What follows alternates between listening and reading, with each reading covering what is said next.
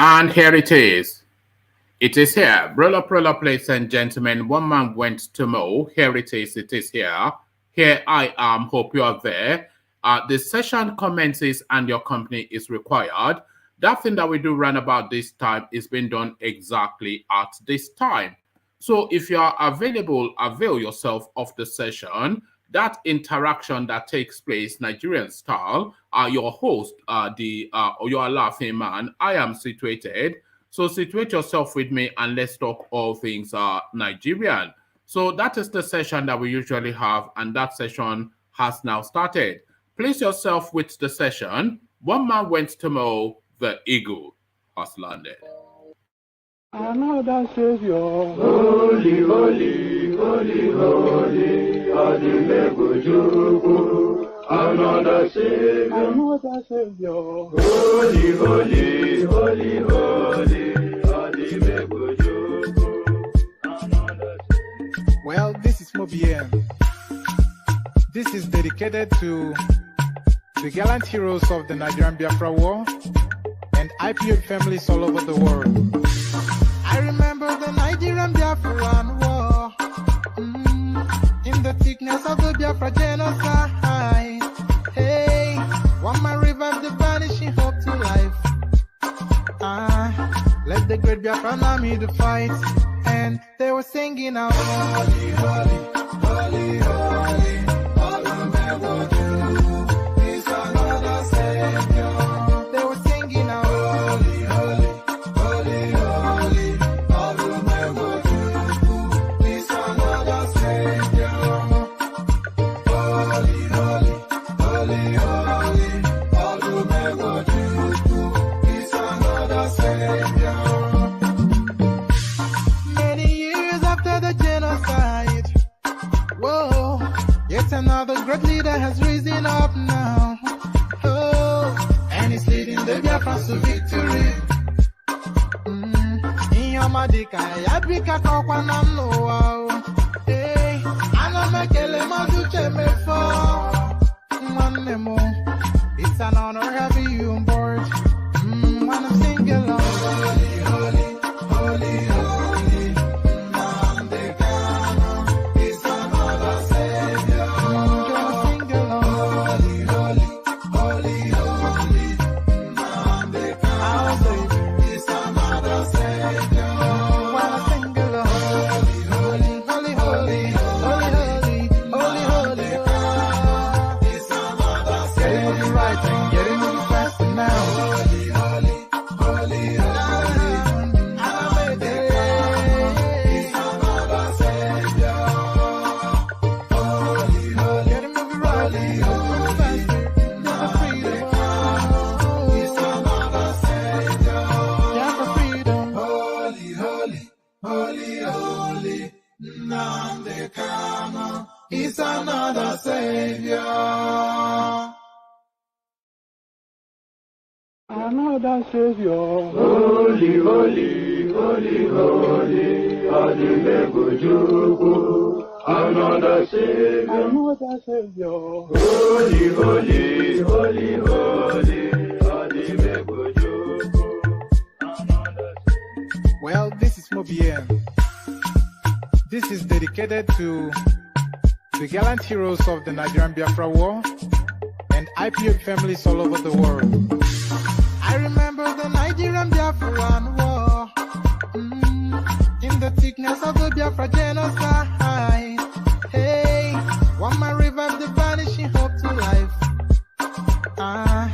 Let the great Biafran army to fight, and they were singing out, holy, holy, holy, holy, all the men will do is another Savior.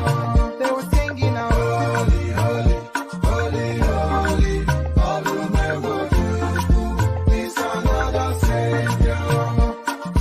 Holy, holy, holy, holy, all the men will do is another Savior. Many years after the genocide, whoa, yet another great leader has risen up now. Oh, and he's leading the Biafrans to victory. In your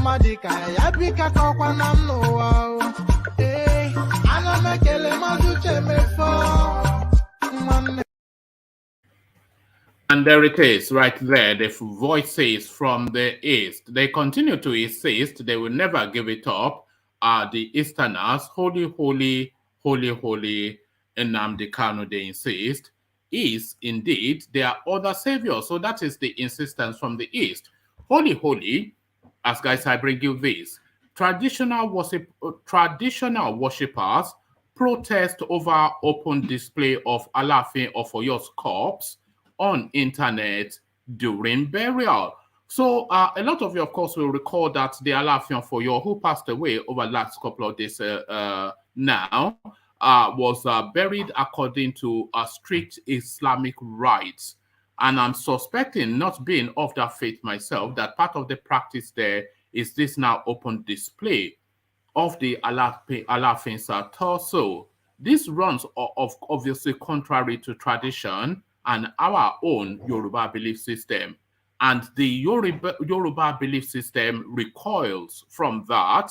Traditional worshippers protest open display of Alaafin of Oyo's corpse on internet during burial. So quite what the fight is between the traditional beliefs of the Yoruba space and the Arabian beliefs that has been imported, you know, the Christianity and Islam, the Middle Eastern belief systems that we have now adopted within the Yoruba space.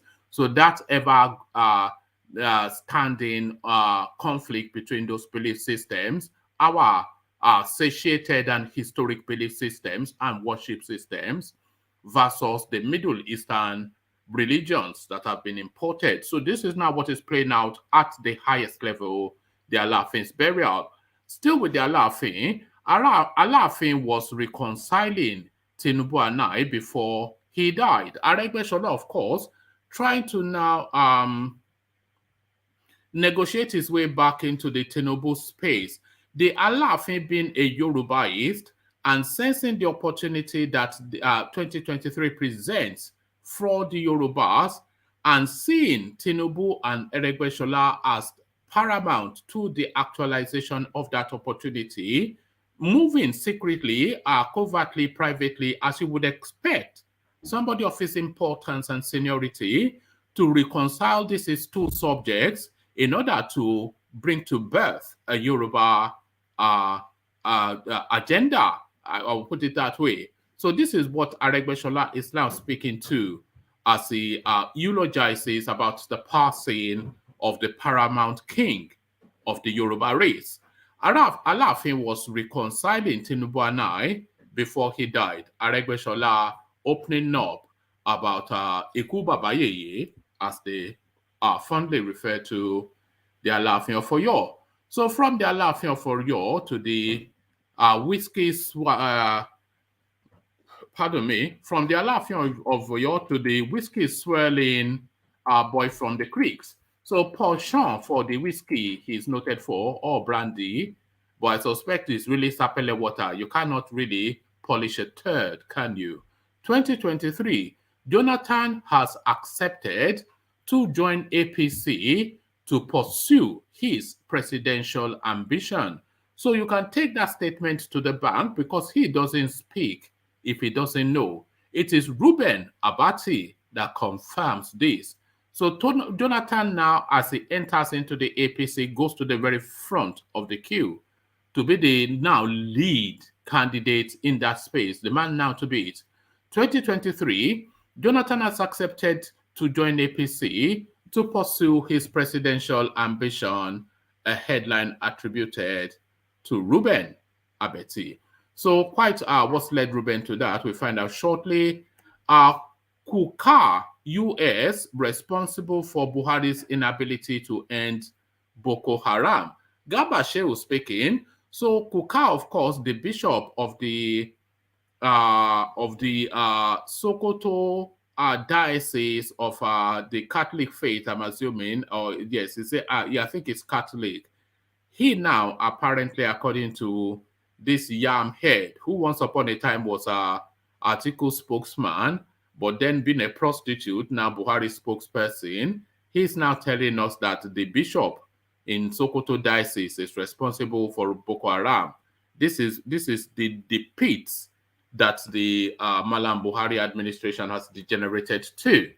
Kuka, United States, responsible for Buhari's inability to end Boko Haram, a headline attributed to Garba Shehu.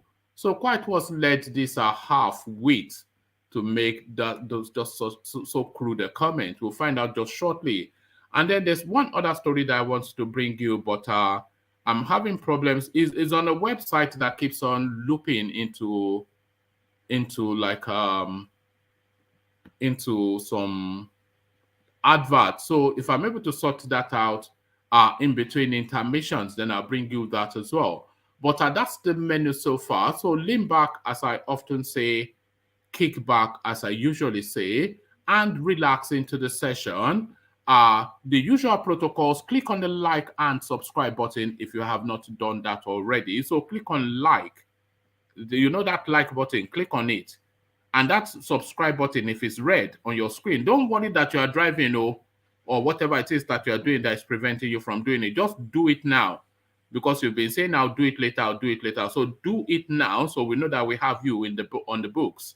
So do that now. Do the usual clickings, and as you set about doing the usual clickings, let me provide you with a bit of liquid nourishment, your calabash to the ready, as we visit the K guys. Water, only water, only water, where they see ma. Water,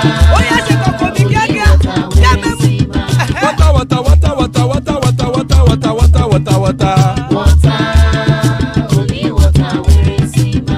Hapa o naido, hapa o naido. Hapa you don't come o.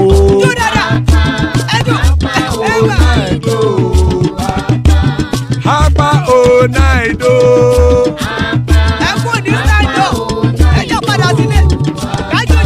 Oro kẹ̀kẹ́ ẹlẹ́mù yé o. Ilé sọ́dí kẹ̀kẹ́ ẹlẹ́mù ré o. Bobby master kẹ̀kẹ́ ẹlẹ́mù ré o. Chifu Faila ti kẹ̀kẹ́ ẹlẹ́mù ré o. Eruku lẹ̀lẹ̀ ẹlẹ́mù dé. Eruku lẹ̀lẹ̀ ẹgbẹ́ ẹlẹ́mù dòde ojàre o. Eruku lẹ̀lẹ̀ Ghana ti dé ẹgbẹ́ bọ́dì o. Ọmọ ẹlẹ́yẹ ẹ̀yẹ o ó dilé o. Odúyẹ̀lá ẹ̀yẹ o ó dilé o. Petrosonama ẹ̀yẹ o ó dilé o. Petrosodúnkẹ́ ẹ̀yẹ rẹ̀ ó dilé o.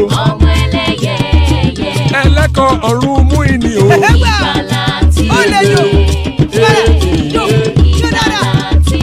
Àkùkọ ọ̀run mẹ́kọ̀.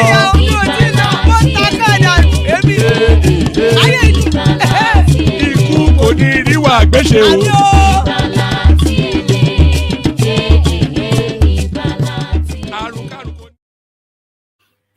And there you heard it right there, the ever-potent prayers from the Kegites. Ikuko Niriwagbeshe. So this is the story that I was laboring to bring you, but I think I've been able to just get hold of it. But let me bring it to you quickly, because it's on one of those funky, it's on PM News, and it has this habit of always quickly just moving itself to some advertisements. So before it does that, let me quickly bring this to you. Wike woos Anambra delegates, says Peter Obi will not win. So, I mean, only Wike is brave enough to say that openly, because we have attempted to say that on this platform, and the cutlass was just sparking, Halloween style. It was like bangers, the way the cutlass sparks anytime you say Wike cannot win an election on this platform.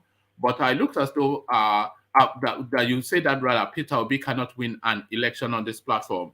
But it looks as though Wike is brave enough to make that statement, which is just a categorical statement of fact.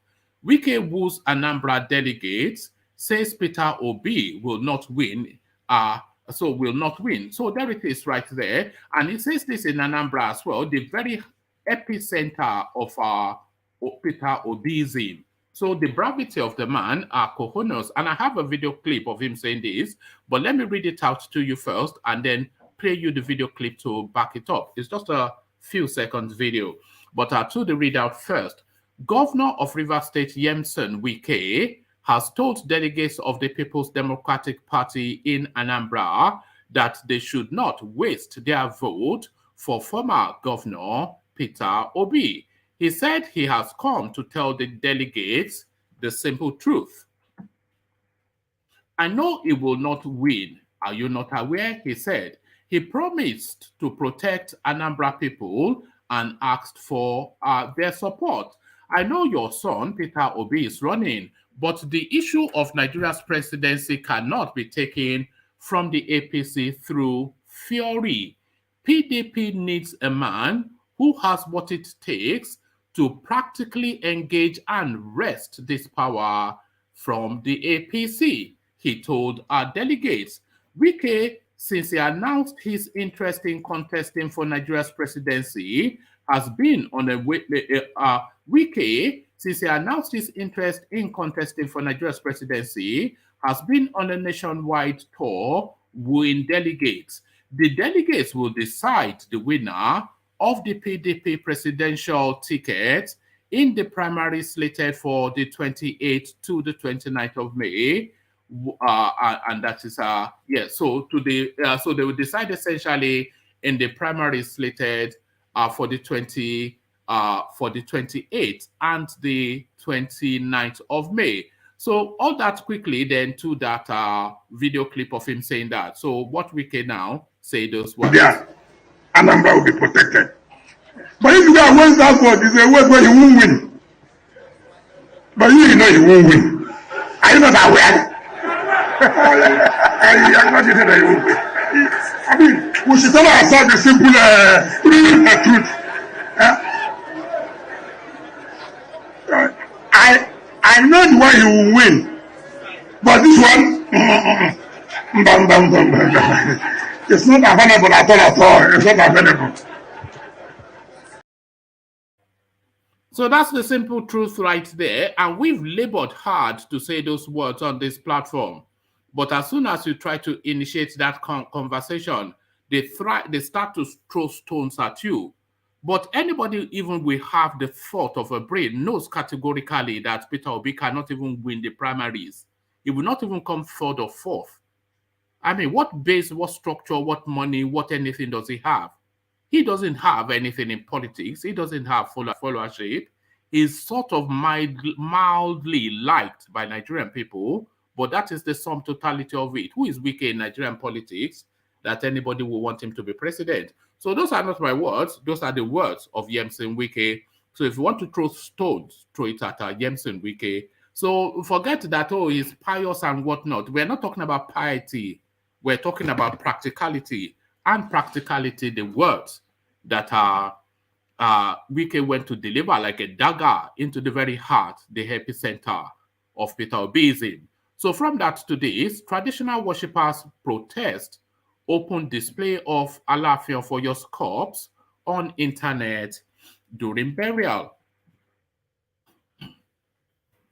The Traditional Worshippers Association of Nigeria Oyo State Branch has condemned the open display of the corpse of late Alaafin of Oyo, Oba Lamidi Adeyemi III, during the Muslim prayer session, saying it was against the tenets of traditional respect for a dead king. The association disclosed this on Sunday in a statement jointly signed by its chairman Ade Fabi Dashola and secretary Dr. Fakayode Fayemi Fatunde, respectively. So look at that. That's not an Ifa name right there. Dr.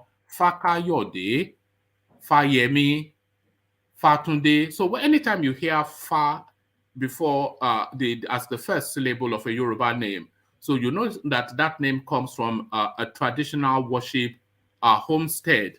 So his three names now, Dr. Fakayode, Fayemi, Fatunde. So that's an Ifa name right there. So the statement noted that the late monarch never minced words in condemning the open display of any Yoruba Oba remains for any purpose whilst he was alive. So let me pause there for a moment. So this is absolutely categorically right, because the condemnation was even very visceral, even of recent weeks, 3-4 weeks ago, when the Olubadan of Ibadan was displayed, his dead body displayed, and the Ooni of Ife was all over social media condemning it, that the man will recoil in his grave, having his dead body displayed on social media. And as though they did not hear those wordings, the Islamists have now put the Alaafin of OYO'S body on show on social media. The statement noted that the late monarch never minced words in condemning the open display of any Yoruba Oba remains for any purpose whilst he was alive. The traditional worshipper said it was disappointing to see the corpse of a revered monarch being displayed all over the internet. They added that their protest against the disparaging act was to set the record straight that it was a disrespect for the dead monarch. The statement reads in part, "We send condolences to the children, widows, let's pick that again. The statement reads in part, "We send condolences to the children, widows, and the Oyo indigenes, Yoruba land in general, and most especially the Shango devotees worldwide who have just lost one of them. In fact, Oba Adeyemi was a true devotee of Shango, and that was why he joined the ancestors on Shango Worship Day. It is rather disappointing to have seen the corpse of our revered Alaafin being displayed all over the internet. It is saddening, and we want this to be on record, that we as a body are protesting this act. We do not want our children and grandchildren to question us in the future that we did not act or talk." The same disparaging act was witnessed during the burial of the late Olubadan of Ibadan land, Oba Saliu Adetunji, and we made our minds known as well. This is a trend that must stop, or we will all be contributing towards the total annihilation of our tradition and culture. Our Yoruba monarchs and kingmakers should please make efforts to remedy this malady. However, we extol the Shango devotees for being tolerant to allow the Muslims and Christians to do their initial prayers before the final rites commenced. It is a good sign of religious tolerance that we have been advocating. We also use this opportunity to enjoin all the Obas in Yoruba land to emulate Oba Lamidi Adeyemi in the promotion of Yoruba traditional religion, which is the basis of the crowns on their heads. However, the group commended the maturity displayed by Shango worshippers during the burial, noting it would go into history as worthy of emulation. So there it is right there. This is what we're grappling with as a society within the African space, the total abandonment of what we know and we've built our lives around, to the total adoption, to the total adoption of what is foreign and alien to us. Christianity is not an African religion. Please note that. Islam is not an African religion. Please note that. It's not a Yoruba religion. Islam is not a Yoruba religion. Christianity is not a Yoruba religion. They are Middle Eastern religions. They are from the Middle East. Shango worship is Yoruba religion. It's Yoruba spiritual belief system. Yemoja, you know the list. So that is our belief system. And as the Shango worshippers, the traditionalists are rightly pointed out, What facilitates the crowns that sit on the heads of anybody that parades as a Yoruba Oba is those traditions. Ọ̀rúnmìlà, Ọbàtálá, Yemoja, Ṣàngó, Ògún. These are the crowns that they wear on their heads as they go to do their heads, to bang their heads on the floor and say Allah Akbar or praise the Lord or whatever. So let's get it right. And the tradition forbids parading. Man, we've lost it in Yoruba land. I don't want to go on a tirade, but we have lost it in Yoruba land. Alaafin was reconciling Tinubu and I before he died. So Aregbesola now trying to make his way back into the Tinubu camp. Minister of Interior Rauf Aregbesola says the deceased Alaafin of Oyo Oba Lamidi Adeyemi III was working to resolve the political fallout between himself and his leader, former Lagos State Governor Bola Tinubu, but could not finish before his death. Mr. Adeyemi died on Friday, aged 83, after a brief illness.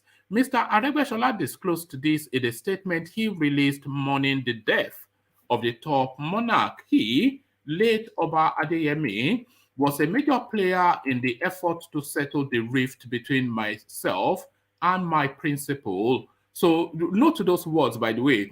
So these are quotations, and I can put that on the screen. So if you want to see it, so you see this is language of contrition, and I want to come back. This is language of I want to come back.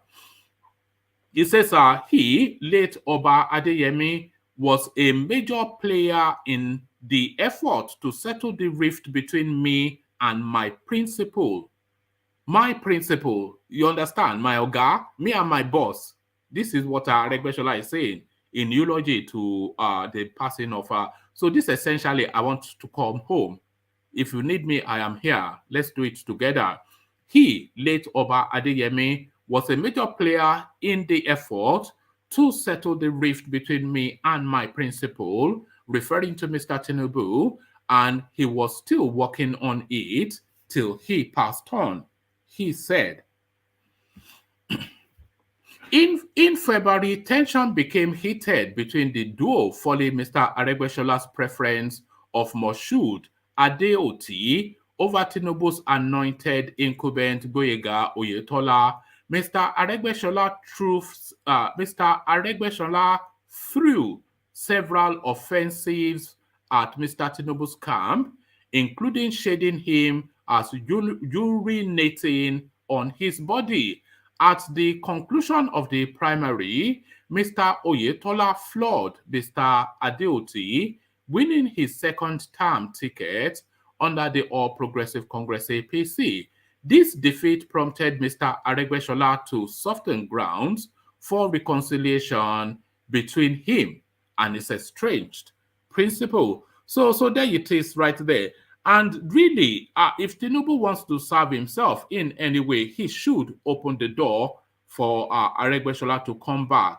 But because if he has ever needed anybody, he certainly needs Aregbesola now to come and re-energize his floundering campaign efforts. So it's also essentially, Aregbesola is there's two people that can propel, especially with Goodluck Jonathan now coming, which we'll hear soon. So there are two people that can propel or give new vigor to the Tinubu campaign, which is floundering. Everybody knows that.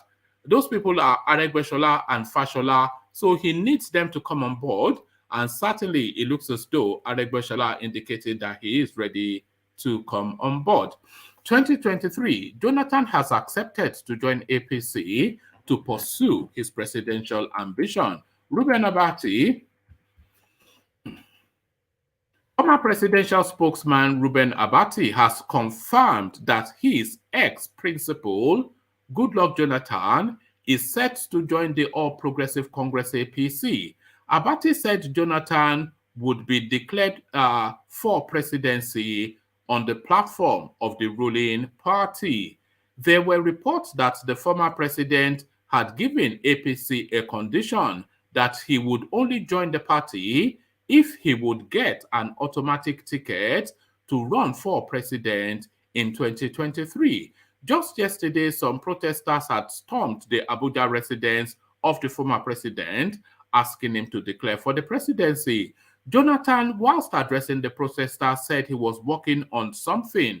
However, Abati, in a post on his verified Facebook page, said Jonathan has accepted to join the APC to pursue his presidential ambition. So there it is right there, and that is as categorical as you would ever get it. That is Reuben Abati, a senior journalist within the Nigerian space, an ex-spokesman of the former Nigerian President Goodluck Jonathan, stating categorically that Jonathan has accepted terms with the APC and he's now in the race. So you don't get more categorical than that there's no equivocation now. So by tomorrow or the day after, then Jonathan then will be the name now. So will Tinubu and Shibanjo have to re-strategize, because they cannot individually take him on, but they can collectively take him on. So they now need to have a Yoruba caucus to coalesce under one banner to launch at Goodluck Jonathan. Because Goodluck Jonathan essentially Buhari's candidate, so they cannot individually wrestle him, but collectively they might stand just the soupçon of a chance. Kuka United States responsible for Buhari's inability to end Boko Haram? Garba Shehu.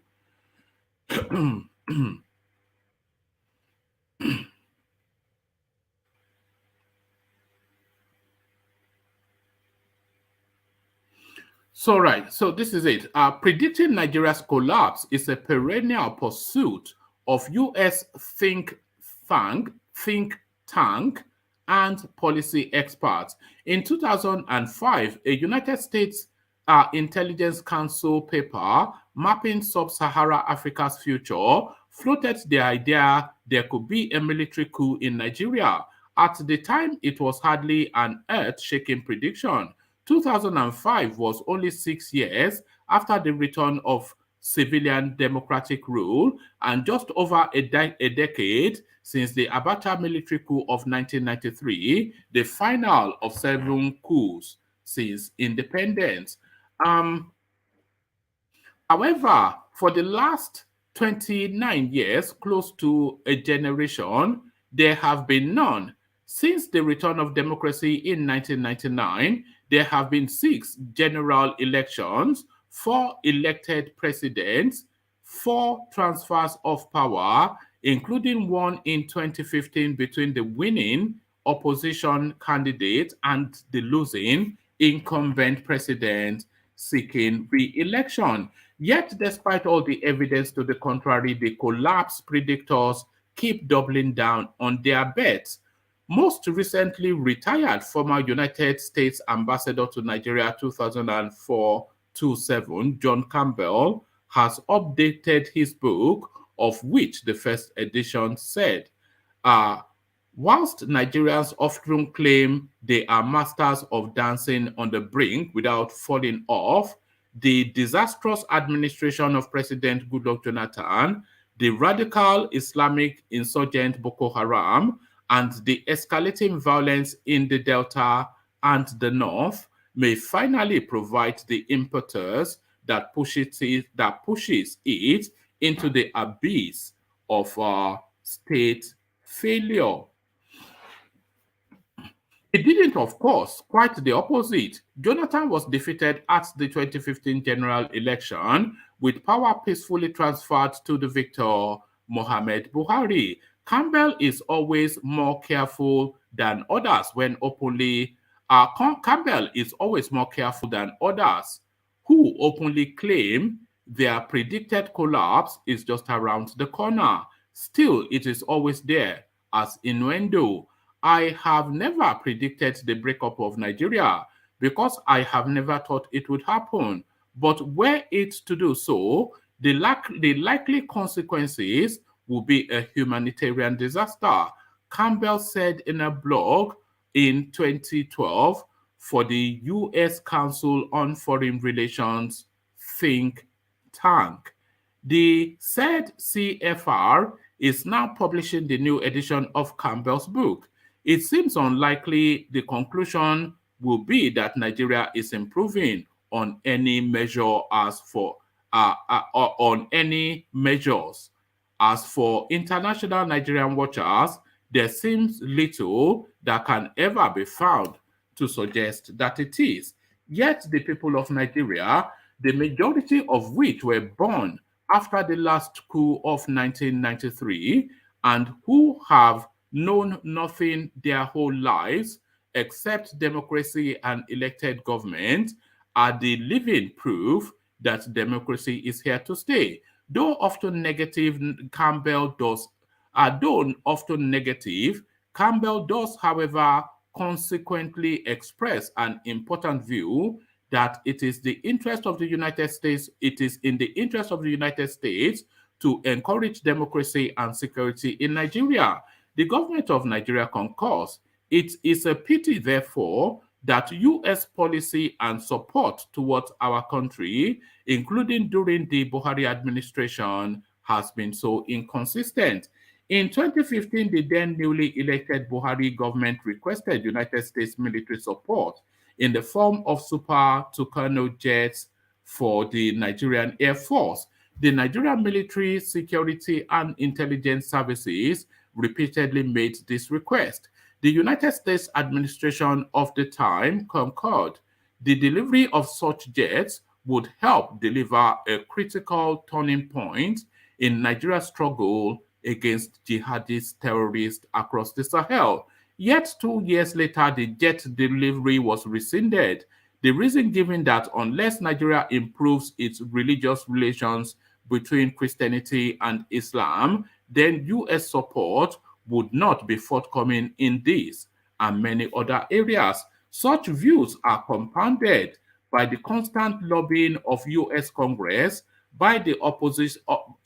Such views were compounded by the constant lobbying of U.S. Congress by the opponents of the Nigerian government who had lost the previous election, and many of their southern religious supporters, including Bishop Matthew Kukah, the Catholic Bishop of Diocese of Sokoto, who, unsurprisingly, provides a supportive quote for the dust cover of the new edition of Campbell's book. Kukah even took to address to the U.S. Congress himself, briefing his audience on the history of coups in Nigeria, without, of course, mentioning that none had occurred since 1993, some 29 years ago. Fortunately, now today, under a new U.S. administration, these jets have been delivered, and with it, a serious blow against the terrorists, with the supreme leader of Islamic State in West Africa and scores of their leaders of the groups eliminated in airstrikes.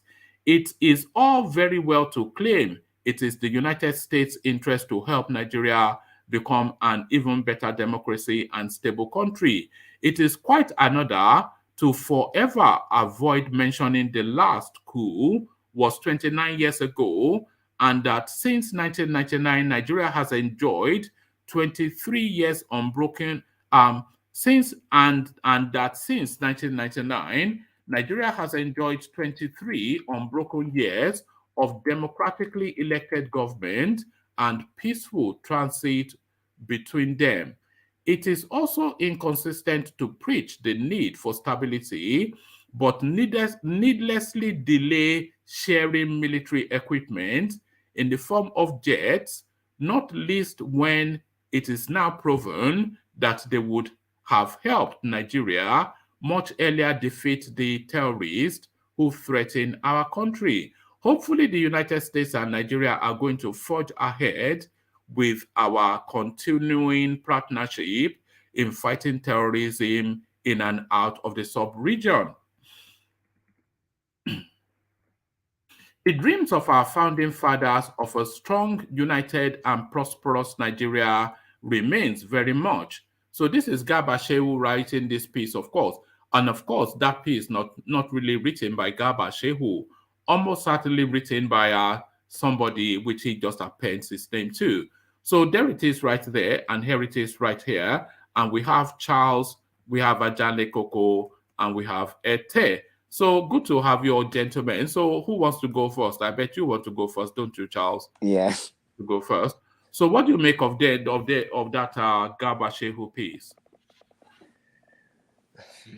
I want to talk about what Wike said. Okay, go on then. Talk about what Wike said. I think Wike comes. He basically, I think what he's saying, big saying PWP, that you can't win the election because he hasn't paid the price. He hasn't paid the price to win the election. But my opinion, I think PDP is a good guy for Nigeria. It's just Nigeria people are not ready for him. Sorry, I missed that. My system dipped out. Yeah, I'm saying Nigeria people are not ready for a guy like PDP yet. They're not ready for a change yet. They're not ready for that. Is there Nigeria not ready for him? He's not ready for Nigeria. However it is, he's not the man. If Wike has gone to Anambra, which is essentially Peter Obi's front door, to say, you know it now, you know he can't win now, so what's all this nonsense that you are doing? And this is what we have said here as well. It's just a nonsense, isn't it?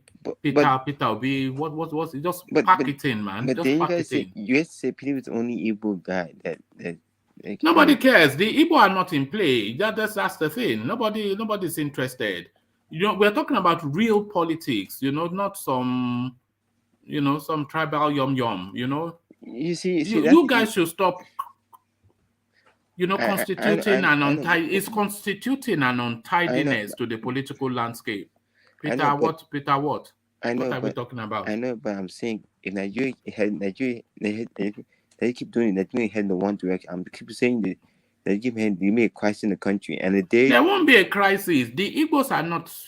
They are not in play. What are you talking? Forget Peter. I'm saying okay. Does Wike not it's know what not about the Igbos being in play. It's about a credible candidate. Who is more credible than Peter Obi there? Who can deliver do you Nigeria disagree? from the misery? Do you disagree with Jameson Wike? He told you he can. He cannot Disagree win. with Wike because Wike is just playing.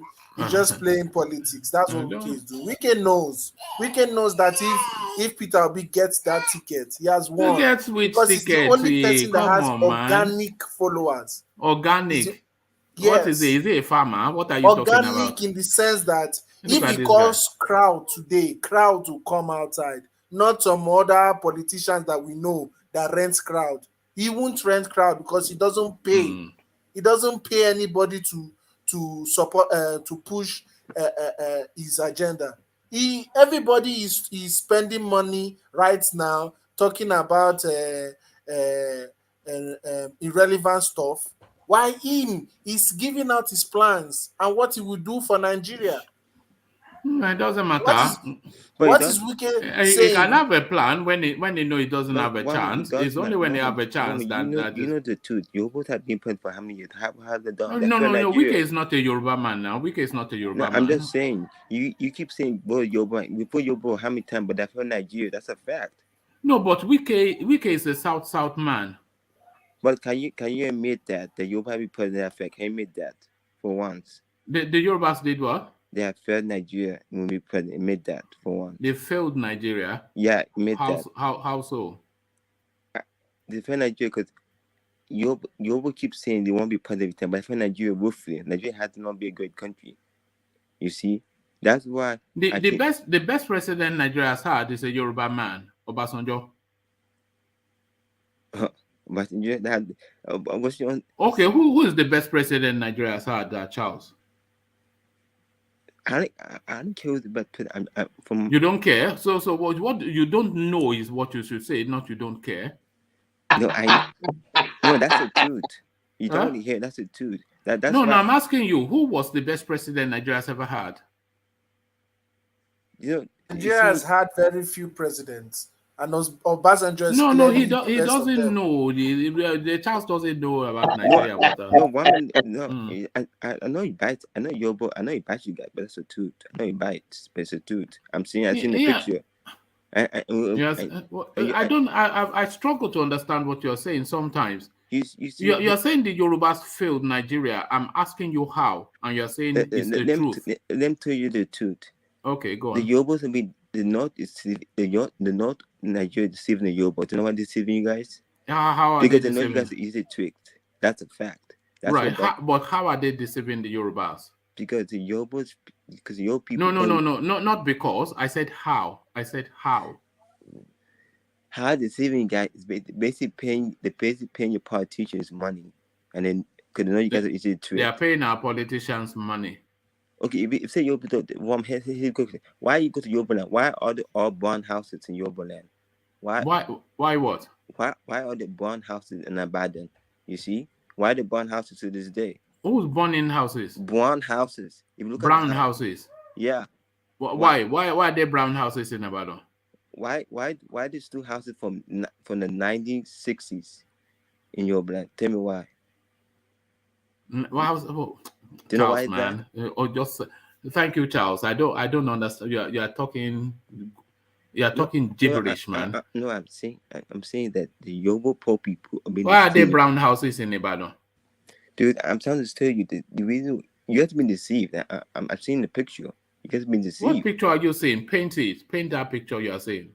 Because the picture I'm seeing, the rich Yoruban people are deceiving the poor Yoruba people. Deceiving you guys. The poor ones are being deceived. I could tell. Goodness. Oh, all right. Oh, all right. Thank you, Charles. So thank you, Charles. Let me go on from you, Charles. Let me go to Ete, who seems to have strong opinions about the Wike space. Even though we have spoken about this, it's not that I don't want to hear from you, Charles. I will come back to you in a moment. Oh. But let me go to Ete first, because I'm not quite sure what you are going on. You are telling me that Yorubas have brown houses, and I just didn't understand what you are saying. That's me. I'm confused. I'm confused. But I'm sure when my brain kicks in, you're ahead of me. But when I catch up with you, maybe we can have a conversation. But as I struggle to catch up with your wit, let me go to Ete instead, who hopefully is more at my level of understanding.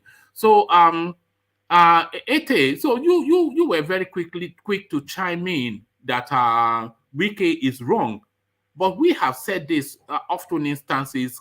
You know this yourself now. What is this ridiculousness? Peter Obi should just attach himself to the Atiku ticket, which we know he will, so that Wike then knows who exactly is battling. He's gone to Anambra now to tell them stop this nonsense. Now your boy is a silly boy. So I mean, there is no ridiculousness there. Peter Obi is the fastest growing politician right now out of Nigeria. Not even in the southeast. He's gaining followers every day. How many followers is Wike gaining? Wike is not gaining much. Well, I wasn't a follower of Wike. Now I am. So Me, I'm also a follower of Wike. But when we're talking about organic followers, people that are following somebody because of his vision, like they follow Showore and the likes. Only Peter Obi has it in the big parties. So are you bracketing with Peter Obi as an Aluta candidate? No, I'm talking about credible candidates in the two known parties, which is APC and PDP.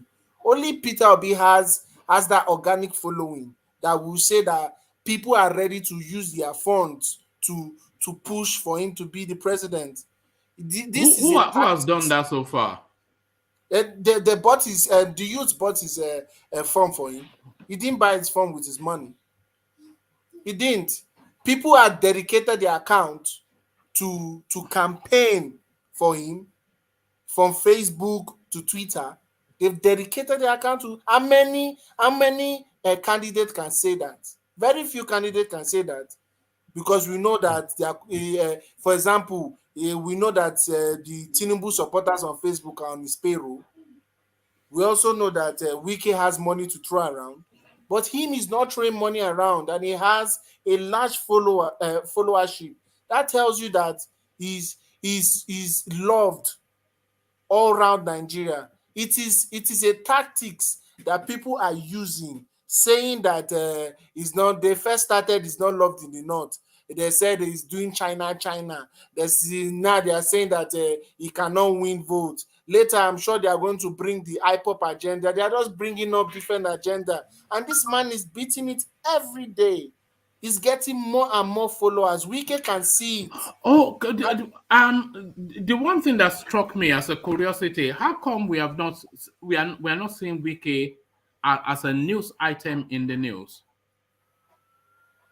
We're not seeing Wike as a news item in the news. As a news item, because every day I do this, and it's not. Sorry, not Wike, Peter Obi. Every day I do this, and I've not yet brought a story on Peter Obi. Not because I don't want to, but because it's not in the headlines as I scroll through. So if it's a leading candidate, how come it's not visible? The headlines are looking for only controversies. That's what they're looking for. If the headlines consider him a leading candidate, which candidate have you seen in the headline that is not about controversy? Wike is always on the headline because of he's insulting everybody. We all know that. Tinubu has been in the headline because of, first, he's not liked by majority of Nigerians. Secondly, and it's being himself, which is scandal with Osibanjo. That is what people are talking about. That is why he's in the newsline. Jonathan is in the news because of he's a shocker right now for him to say he wants to declare. All these people that you're calling in an election year, what you are insisting is the popular will of the people. He's not making the headlines, and you are saying that there's a reason for that. You are saying Peter Obi is the popular what will. I'm saying is the people that are making headlines now are not making headlines for political gains. They're making headlines for controversies. No, they are making headlines in political machinations, in their political moves. They visit a space, they make the headline, they go to Sokoto, they see the Emir, they report their conversation, they go to Ife, they see the Oni, they report their conversation. It was an headline, Obi visited Lagos.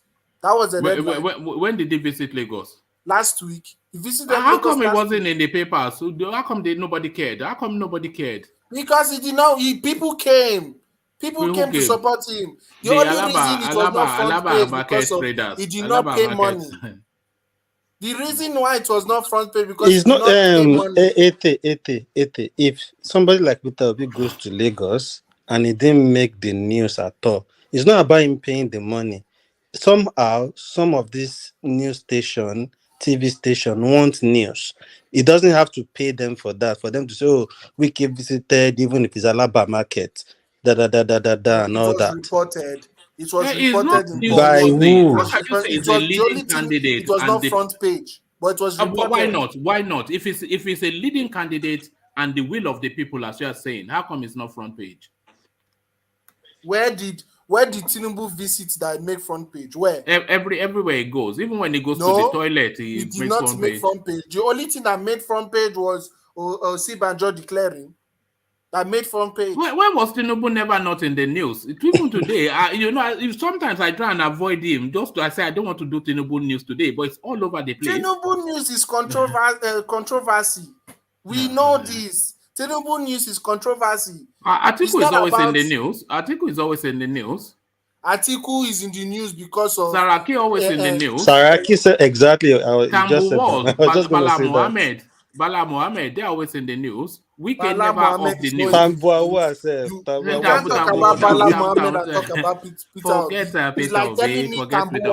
Tambuwal is always in the news. News of what? It's political moves, it's political maneuverings, how he's propelling himself, how he's trying to secure the PDP ticket for himself. So whatever move he's making to secure the PDP ticket, that makes the news. But the moves that Wike is making to secure the PDP ticket, it never makes the news. I can put the news scroll and we'll go through it now. I'll put it on the screen. Did you know that I visited Fayemi a few days ago? Yeah, but why didn't he make the news? It was in the news. It's just that you are avoiding Peter Obi. That is the problem. You are avoiding Peter Obi. All right. Oh, okay. All right. This is just for the... Sorry, there is no way in a political year where there is going to be an election and you are the leading candidate that in a week, at least 4 or 6 times in that week, your name must come up almost everywhere, sef, if you are a leading candidate. Do you know he has been Election, trending for 3 weeks straight? election is. I just Do think you know Wiki. he has been trending for 3 weeks straight on Instagram? On Twitter. Trending. Look at this On Stop Twitter, guy. he talking has been about trending on Instagram Twitter. when we talk No, about no election in candidate All Nigeria. right. has that every day. Hold Go on. to your Nigerian Twitter today; it's still trending. Are you in front of a screen? You said? Are you in front of a screen? Yes, I am. Okay, let me share this with you. If you guys have ever wondered where I get my news from, this is where I get my news from. It's called News Now, and then the Nigerian space. So if you look at it, so this thing, if you go to the latest news on Nigeria, this thing it refreshes every 5 minutes. So every 5 minutes it refreshes to bring you what's happened in the last. So this is essentially. So if you look here, if you look here, it says 5 minutes there. You see, in the last 5 minutes. So every 5 minutes it refreshes. So it gives you the latest news, and then it gives you the most read news. So this is where I get the up-to-date news. And if you scroll through, I'll post the link in the comment section. I defy you to find Peter Obi there. You'll find plenty of Tinubu, you find plenty of Oshibajo, you find plenty of Saraki and the usual suspect, Buhari, etc. Peter Obi never makes the headlines. And you are saying he's a leading candidate. It's just don't worry now. And It's to even put on top of that, sef, I think even the northern people in the PDP party is only Wike that is able to, that is outspoken enough to to still counter them. I think they've already sidelined everybody. Do you know the controversy that's the going only person that the Northerners are fighting now. Did you They're know only that fighting there was a message going through WhatsApp in the north that was saying that Peter Obi was part of the people that did the coup in 1966. He wasn't even born there, so born then. He was 5 years old or there about then. But that news, you know the kind of illiterates that are over there in the north. I'm sure a lot of people are buying to that idea that he was part of the coup. That is how they are going to tarnish this man, because of they can see that all these elites will not benefit from him. Nobody, see, all these greedy politicians, they know that once Peter Obi enter there, they are not going to benefit. That is why they are doing everything. Are you sure you want to be saying that? Read your screen. Your screen. What does it say?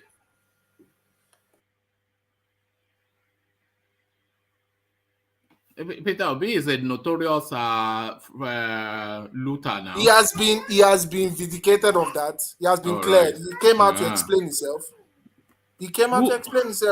Has Tinubu come out to explain himself about his drug dealings? No. Drug dealings? When did that? His drug dealings now. We all know his lifestyle in the US before he came to Nigeria. We know that. All right. He ran away from US. He ran away. All right. But you know, nobody seems to rate him or Peter Obi. So I think the better train for the Southeast to join is the Wike train. The only person that rates Peter Obi is Nigerians. Nigerians, I say normal citizens. You mean Southeasterners? All these elites, they don't rate Peter Obi because he doesn't share money.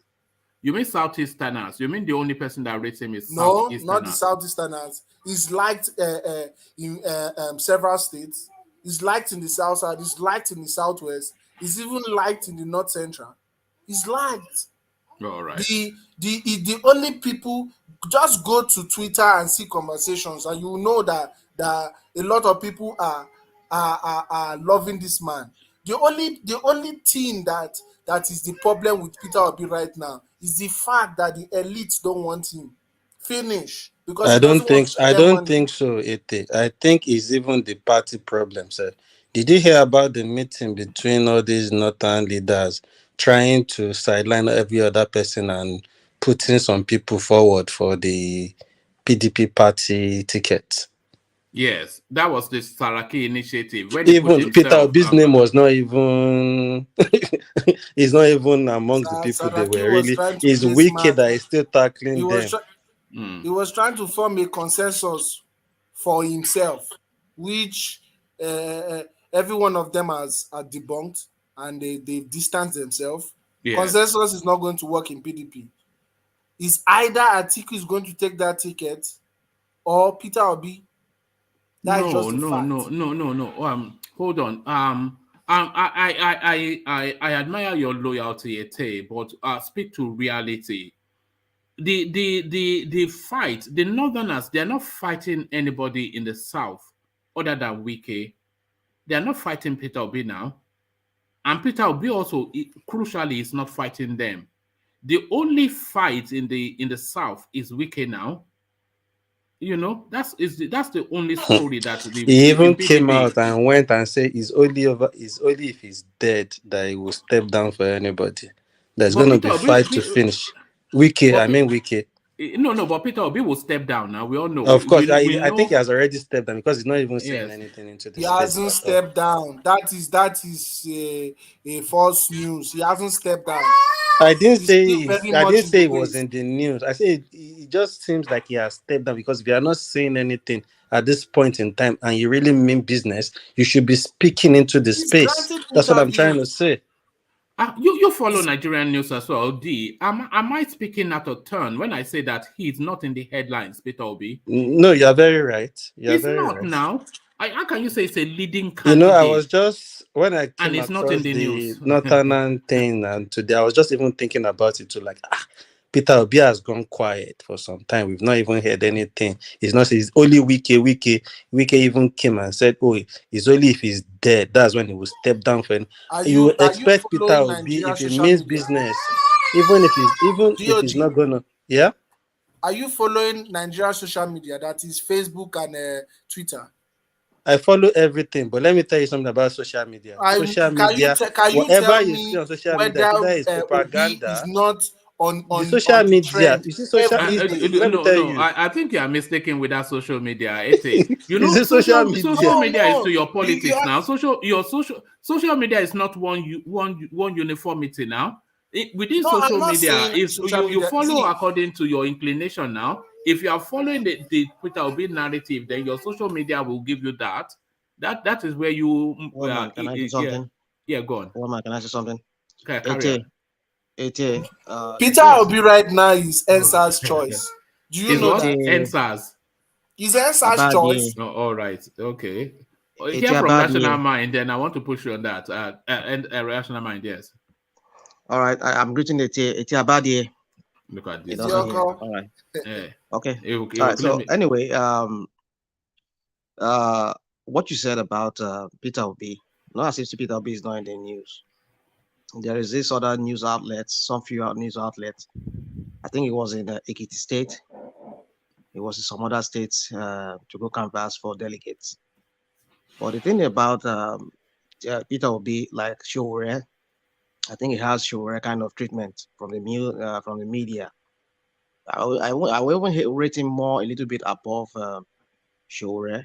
He still gets more media coverage than Showore. I mean, when I mean media coverage, I mean the big media coverage in Nigeria. But he's in the news, but not as such. You won't compare him to the likes of Wike. And you see, the crowd is. I mean, that field is so overcrowded that how many people are they going to talk about? You know, how many people are they going to talk about? There is Atiku. There is this one from Lagos. But they will talk about the leading candidates, surely, the ones that they feel have the most momentum. I think that's the reason why most of the media outlet in Nigeria, the major media outlet in Nigeria, they don't talk about those featherweight politicians. I will call it featherweight. So Peter Obi is a featherweight. Well, he is, you know. He is a featherweight because, of course. I won't say it's a featherweight, but you are right to say. People that are making the loudest noise. A featherweight? How? He how is is he a featherweight? Well, compared to Wike, the like of Wike, he's a featherweight. Compared to the likes of Saraki, he's a featherweight. That does not mean that these people. How is Saraki an heavyweight? Saraki can't win anything right now. Well, we're not talking about somebody that can win. We need people that are always. Let me tell you something. Sorry, Rational Man. Even Bukola Saraki still has a bit of edge more than Peter Obi that you are mentioning PDP. Carry on, is a lightweight, as a Rational Mind said. Well, it's just I mean, I'm not talking about he's better than them. I mean, they are better than him. I'll tell you, if they put Wike in terms of political sagacity. Say that again. I said not a better candidate in terms of pedigree, but in terms of political sagacity, he's a featherweight. He doesn't have the sagaciousness of. He doesn't have that sagacity. He doesn't have sagacity. So, now. But it's kind of like people like Wike that's always blabbing and talking. He was in. Do you know that Wike was in Onitsha? He went to see Obi of Onitsha. He was there, and he was even telling the delegates from. I need to look for that video. He was telling the delegates from Anambra State that they will waste their votes. Hear him saying it in so words. This for your delight. I played it earlier. Rational Mind. This is Okay. Anambra will be protected. But if you go against that word, it's a word where you won't win. But you know you won't win. Are you not aware? I'm not saying that you won't win. I mean, we should tell ourselves the simple truth. I know the way you will win, but this one, it's not available at all. It's not available. So that's that was in Anambra. They are speaking to Anambra delegates, and they were laughing because they agreed with what he was saying. That their own son is just a joke. I didn't even know you already played it because I saw the video earlier. Yes. Earlier this morning when I woke up my time here. So anyway, the thing is, you see, you need to understand something. We're not saying Obi is not a good candidate, but you see, like Shore, the people know them as such to want to like give them that trust. I mean, that I'm not saying they won't trust them, but they're not being sold to the people. Like these people who have the money bags, they can always control the media. They can always create controversy. I mean, say something that would just make headlines. You know, but these people don't. I mean, Shore talks this about this one. Now, you know, like if you look at, you listen to this guy, the way he describes his economics, he says Obi economics is. There's the way he describes his economics. He says you should not listen to Obi's economy. It's a kind of economic solution to Nigeria. It's a fraud, something like that.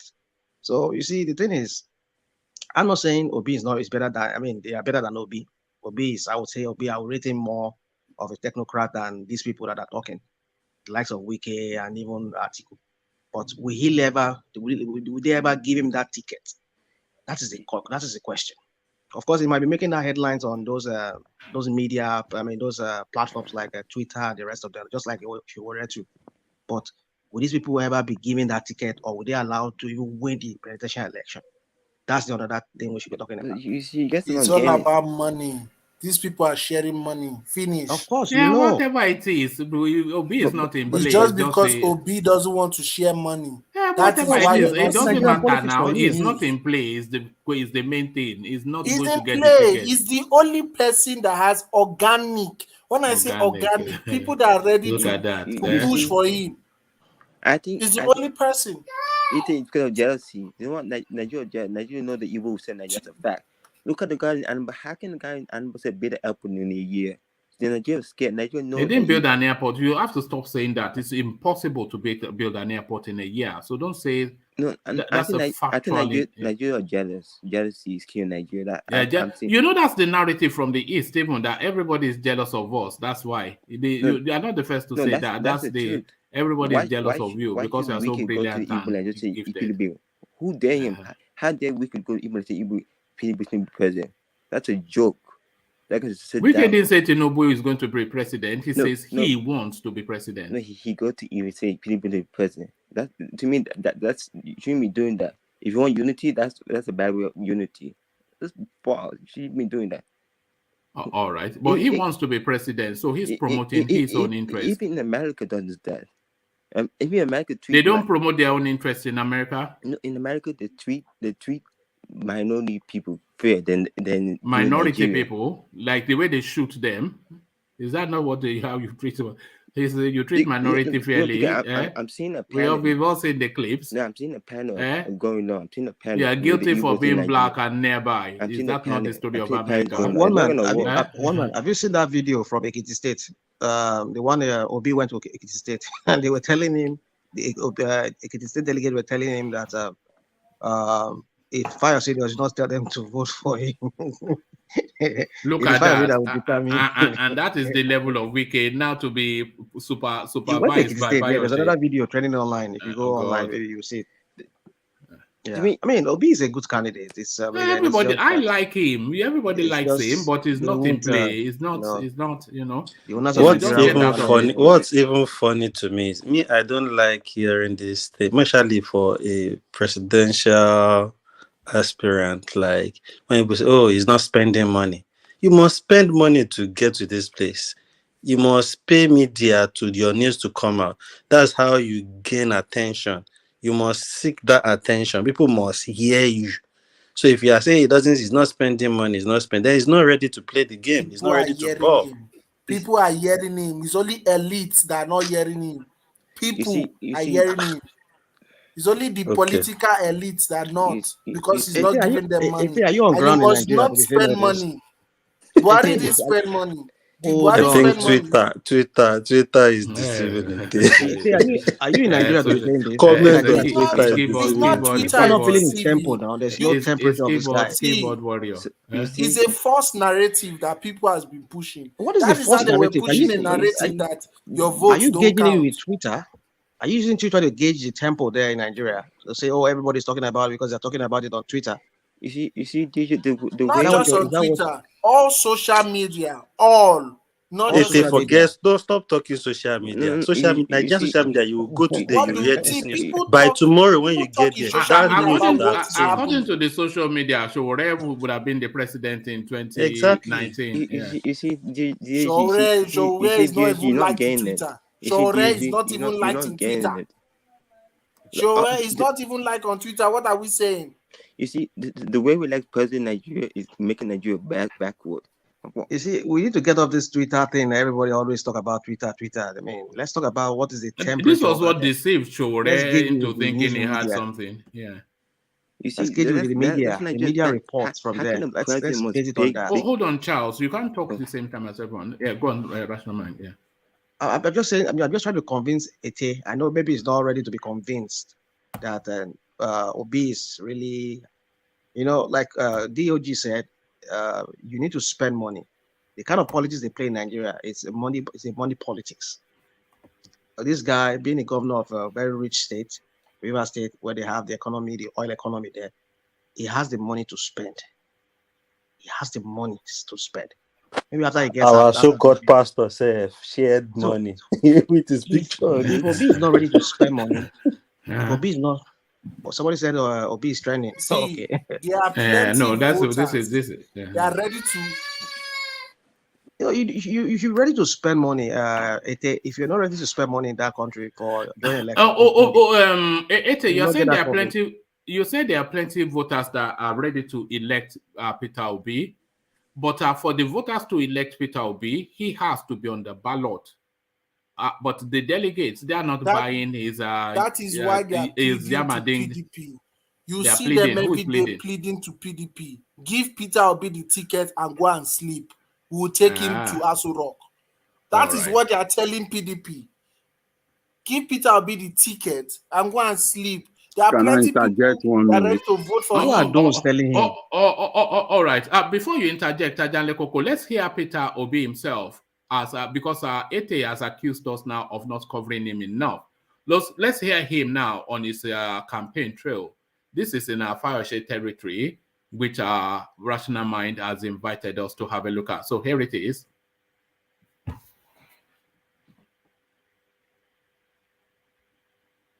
All this criminality, banditry, everything you're seeing today is cumulative effect of leadership failure over the years.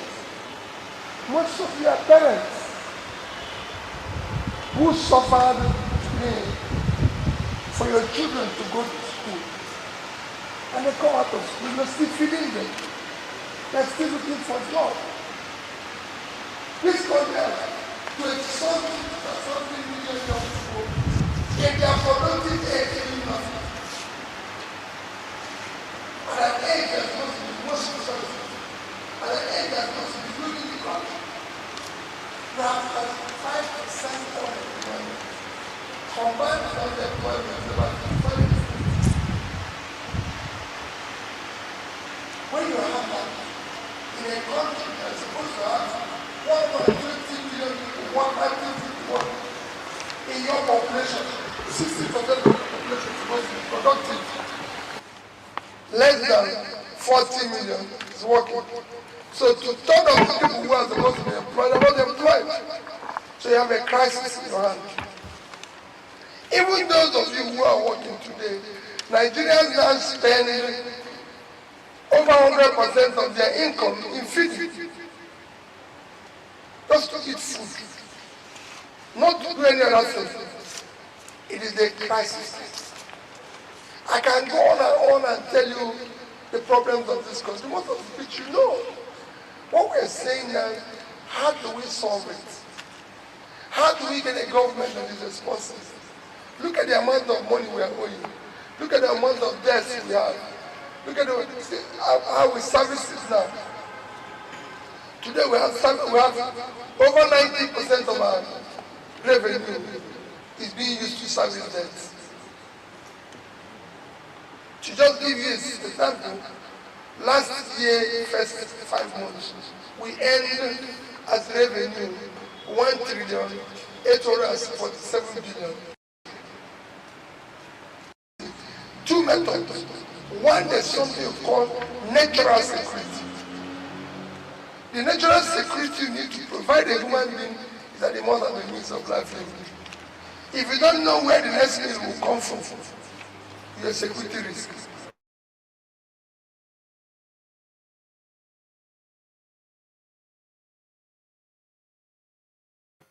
It's making a lot of sense. The way to tackle insecurity in the first place is to put people out of poverty. The more you put people out of poverty, the more you reduce criminality, and then you support the security agencies properly by ensuring they are properly manned and support them with the equipment that is required. Security is something that is renewable. You do it every day. It's not something you buy equipment last year and you don't buy over a period of a long time, like we're seeing now where most of our equipment and vehicles and everything are decayed. So you have to be buying police vehicle every year, have to be buying. It's a renewable asset. It must be done regularly. His Excellency Peter Obi, the former governor of Anambra State, he spoke well. He made us know his intention, why he wants to contest for the presidency. But as for us in Ekiti State, the delegate, he came to the delegate in Ekiti State. The delegate in Ekiti State met him. He impressed us with his speech. But we have a leader in His Excellency Ayo Peter Fayoshe. He's also an aspirant. Where Oshoko leads, we follow. He is our leader. He will give us directives. He will tell us what to do. And whatever he tells us is what we're going to do as delegates in Ekiti State. He is our leader general. He already has Fayoshe at his Thanks side. for checking out Symphony on YouTube. He spoke very well. There it is. Omoyibo is what they just say. Get out. You know, that's what they said. Was that not what you said at the end? Was that not what? Is that not the interpretation there? Omoyibo, you know. So forget Peter Obi now. One man. That is the question. One man. They didn't say Omoyibo. Is that not what the interpretation? The reading. Sorry, don't mind one man. Just like to make sense. Don't worry, you know him now. Simple as that. One man. He said he has come. He says Peter the Rock is running, but this guy from the east is talking. You know, they were not just impressed with his speech. She's always no. She said they were impressed, but they will only do what she didn't look impressed. She's just saying nice words. Yeah, you know, she's buttering the bread. But yes, that Peter obviously that always tells you sounds they like a have where they are clueless guy. going to. Like That's I was just the listening thing. to one guy, he was saying, even all these people that are contesting will go to all these leaders. They won't tell them, don't come into my house. They will welcome them. They've welcomed him, they've listened to him, but they know where they are going. It's as simple as that. All right, let's hear from Ajanle Koko. Ajanle Koko, you wanted to say? One man. Yeah. Peter Obi, whether you like it or not, he is one of the best in that race. One of the top best. Koko, how can you say that? Are you saying? Hold on, please. Are you saying in terms of credibility or popularity? Okay, let me tell you this. What we see playing in Nigeria is monetized politics. Ajanle Koko, before you continue, please. Yeah, go on. Please, do you remember that it was Peter Obi that gave Abba Kyari, the well-known wanted FBI agent, award at the Silverbird show? You know, so when you are going on with what you are saying, also try to challenge that and try to tell us how is the best candidate. Did you know who Abba Kyari was? Did you know? So somebody that knows that wants to become president should not know who Abba Kyari was. He was caught.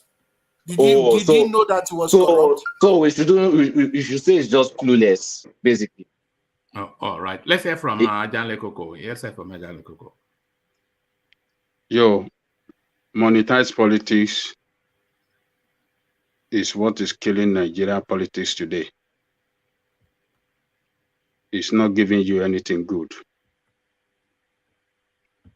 And we shouldn't be celebrating all these people that we know that play monetized politics.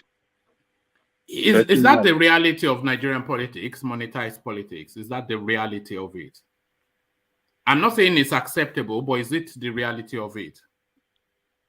What I'm telling you, we should not celebrate a stupid... No, I'm not saying we should celebrate it. Is it the reality? Is it the reality of it? Hold on. A stupid reality. Yeah, it is the reality nevertheless, is it not? One man. A stupid reality. Stupid reality. You want to moralize. Do you want to moralize? Don't moralize now. Hold on, one man. Oh, all right. Okay, go on. A stupid reality, we should not be part of it. As people with brain. If we have brain, people with brain should not live in reality. Okay, we are people with brain. We shouldn't live in reality. Hold on, one man. We are people with brain. You are with brain. Right. People in Nigeria that celebrate or accepted monetary policies have no brain. And people like us with brain should knock some senses into their head. We should borrow them some brains so that they can do the right thing and they can get the country right. Yeah, but that's the job of the government. We can't do that. Ajanle Koko is right, but not in the immediacy. Let me tell you this. Monetary policies, the consequences of it is impoverishment of the people, mass populace. It impoverishes them. It destroys your nation. Ajanle Koko, let me ask you a question. Let me ask you a question. Which politics is going to win the presidential tickets of the major party and subsequently the presidency in 2023? Is it monetized politics or this puritanical space that you want us to gravitate to? So not which one is, I'm not talking about right or wrong. So don't do right or wrong. Do reality. So which politics realistically is going to win the day? In the immediacy, because we are in the immediacy now, we're not projecting to build up for a change. We are acting to something that is imminent and immediate now. So which is going to play out? Monetized politics, which is dirty and stinking, or puritanical politics, which is idea and ideology? So which one is going to win the APC, the PDP ticket, and subsequently the presidency? So which one is going to win? Monetized politics or puritanical politics? Let me tell you, one man, I don't want to be part of people that will promote monetary politics. I want to promote issue-based politics, which Obi is playing. But that's not what was asked. Look, what I am saying that we should be promoting and we should be doing, and people we should celebrate as people with brain. Yes, I'm talking about us with brain. Yes, but that's not what you were asked. I don't want to answer. You want me to answer in his direction? Is asking it's a question. Not his direction. It's just a question. Hold on. You are putting emotions into the question. If you can't answer, let's move on. There is no point of asking the question. Yes, let's move on. Can you guys just keep quiet? Haven't you been speaking since? Did I interrupt you? You not answering the question shows that you're not listening. Hold on, everybody. Let's hear from Ajanle Koko. Yeah, carry on, Ajanle Koko. Yeah. I'm the one that have the floor. You guys should just wait till your own time, okay? If I don't want to answer the question, the one man wants me to answer, it's on me. Leave me alone with that, okay? So, but what I'm saying is that for you guys to continuously or saying that, okay, money is the thing that can play the game, I am telling you, this money have not yielded any good result for you. Is it wrong to conclude that? Is it false? Issue is this issue-based that matter this time around because your country is moving towards disaster, and we should stick to people with issue and not money. People are talking, people that, okay, look at Wike, for example. Did he ever discuss any issue? He was just talking nonsense. He give me to me. I can fight them. You want to go and serve? Is it to fight that will better the life of people, or for you to discuss, to make it, to present your issue, present your position, present how you want to make life better for the people, and let people know what you really want to do for you? You say he was talking nonsense right there. These are not people that we should promote. We should promote people that are discussing issue, people that have brain and competence. Did you see the Wike clip, Ajanle Koko? I watched the clip. It's a nonsense. It's a nonsense. But do you disagree with what he's saying? That I disagree in totality. He stands no chance, whatever his name is. You see, he shot himself right there.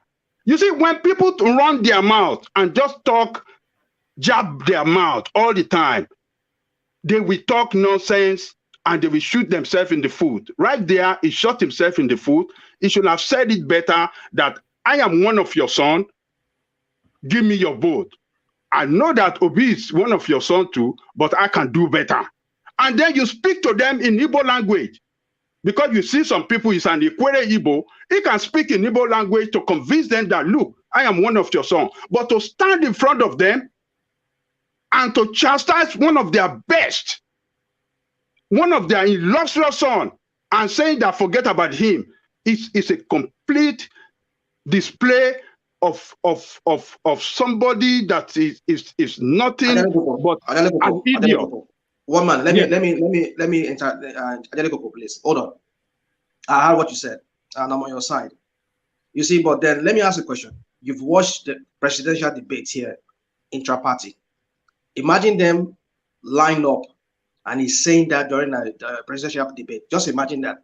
Will you say it was out of place if Wike has said that give it to me, that this guy does not have what it takes? Will you chastise him for that? No. What I'm saying is that he is telling them in Anambra State. Okay. He knows that is the state of the Peter Obi. And Peter Obi is an illustrious son of, and he's not just a citizen of there, but one of their peers, one that have contributed immensely to the development of that state, politically, economically, and whatsoever.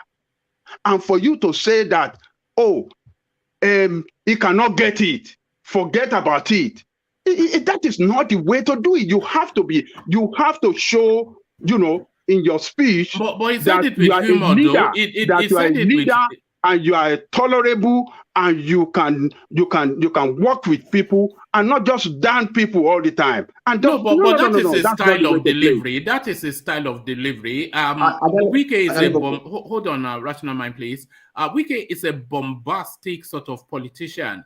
He doesn't sugarcoat words. He lands it in the way that he feels it. That is what people hate about him, and that is what people love about him. So, and that was why I said right there, if you are to be in the debate, rational mind, you are right. You can say that to him. But you are meeting his spirit. You can't go to somebody's house, meet somebody's family, and tell them that, hold on 1 minute. Hold on. Okay, go on. I cannot come to your house and tell your family that they should forget that you are not, they should not support you, they should not do it. No, you don't do that. Respect them. By telling them that they should abandon their own child, I mean, it's a total disrespect to them. No, you don't do that. I understand what you're saying completely. But I think when it comes to politics and the politics of getting the ticket of the party, everybody goes to sell themselves. I've seen people lost their own polling booths and they are top politicians right in front of their house. So it doesn't matter where you are from. If the people feel they want to give, the delegates feel they want to give their vote to Wike, they will still give it to him, even if their son is contesting.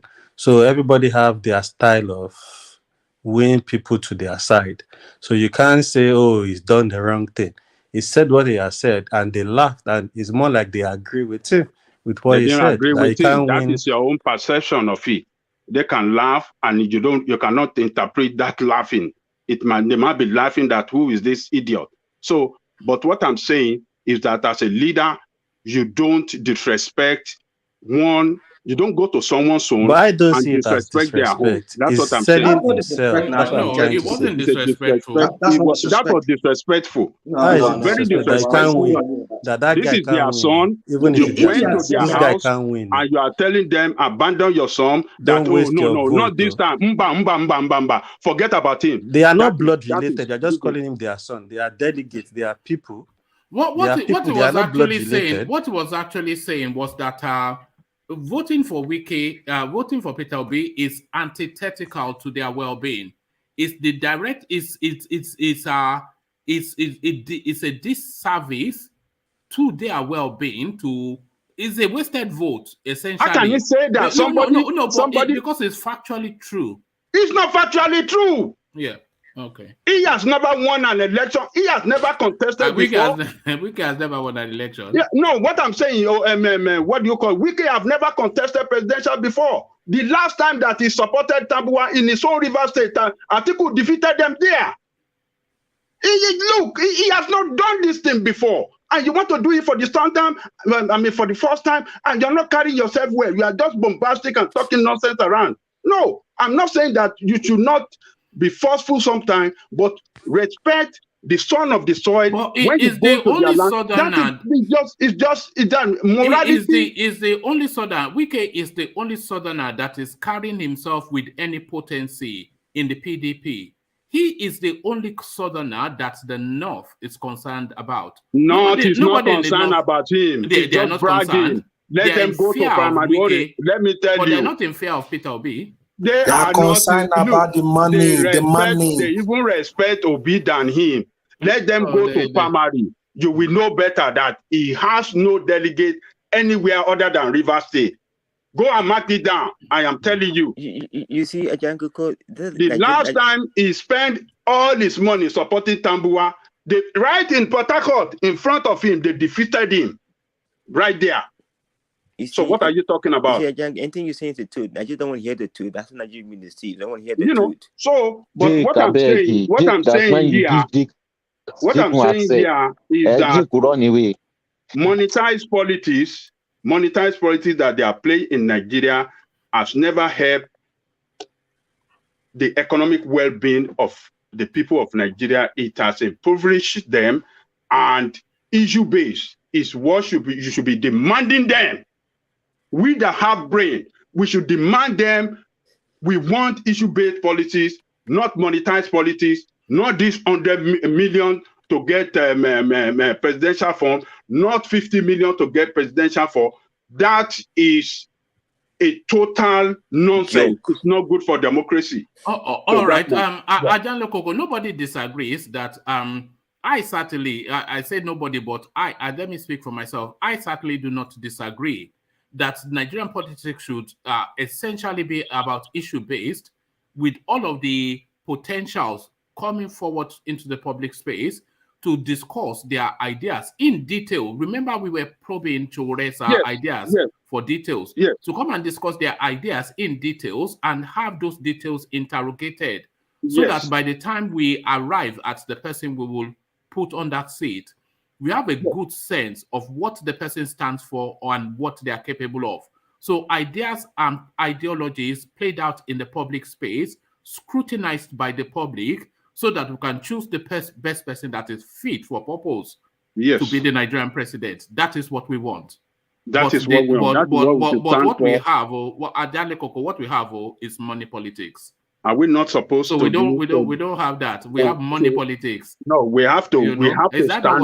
Is that not the reality? Money we politics. Have to stand up. We have to stand up to change it, so that we can can better the life of our people. We have to stand up. We that have brain, we that know. Look, let me tell you, illiterate are the people voting in Nigeria. They don't know. They don't know better. You see what you are saying is in the medium to long term. This change that you are saying, that we should reorient people to come towards an ideas and ideology based politics, is a medium to long term idea which everybody is on board with. But the immediacy of the next 9 months, which is going to change the Nigerian political landscape, is money politics. That's the immediacy. What if he wins? What if he wins? Who wins? If people like us that have brain, that knows better, and that come here on this international platform, if we are saying it every day, telling our people, wait, do not vote for money. We will reorient them within 9 months. Is that what you're saying? Yeah.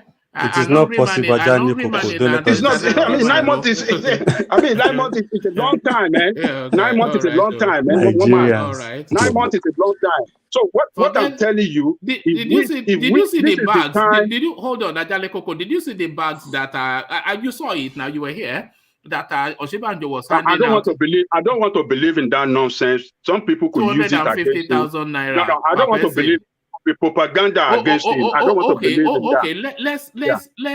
It may be propaganda, but let's for the purposes of the discussion, accept that it is not, because it was presented.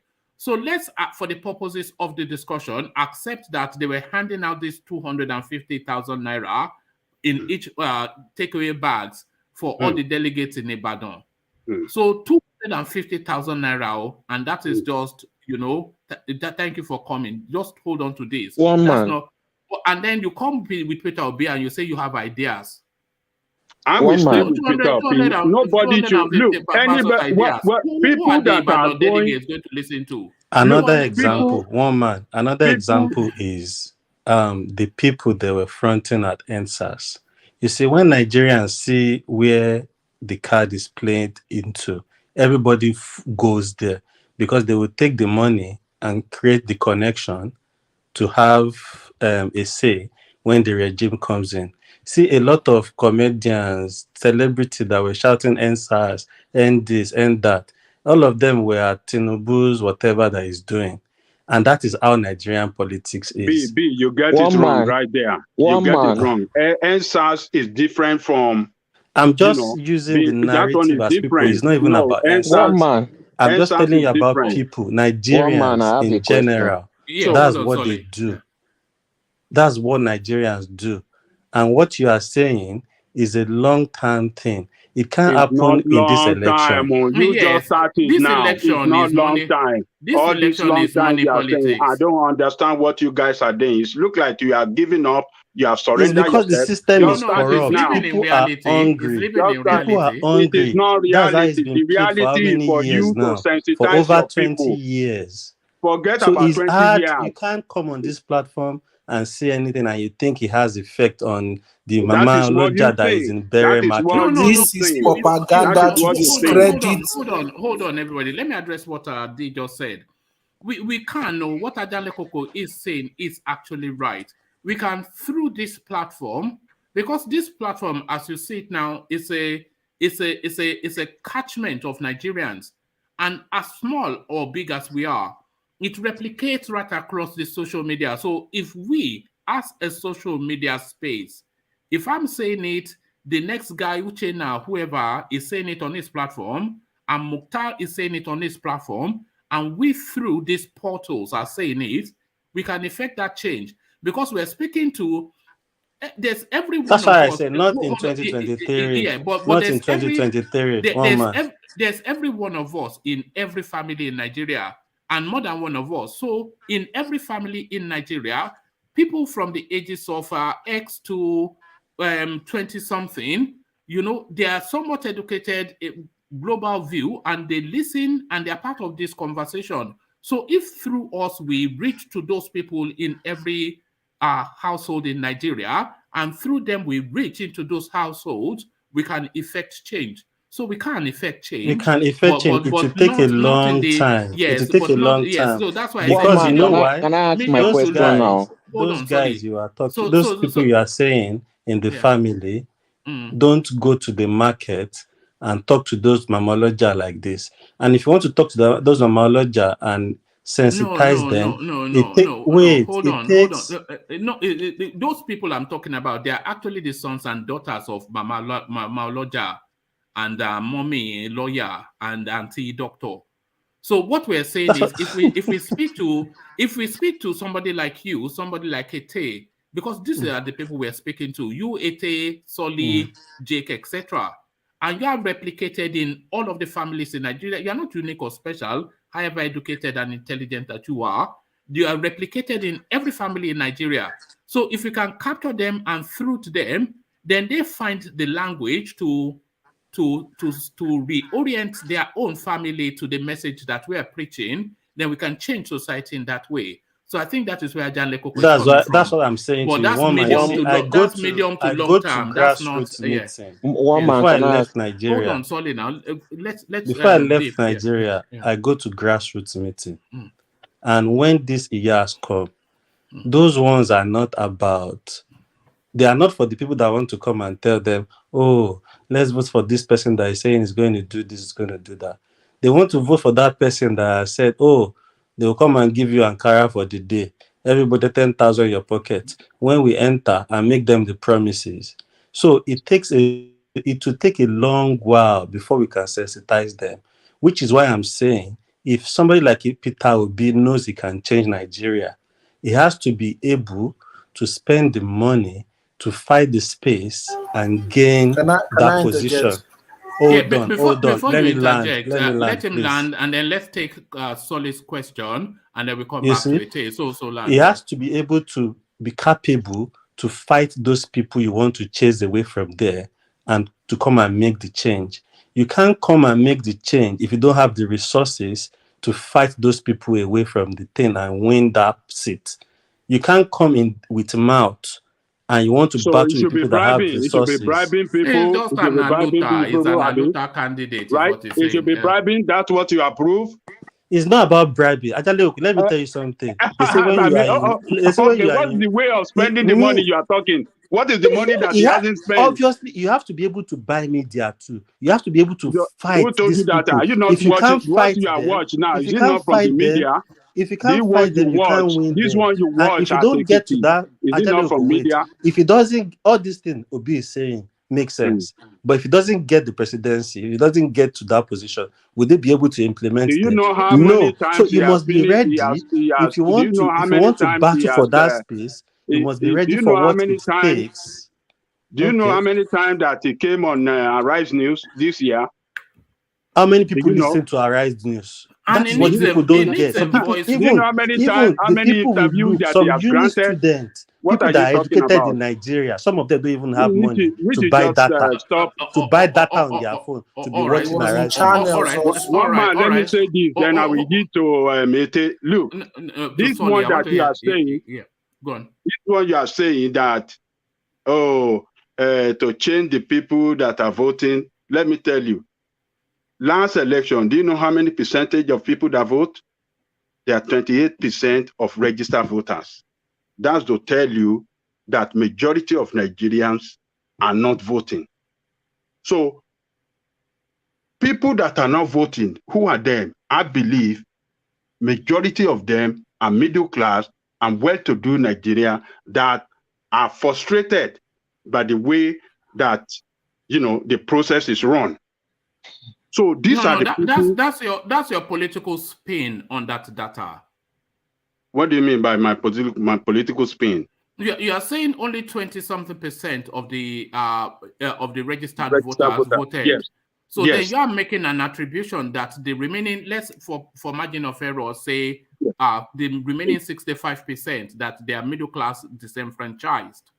So that's a political statement.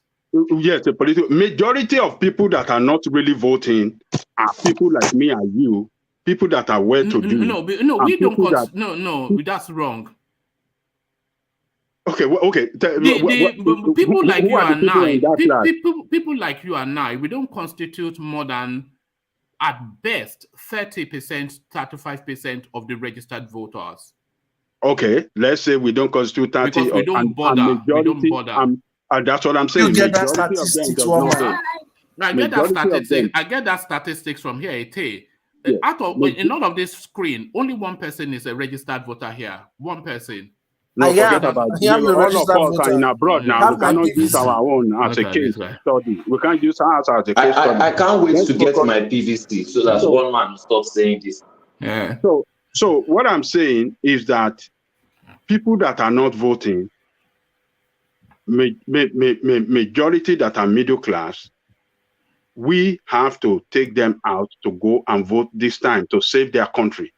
And they should vote based on issue. People that are competent, not all these criminals that have destroyed the country.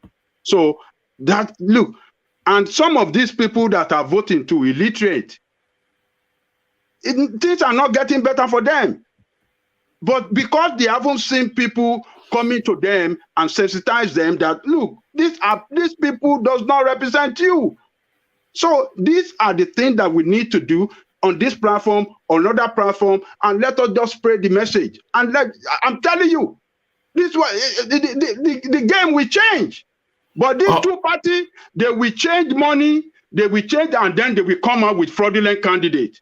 And we have no choice. That is what is killing the political arrangement in Nigeria. But we have to go another route, see somebody else from another party, and then launch a very strong campaign to promote that person. That's the solution to that person. And sure, that is the case, whether you like it or not. All right. I'll come. Everything you say always lands on sure is the case. So we'll take Solly's question, but before we take Solly's question, let me acknowledge Plenty Water's super chat. And this super chat is quite pertinent to something that an error we always make as a community. So I'll read it out, then you will understand what I mean by what I just said. So Plenty Water super chats to say, it says illiterate means unable to read and write. It does not state absence of common sense, and neither does it say lack of knowledge of environment. So we always call people an illiterate, and the literal meaning is essentially not being able to read and write. But I've often cited the example of one of my great aunts who not literate in the formal sense, but a PhD brain, who ran a successful clothing business to the point that she used it to build an impressive property portfolio. Not able to read not able to write, but a PhD brain. So that is thank you for that super chat. And that is just a reminder to us all, because we dismiss people too disparagingly, just a flick of the hand, that is an illiterate, which then condemns as an idiot, but of course not. So I don't do that. it says super chat Plenty Water says illiterate means unable to read and write. It does not state absence of common sense, and neither does it say lack of knowledge of environment. So thank you for the super chat, Plenty Water. Let's take the question from Solly, and then we go back to Ete to address it. So Solly, what do these so-called illiterates, these pepper sellers, these sugarcane sellers, how do they get their information?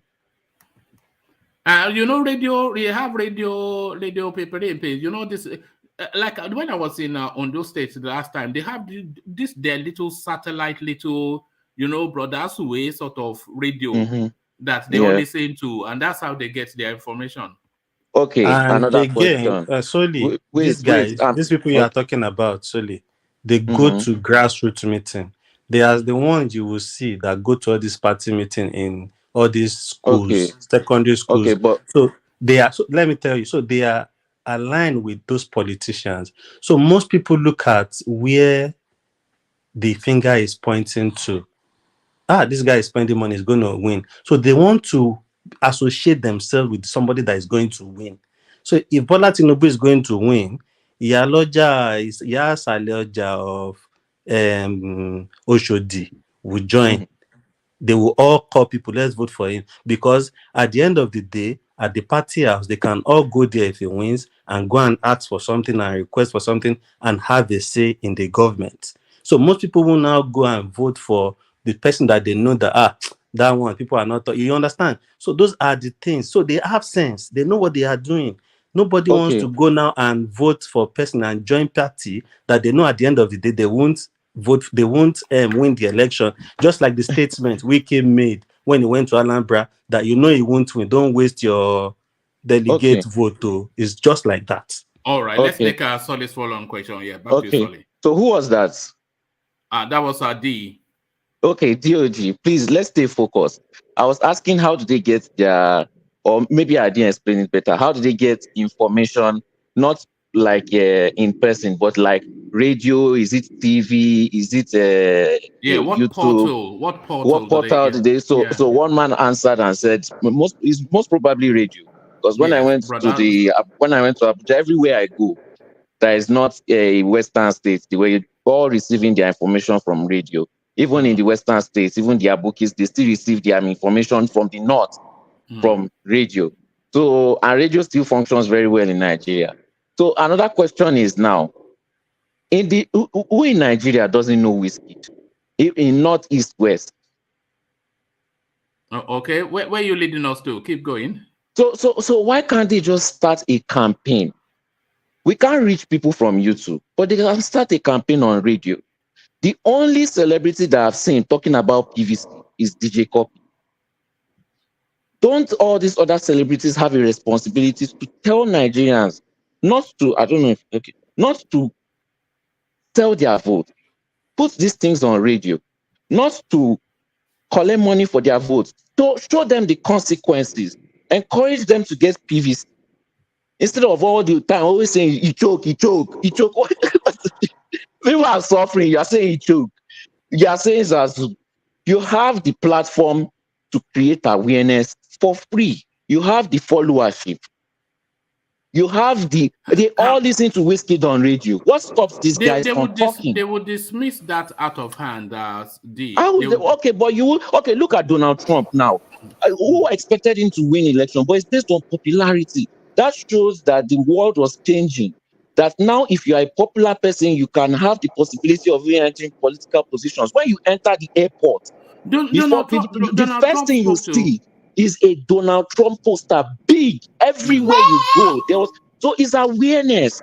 Even if you didn't like this man, even if you didn't know this man, now you know him. Now he's in your ear. People go with who they trust, who they hear all the time. You don't even have to campaign for a client. You don't have to campaign. You don't have to campaign for if somebody. Just create the awareness of getting your PVC and understanding the consequences of selling your vote. Simple as that. Yeah, sorry, I don't think that Nigerians are ready for that message of not selling. How do we know? Yeah, you can't judge when somebody is ready for something or not. You are not them. Solely, you know who Nigerians vote for. That's what I was going to chip in. Let me tell you people. Hold on. Let's hear from Ete, who had the floor. Yeah, Ete, you see, when it comes, said. Yeah. When it comes to voters registration, getting the PVC and all that, constitutionally, that is the work of INEC. They've been empowered to educate and sensitize voters. That is their sole responsibility. What are they doing? They are not doing that. They are supposed to be running campaigns on radio. It's not a celebrity thing. It's not what celebrities are supposed to do. The problem is that we don't owe the right organizations to what they are supposed to do. Sorry. Can I reply you based on that? That thing that you said is not the responsibility of celebrities. It is their responsibility, because what they feed off is the imagery of Fela, the mimicry of Fela. You have people like, what's the name of this guy with the big head? Burna Boy. They copy the imagery. They mimic his imagery of Fela. Wizkid does it also at the same time. If Fela was alive during this time, do you think he will not be creating awareness for this kind of things? So how dare you steal the image of someone, but you cannot speak the words and go with the person's ideology? Do you understand? Solely, you see, okay. There is something they called ward. In every state, there are different wards, and that's the grassroots politics. And this politician, they have how they reach out to people in those wards. They have ward meeting, ward 7, ward 8, ward this, ward that. So all these people, they've been in the life of all these people since before election. They have how much they give them in those wards. They have several organizations and monitorial system that they share money. Oh, the widows in those wards, this in that ward. So if you come new, if you've not been doing any philanthropic work, you've not established, you've not do borrowing in one area, if you come, you just come with your name and poster to waste money for nothing. So all these politicians, okay, but that's not what I'm talking about. I'm talking about radio. Hold on, Solly. Let DOG land that point, and then I want to move on because we could be, and then you have the final word, and then I'll move on. So land your point, DOG. Solly has the final word, and then I'll go back to Ete. So back to you. So you see, this politics is played from grassroots. So there are wards, different wards, and all these politicians that you are saying, they've been having impact in these people's life. Some of those market women, their kids are being given scholarship to go to school. Even if it's Ede Poly, this Poly, they pay them, they reach out to them, and they have people that mobilize in every ward for them. So it's not a job that you bring poster, you bring this, you bring that. Forget it. All the celebrity you are even talking about, the people that are going to vote for them, if it's in Lagos, I understand if a celebrity will work. But if you go to Ibadan, you want to say you are a celebrity, you are something, you won't win. Nice didn't win in Ogbomoso. He's from Ogbomoso. Nice. He contested maybe 2007 or something. He didn't win as House of Assembly rep for state, not federal. He didn't win. So it's the deep thing. It's a very deep thing. It's beyond all those celebrity things. Carry on. Okay, DOG, I don't think you are listening to me. I keep on talking about a portal. You keep on talking about real life. That's what I'm saying. Those portals don't work. Okay, but wait now. And programs. Okay, I listened to you. I listened to you and I didn't interrupt. I listened to you and I didn't. All those programs and they listen to news. Where what determines where the direction is the ward meeting they go to, the party they are in. It's not about you go to a radio and start. DOG, are you going to let me finish? I'll let you finish. Hold on, yes, back to you, sorry, yeah. Okay, you said it's not going to work. You used Nice as an example. Didn't Desmond Elliot win? That's why I said Lagos. You can't just expect. Okay, but you can't. This guy, you can't. You are not listening. You keep interrupting me. I listened. The fact that I didn't interrupt you shows I listened. Okay, so you can't just look at and be expecting every celebrity to win.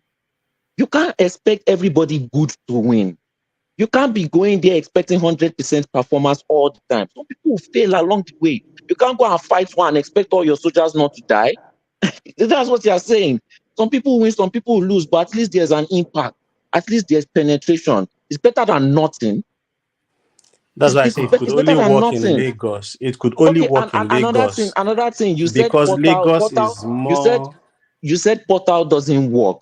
Okay, people, whatever platform you use, even when you use YouTube, sometimes when you listen to some things, it changes the way you think, right? But it's done over time. It won't change the same anything. Thing with so radio. I've said They may go to their meeting one day, but that radio that they are listening to is every day, morning, afternoon, evening, morning, afternoon, evening, morning, afternoon, evening. That meeting maybe is once a week, once a month.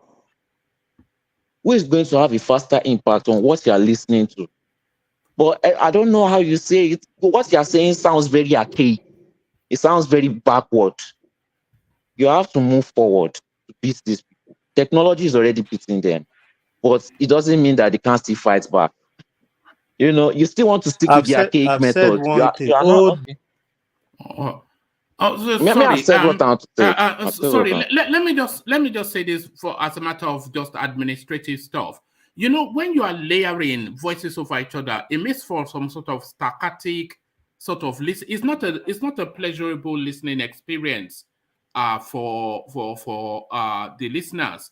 So, and I'm seeing that in the movement in the audience, you know. So if you haven't just layered, especially when you have the same tonality like Solly and D, it's like me. So just allow it to allow whoever, don't speak over, you know, especially when you have the same voice pitch. So thank you for that. Let's get back to Ete to round off his thoughts on. But can I quickly speak on what he was talking about? Yes. I've said something on this platform before when I was suggesting the things Showore could do.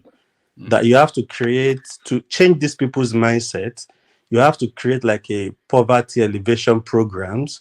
When you have all those ward meetings, you help people with SME funds and all those. Those are the ways you could have impact in these people's life and change the idea in their head.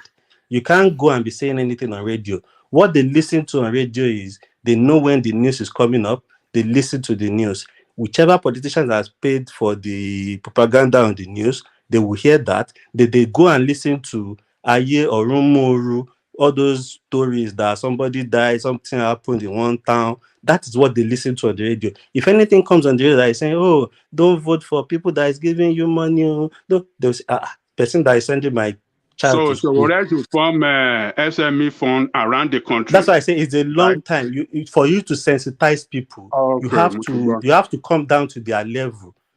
It doesn't have to be Showore, it could be anybody. You have to come down to their level, know what they want, know their what they lack, how they reason, and how you can get that is through all this grassroots communication. And that is why most of these politicians use that word meeting to cajole these people.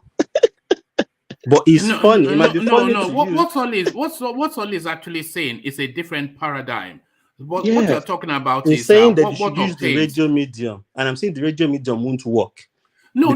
It can work if it's used properly. Okay. Yes. It can work if it's used properly. You see, you know, the first thing is the audience, and the next thing is the capture.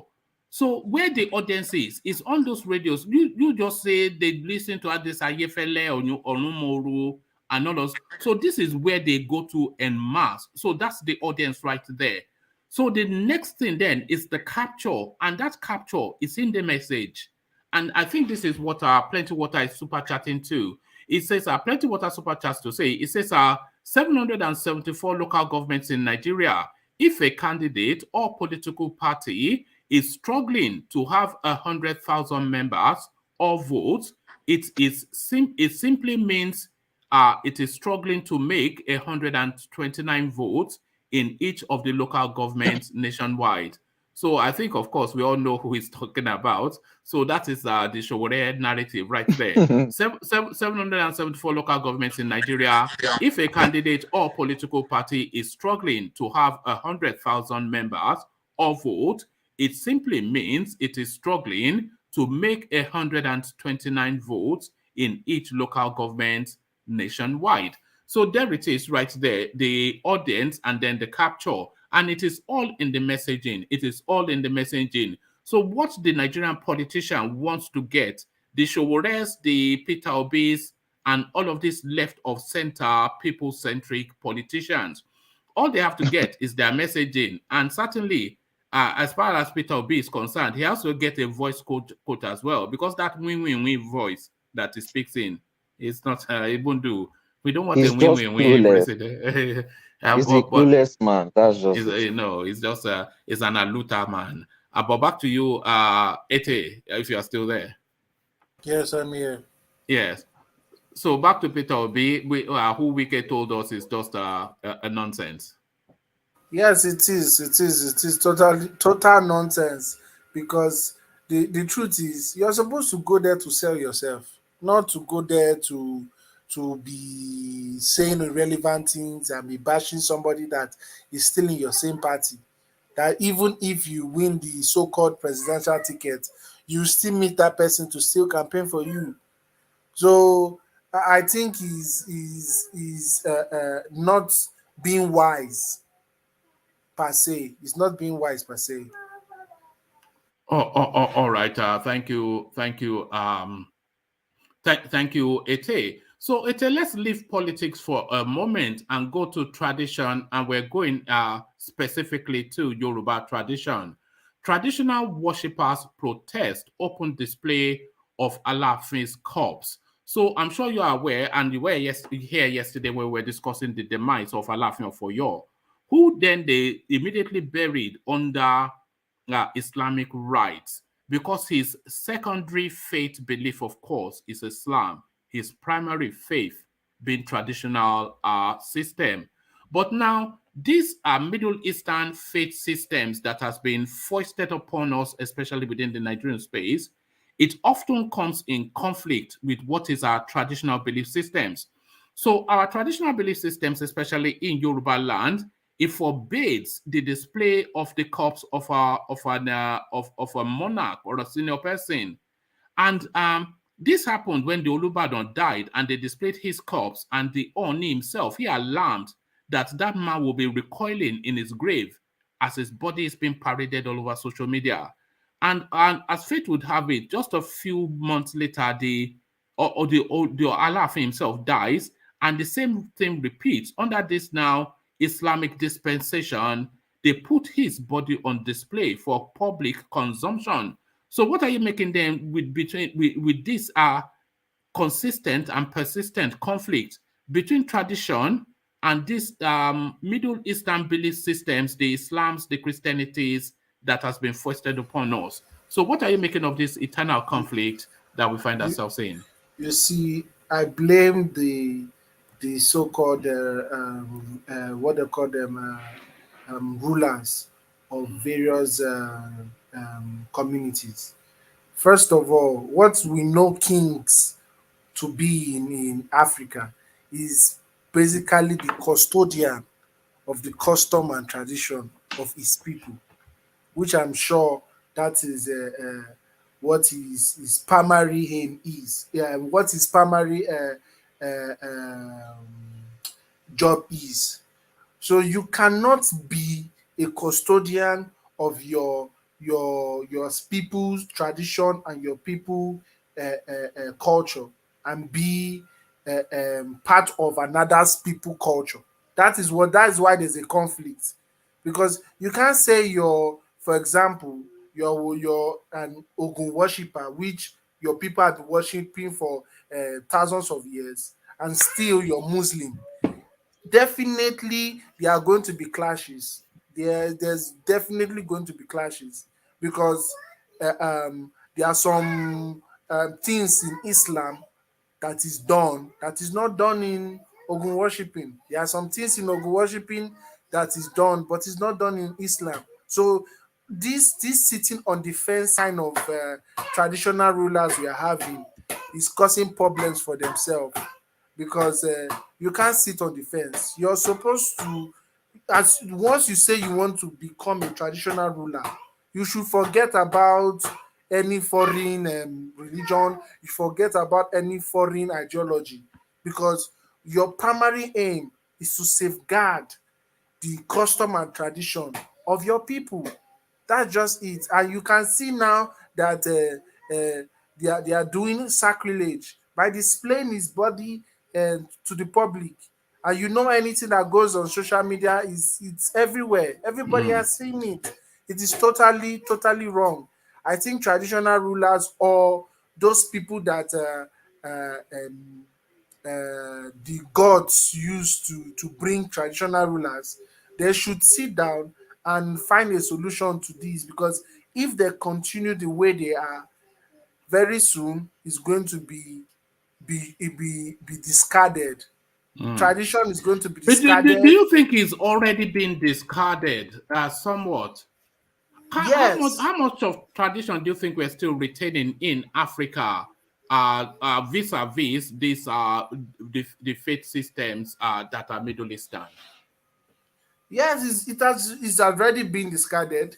In fact, they started discarding it since the day the white men came to demonize our religion. You understand? So I there's this. disagree. Oh. On TikTok, if you see how much occultic kids that they used to post there, it's basically full of that. So maybe you don't notice, but go to TikTok Nigeria and check. All you see there is all this traditional thing. All. Solely, can I add to that? Sorry, Ete. See, when Solely was saying, when Ete was saying traditional has been discarded, normally a foremost Yoruba monarchy, when he went to join his ancestor, an ordinary person outside the occult group should not even be able to touch his body. The fact that people could come from outside and touch his body and lift it that way, what's that telling you? The tradition has been discarded, because normally a dead Oba, you want to go and touch, you want to die. What are we talking about? So normally it should be impossible for any person outside the occult group to just come and touch one of the foremost. Ola, I disagree. Okay. Because of one thing that you said. Oh God, sorry, just settle down. You said that you want to touch the Oba's body because he wants to die. I believe that the tradition has only evolved. They've become smarter. They know that some things are based on things that are not true, and they are just logically moving forward in things like that. I don't think the tradition is started. I think it's just evolving. It's just evolving into modern times. Sorry, you didn't get me. You as a normal person, for example, now you can't just go and sit down on one of your monarch seat of authority. You dare not. There are some seats to sit on that the blood of that person will dry immediately. For even Oba to die before you touch some Oba, you have to do some rituals. And this Oba died, and some people just carry and put it on social media. What are you talking about? See, if you don't see, look at this thing. The tradition has been infiltrated. They've bastardized our traditions. All those people. See, it's not a matter of loving. Okay, let me give you an example.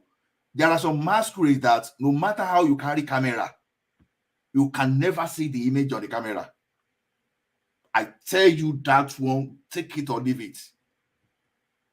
You are laughing. It's not a matter of laughter. I'm telling you about reality. So now, if that such masquerade now, you now take your camera and you can put it on the TV on screen, then something has gone wrong. So they've bastardized the tradition.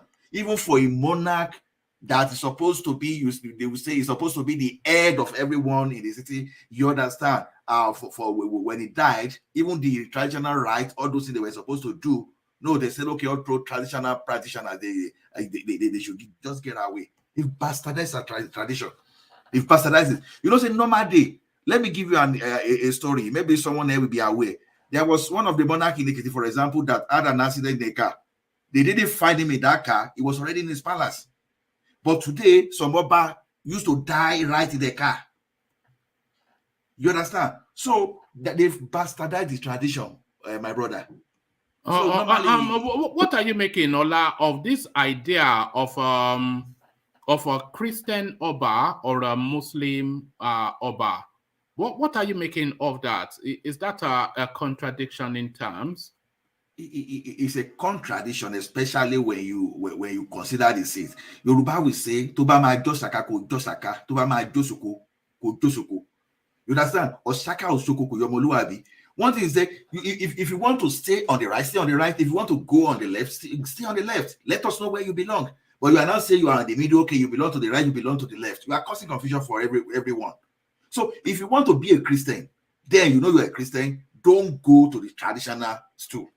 Maintain, because everything they are going to do there, all the rituals, is against the tradition. So if you want to be a Muslim, be a Muslim, because everything they are going to do, because they are going to do sacrifice or those kind of things, is against Christianity. So stay there. Now, if you want to be a traditional ruler and you want to uphold that seat, you want to, for example, Yoruba will say Odua, you want to do everything associated with Odua, then stay with that. Let us know where you belong to. You can, you see, this idea of this thing, like I keep telling people, the only thing I believe is that I believe there's God, right? But the approach of how to worship God, don't come and tell me that, my friend, because I won't listen to you. How come that is the God, is that your own approach from a foreign land that is superior to mine? I recoil from that somewhat. And I am a Christian, so you might say there's a level of hypocrisy, but I am not an Oba. But my understand, imagine the Oni, they are saying he's a Christian. What is the meaning of that? What is the meaning of that? The Oni saying he's a Christian. What does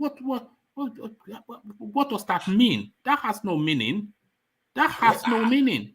As far as concerned, for example, if you want to be Oni Risha, they call it in Oni Risha. The word Orisha that is there already, it signifies that, okay, you have to be the one, the custodian of the deities. So now, when you see this now, when the Bible is telling you that thou shalt not have any other God except me. So what are you doing with Orisha? Is it going to be reading Psalms to Shango? Is this what it's going to be? Is it reading Psalms to Shango? I wonder. You understand? What are we you shall not bow to other God except me. You call yourself a Christian. At the same time, you are supposed to be the custodian of all the Orisha in Yoruba land. So which one do you want to belong to? You understand? Don't cause confusion. Take your side and stand by that side. And so you are the one that want to appease Orisha. You are the one that want to make everyone at the same time. Stop confusing people now. All right, thank you, Ola. So let's get back to Ete to round off thoughts on that space. So Ete, it looks as though it is unanimous, the nonsensity of displaying a monarch's dead body for public consumption. Ete has gone to do that the duties. So I think we've lost Ete somewhat. Ete is nursing. I think he has yes, a little baby. So thank you, Ete, for that. So let's go from Ete then and go to Solly to find out why he's grinning. Why are you grinning so sheepishly? What is going on? You've been smoking that funny something again, eh? Yes, so I'm back in Amsterdam. Look at that, Is it allowed on the streets? Do you do it openly on the streets? It depends on the city. For example, in Amsterdam, you can smoke anywhere you want. Publicly, on the streets. I know they have cafes, don't they? They have cafes. Yeah, they have. When you go and smoke Igbo. People just go there to buy. They don't really sit down inside, But you have to show your ID some of the time. In Netherlands, most people don't even know what a Nigerian is. It's so sad. But they don't know what a Nigerian is. All right. They always think I'm from France. Yes. But in Rotterdam, for example, if you smoke in public, they can fine you. They don't find people, but there's the law that is there. So, it's different cities, different laws. Well, what was it like there? Is there somewhat prejudice? Because I hear they're very tolerant, but they're no nonsense. Living in Netherlands is like living in Lagos if there was no corruption. It's just like that. They are very straightforward. They don't hide things behind your back. If they have an issue with you, if they have something to say, they won't keep it to themselves. They will say it and they expect you to address it.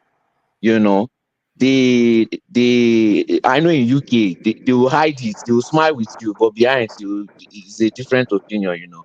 But me, I like that kind of honesty. I like that kind of straightforwardness, you know. They will let you know how things are, and it's based on you to figure out how to sort your things out. They won't tell you that, oh, something is impossible or something. They will tell you this is what it is, and they won't tell you what to do, but everybody's educated, so everybody always knows what, you know. And what's it like being black there? No problem. I don't notice it. There are a lot of black people here, especially in Rotterdam. You know, I think I see the same amount of black people and white people in Rotterdam. You know, but most of them are from Suriname. You know, Suriname and Curaçao. Yes, that's where Ruud Gullit. That's where Ruud Gullit is from. Yeah, but they play a lot of Nigerian music everywhere you go. In the train, in the tram, in the coffee shop, in the barber shop, in the restaurant, in McDonald's, they are playing Nigerian music everywhere. And you are saying they don't know who a Nigerian is. But they don't know what a Nigerian is. You know, it's very amazing. All right. I'm grinning because Ola seems to.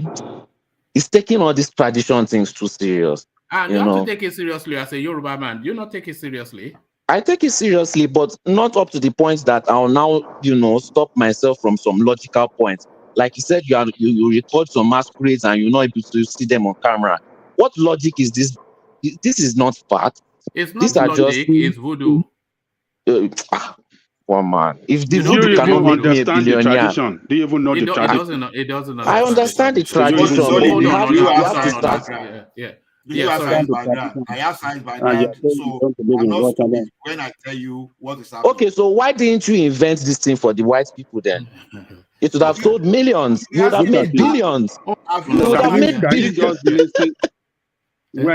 When people that know about the tradition and telling you their experience on it, just listen and learn. Okay, then replicate it. Replicate it and make money. It's youthful exuberance, isn't it? Okay, then replicate it. Replicate it and make money. Since you said it's backed by science. You don't know anything. Now, somebody that knows is telling you, and you see, person like me did not debunk it. Ajali Coco. If all these things were true, we should all be making millions and billions. What are you saying? Millions and billions. It is true. You don't know because then why are we not making money from it? You were born in Lagos and you just grew up here. Do you know a lot of white people come to Osun Osogbo? Okay, and we are not making millions and billions. There are a lot of things that are happening that are if there are a lot of things happening, then Nigeria should not be in poverty states. You know, you are not adding logic to what you're saying. They just I don't learn. So hold on, sorry. Let me be clear. Is it your position that there is no such thing as Ogun? Back it up. Replicate it for me to see. No, that's your position? It may no. Wait now. You didn't know. Okay, I'm not telling you. Yoruba land and say that. You know, if you go to Yoruba land and say that, they will prove it to you, and it will be to your detriment. They will just tap you on the bottom and you start walking. Okay, you see, why must they tap me? They must have put something in their hands that is, you know, all this. Do you know that woman? There's a white powder. There's a white powder that is ground from a leaf that if you blow it on people, it's hypnotizing them. It hypnotizes them for a few minutes. Look at that. Yes. No. I can bet $100 on it. Just Google it. So you people don't do your research and you keep on letting these people hypnotize you and brainwash you. All right. You have to.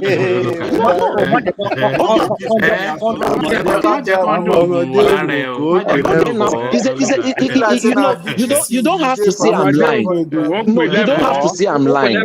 You don't have to say I'm lying. A simple Google search. All of you have internet. Google search for sure. Google search for sure. Look at that. Yopi. Look at this Yopi guy. Yopi. All right, but I'm sure you are joking. Of course, you must. I'm not. You cannot be a Yoruba man. I am a Yoruba man. You know, I'm more logical than that. Yeah, I'm more logical. This is it. He went to school, though. This is the thing. But we the uneducated ones. Those Dutch girls don't turn your head, have they? No, this is a Jebota that you are saying. No. Yoruba, Igbo. See, I learned Yoruba outside Nigeria. I learned Yoruba outside Nigeria. He learned Yoruba outside Nigeria. Look at that. Let's say from you, eh? Yeah. Can you tell Soli that somebody actually barked like a dog and died because of he insulted one particular monarch in Ekiti, traditional ruler? In where? Hold on, where? Hold on. Can you hold on now? Let Ete. You said the Ado Ekiti, but he's giving us another example. Where was that, Ete? That I forgot it when it happened in the 60s. In which part of the country? Which Southwest. Southwest. Oh, all right. So don't test it. He's talking. Is it not Body Thomas? Okay, Body Thomas. Okay. Yeah, was barking like a dog. Yes, right? Yeah. Okay, Ete. You know that they are Baba Adeyemi, I mean Baba Ọba tó kù yìí ló yájú sí ìyẹn dẹ̀ ṣépè fún ó dẹ̀ bẹ̀rẹ̀ sí ní gbó ó dẹ̀ gbókú. Okay. Let's go. Do you know that there are drugs that you can inject into someone that will make them do that? And Soli, come on, stop that. No. It's trolling. It's trolling. I'm not trolling. I can't believe it. I can't believe you guys are believing this. I really can't believe it. I really can't believe it. See, my only argument that is they have all this power. Why can't they put it into helping the country get better? So they should get out. Believe in magic? Only power for evil, no power for good. Do you believe do you believe in magic? Let me ask a question. Do you believe in magic? I've not seen any pure magic. Everything that all the types of magic. See, Ola, let me tell you something. Even me, when I was in Yabatek, I used to do magic for people, and they used to believe. So miss me with all these kind of things. There's always something behind it. There's always science behind every magic. There's always science behind every magic. Yes, I knew some secrets. You know the secret of the. How do you think I was doing magic? There's a clip on TikTok that is trending. All right, Adale Koko, moderate the space for a moment. I'll be back in just a few seconds. Yes, so it was me to answer some questions. All right. Let Ola give you your example, and then go to the Wike space where he insists that Peter Obi should just pack it in. And this was in Anambra, by the way, asking him now just that should drop the dead donkey and go with reality, which is essentially him. So speak to that, Solly. Okay. Well, Wike is a very aggressive guy. I'm not surprised that he's saying something like that. And I'll be honest, I've been watching old tapes of that Peter Obi, especially the one that was at Silverbed and he gave Abaki that award, smiling for the Super Cup, so-called Super Cup, that is now FBI wanted on FBI wanted list now. You know, so to me, he just seems clueless. You know, I think Wike is a more aggressive candidate, and he'll be a better candidate to get that presidential position. I'm not saying he's a better candidate for the people, but the current race that we are facing, I think he'll be a better candidate for than Peter Obi. I don't think a lot of people are fully backing Peter Obi like that. People that have PVC anyway, you know, and are going to vote. You know, Peter Obi may have the audience or the attention of people on the internet, but you know, how far is that going to go? He doesn't know how to talk to the average man that is going to vote. Solly, can you hear me? Yes. Let rational man interject. You're finding fault with what Peter Obi did by giving award to Abba Kyari. Well, what's your beef with that? Anybody can do mistake. I mean, even though at that time he wasn't even. Okay, can I address that? It just shows to me that, you know, he's a clueless person. What does it show? It shows cluelessness. Cluelessness as how? You only clueless if you know. Hold on. You only the word clueless means something you ought to know. That is in public domain that you don't know, right? Okay. So as a then, has he been convicted? Has he been accused of anything? So you are telling me that a man of his position, with all the information, is he God? Is he God? Wait now. Things. No. Wait now. Let me finish. No, but let me finish it. If it does not stand now, you are telling me a man. Then let me talk now. Don't overtalk me. If you are so sure, a man of his position, with all the information he can get, truly believes that Abba Kyari was a super cop because he was given an award for that. That's the award he was given. Okay. So you are telling me at his level, he has ignorance. Is that not even another sign of incompetence? Do you know the meaning of ignorance? Yes or no? No. Let me ask you a Yes question. or Let no? me Is that not another sign of incompetence? You what just is ignorance? exposed him more. What you are is exposing ignorance? him more. You are Can you exposing define him more. ignorance? Rational Can you mind. define ignorance? Rational mind. Let me define ignorance? Can you define rational mind. Rational mind. Let me come in. Okay, go on. Let me inform Toli about that Abba Kyari that we are talking about. Do you know that the National Assembly gave him an award? Do you know that National Assembly honored him? Okay, I agree, but is it Hold it's not the National Assembly? But it's not the National Assembly that is going for presidency now. It's not the National Assembly going for presidency. It's Peter Obi. Hold on. Okay. If National Assembly can honor somebody based on his performance, based on the good job that he did, what does that mean to you? Okay, but is National Assembly the one going for presidency? That is not, I'm asking you a question. We are talking about presidency. We are talking about contestants for presidency. Okay, that's what we're talking about. You can't just change. No. You want to shift the argument. Let's stay focused on where we are. You are trying to shift the argument. Let's stay focused on where we are. Rational mind just told you something. You don't want to agree with rational mind. That is what why. What did rational mind say? You didn't hear what he told you. I did not agree. No. You say I did not want to agree. What did I not want to agree on?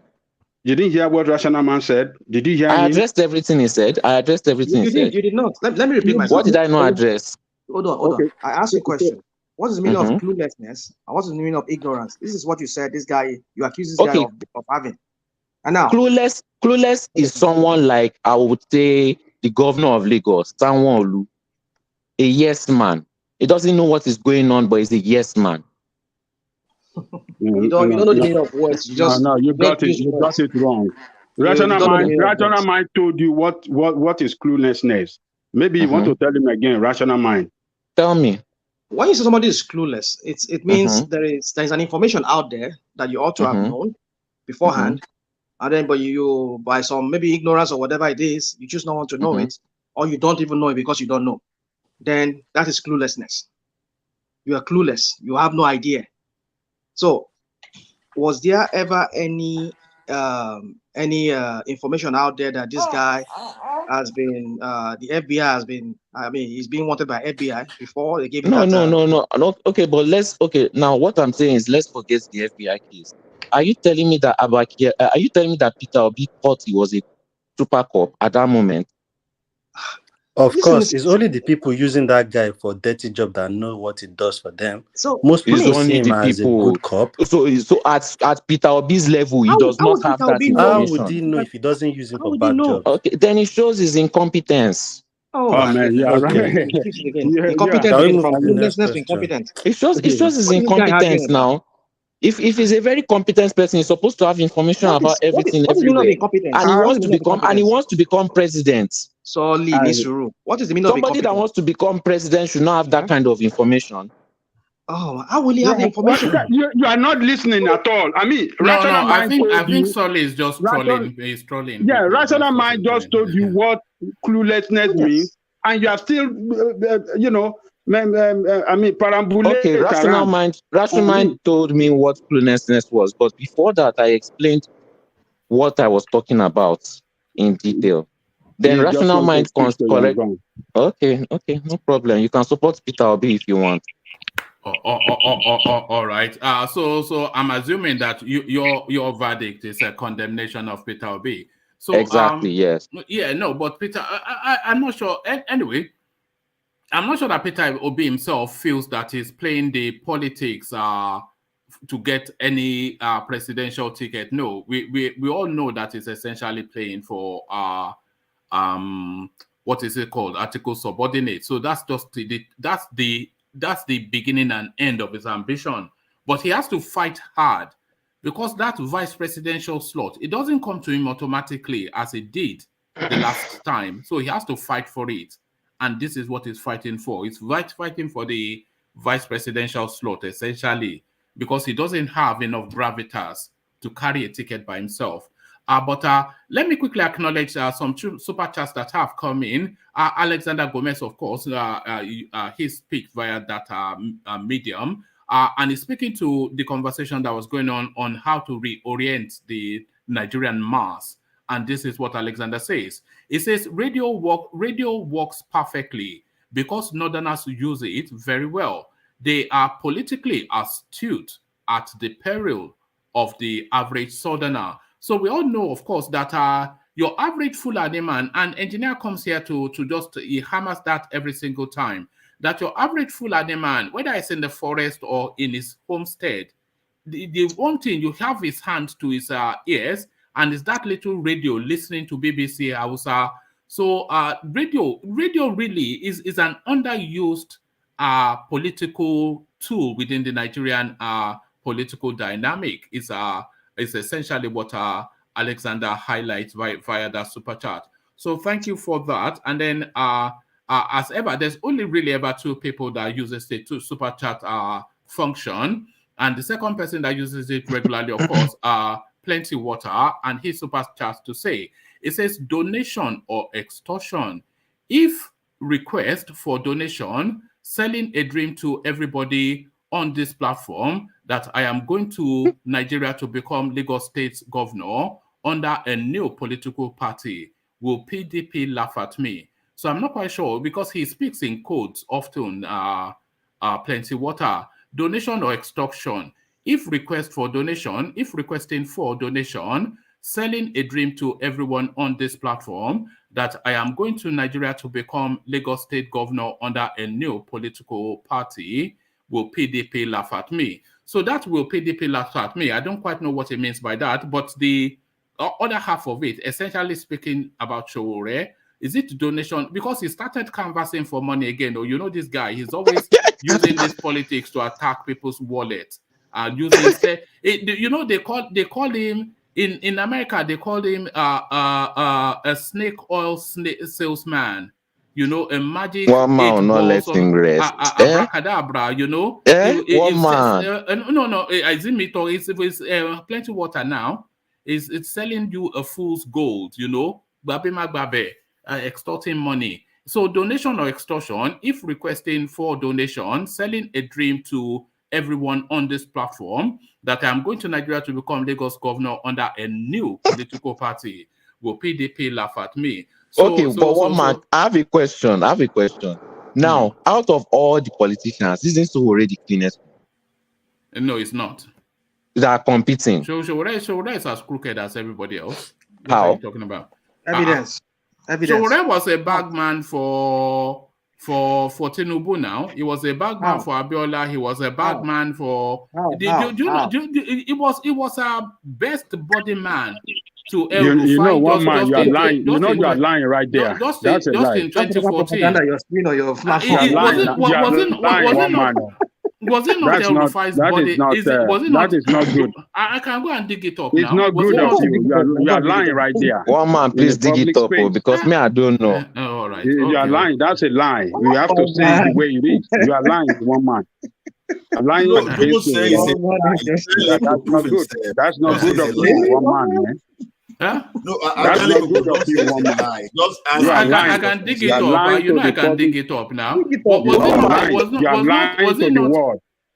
Was it not El-Rufai's body man just in 2014? Yeah, dig it up. Now when man El-Rufai sit down, El-Rufai was paying him money and was asking him to send him money. No, we won't do they pay their money with cameras? Why is he a corrupt person? So how is he corrupt? I mean, this is according to the chairman of his own party. So how is he corrupt? I said he's chairman of the party. So no, this is according the chairman of his party said he fraudulently manipulated money. One man never let this go. What money? How did they manipulate the money? Those donations that he was canvassing for in 2019. One man will never let him go. Huh? One man, you don't like this guy. Was that campaign money? Is that party money? It's not party money. Yeah, is it his personal money? Is it for him to be doing? No, it is the electoral law. Go read the electoral law. It tells you that campaign funds should be used for the campaign, and they use it for the campaign. So what's your beef with that? Well, no, it's not my own beef. It's his party chairman.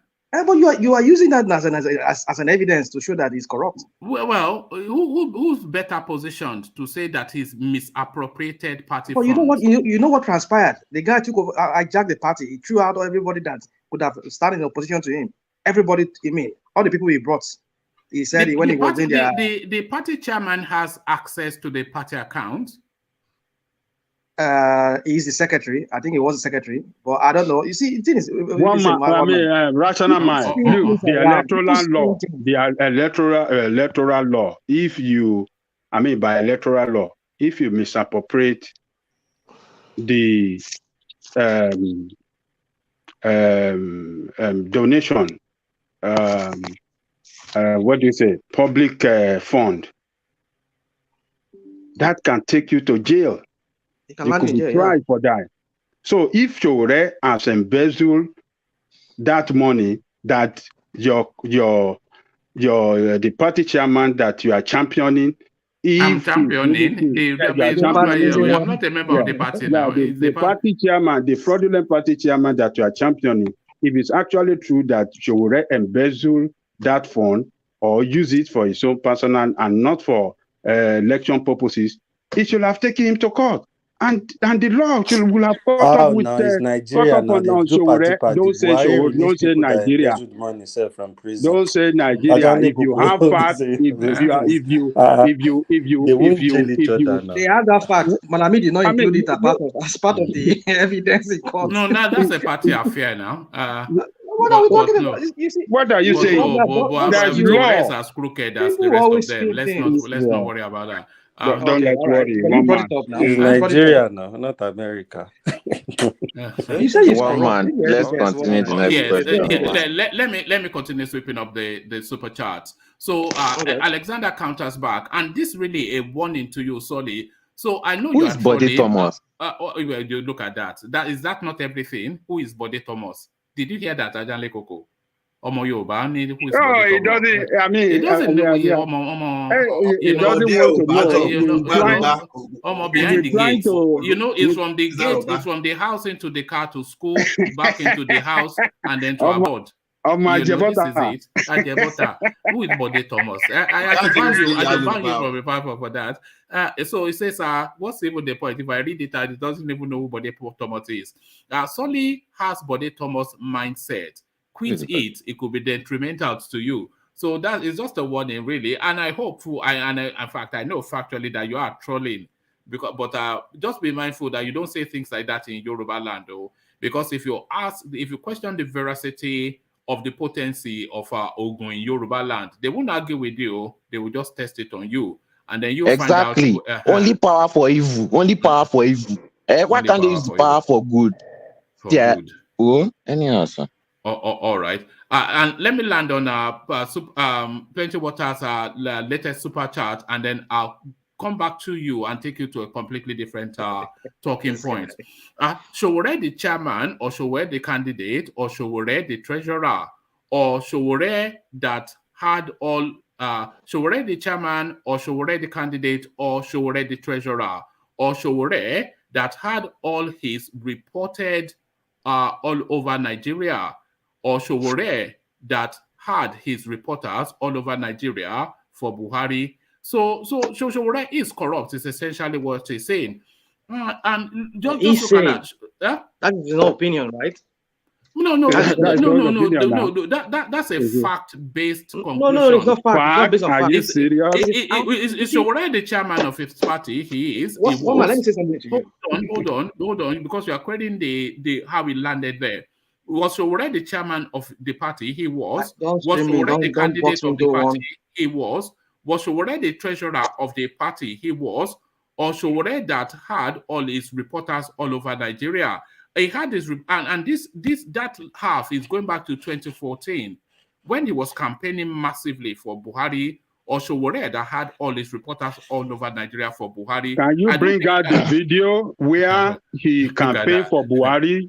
Bring out a video or the plenty water. Did he campaign? Send us the video. Jonathan? Did he campaign against Goodluck Jonathan?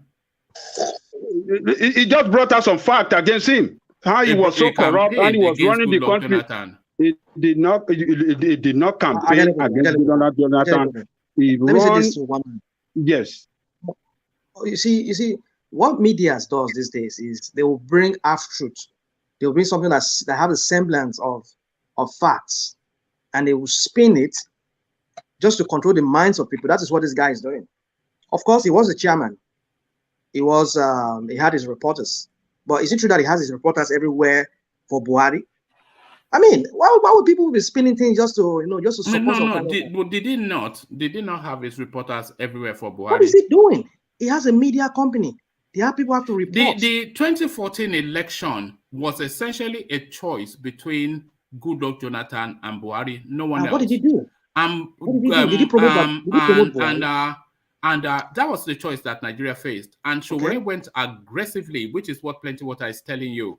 Sowore went aggressively against Goodluck Jonathan and not at all against Buhari. What? So is that not an endorsement? Well, it's up to you to decide what you want to decide. No.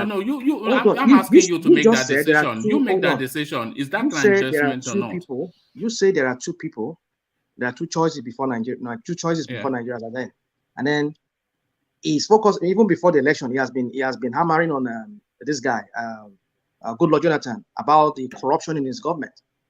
So I don't know how you want to spin that. If you spin it the way you spin it, the way this guy has spin it, and which I think you also believe that he was campaigning for Buhari in that because he was always attacking Jonathan and he did not attack Buhari. Well, I don't know how you. It's up to you to do. For me, okay, you form an opinion on those two. No, hold on. Form an opinion on those two statements. Yeah. My opinion is this: that he has always been talking. Okay, this is this same Jonathan you're talking about. He fought for him when they were trying to sideline him. They wouldn't want to hand over power to him. So why did you people say he hated him back then? So the man is always reporting based on what is the news, what is there. That's what he reports. But it's up to him if he doesn't want to report about Buhari. Maybe he has some facts and he doesn't want to report about Buhari. It's up to him. But to me, that is no corruption. No, why is that? That's not corruption. That's not. Is that an endorsement? Was he giving money? Okay, the thing is this: when you say somebody is corrupt, the word corruption means there must be some kind of gain you are getting, either monetary or otherwise. But has there anybody come out and say they've given him money for supporting Buhari or for reporting against they're using him as a tool. Even the person you're talking about, El-Rufai, as he about to say, El-Rufai said he has given him money. At least we heard about what's his name, this guy, Charlie Boy, when he said he denied that he never collected money. But what did this guy say? The other guy, this man from Labour State of Keyamo. He said he gave him money. He said it. So what I was saying. How many instances have people outed? So let me say this. Let me just land in conclusion. What I'm just trying to say, my opinion is this: that is his own opinion, and anybody that is knowledgeable here, that is sensible, that has the rational mind to think, should within that area think within that area. Just between the line, read between the line there. That this guy is just trying to spin things around. Of course, he was the chairman because he was the chairman. Was he accused of embezzling the money from the party? It's a small party, for goodness sake. It's a small political party. So I can rational mind. I don't want to play it because it's too long. Rational mind. Hold on. I can put a link in the comment section for people to go and watch, where Sowore himself said that Buhari rode off Sowore's back to become president. We go again. So that's an endorsement. Let me tell you this. One man, you are just spinning, just like rational man always tell you that you know how to spin things and just spin it the way you like. You see, you are the one that telling us some few minutes ago that his party chairman was accusing him of embezzling fund, campaign fund, and now you are agreeing with Plenty Water saying that he's the chairman, is the treasurer. No, he was. Okay, you say, okay, he was the chairman, he was the treasurer, he was this, he was the presidential campaign. But you are the one just told us a few minutes ago as well that the chairman of the party. No, he was subsequently expelled, so he was, and no longer. One man, hold on. He was the chairman before his nomination as a presidential candidate. When he secured the nomination, they actually held a convention in Lagos, and they voted for him to be the nominee, and they dropped the position of the chairman for that guy. And that guy was riding the party while he was contesting for chairmanship, for presidency.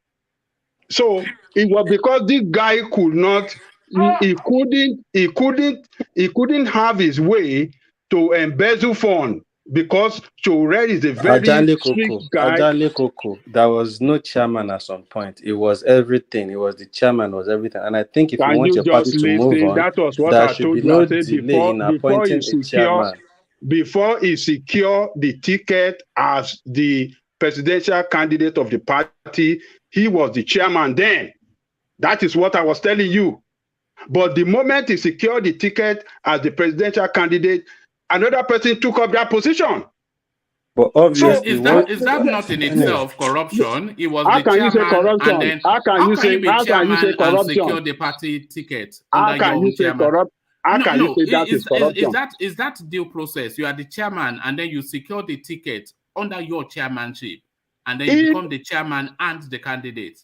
Hold on, one man. And that's his democracy. He and some few courageous guys. This guy is a gangster. Hold on. Can you let us have this? Let us have this discussion, please. And let us enlighten the people.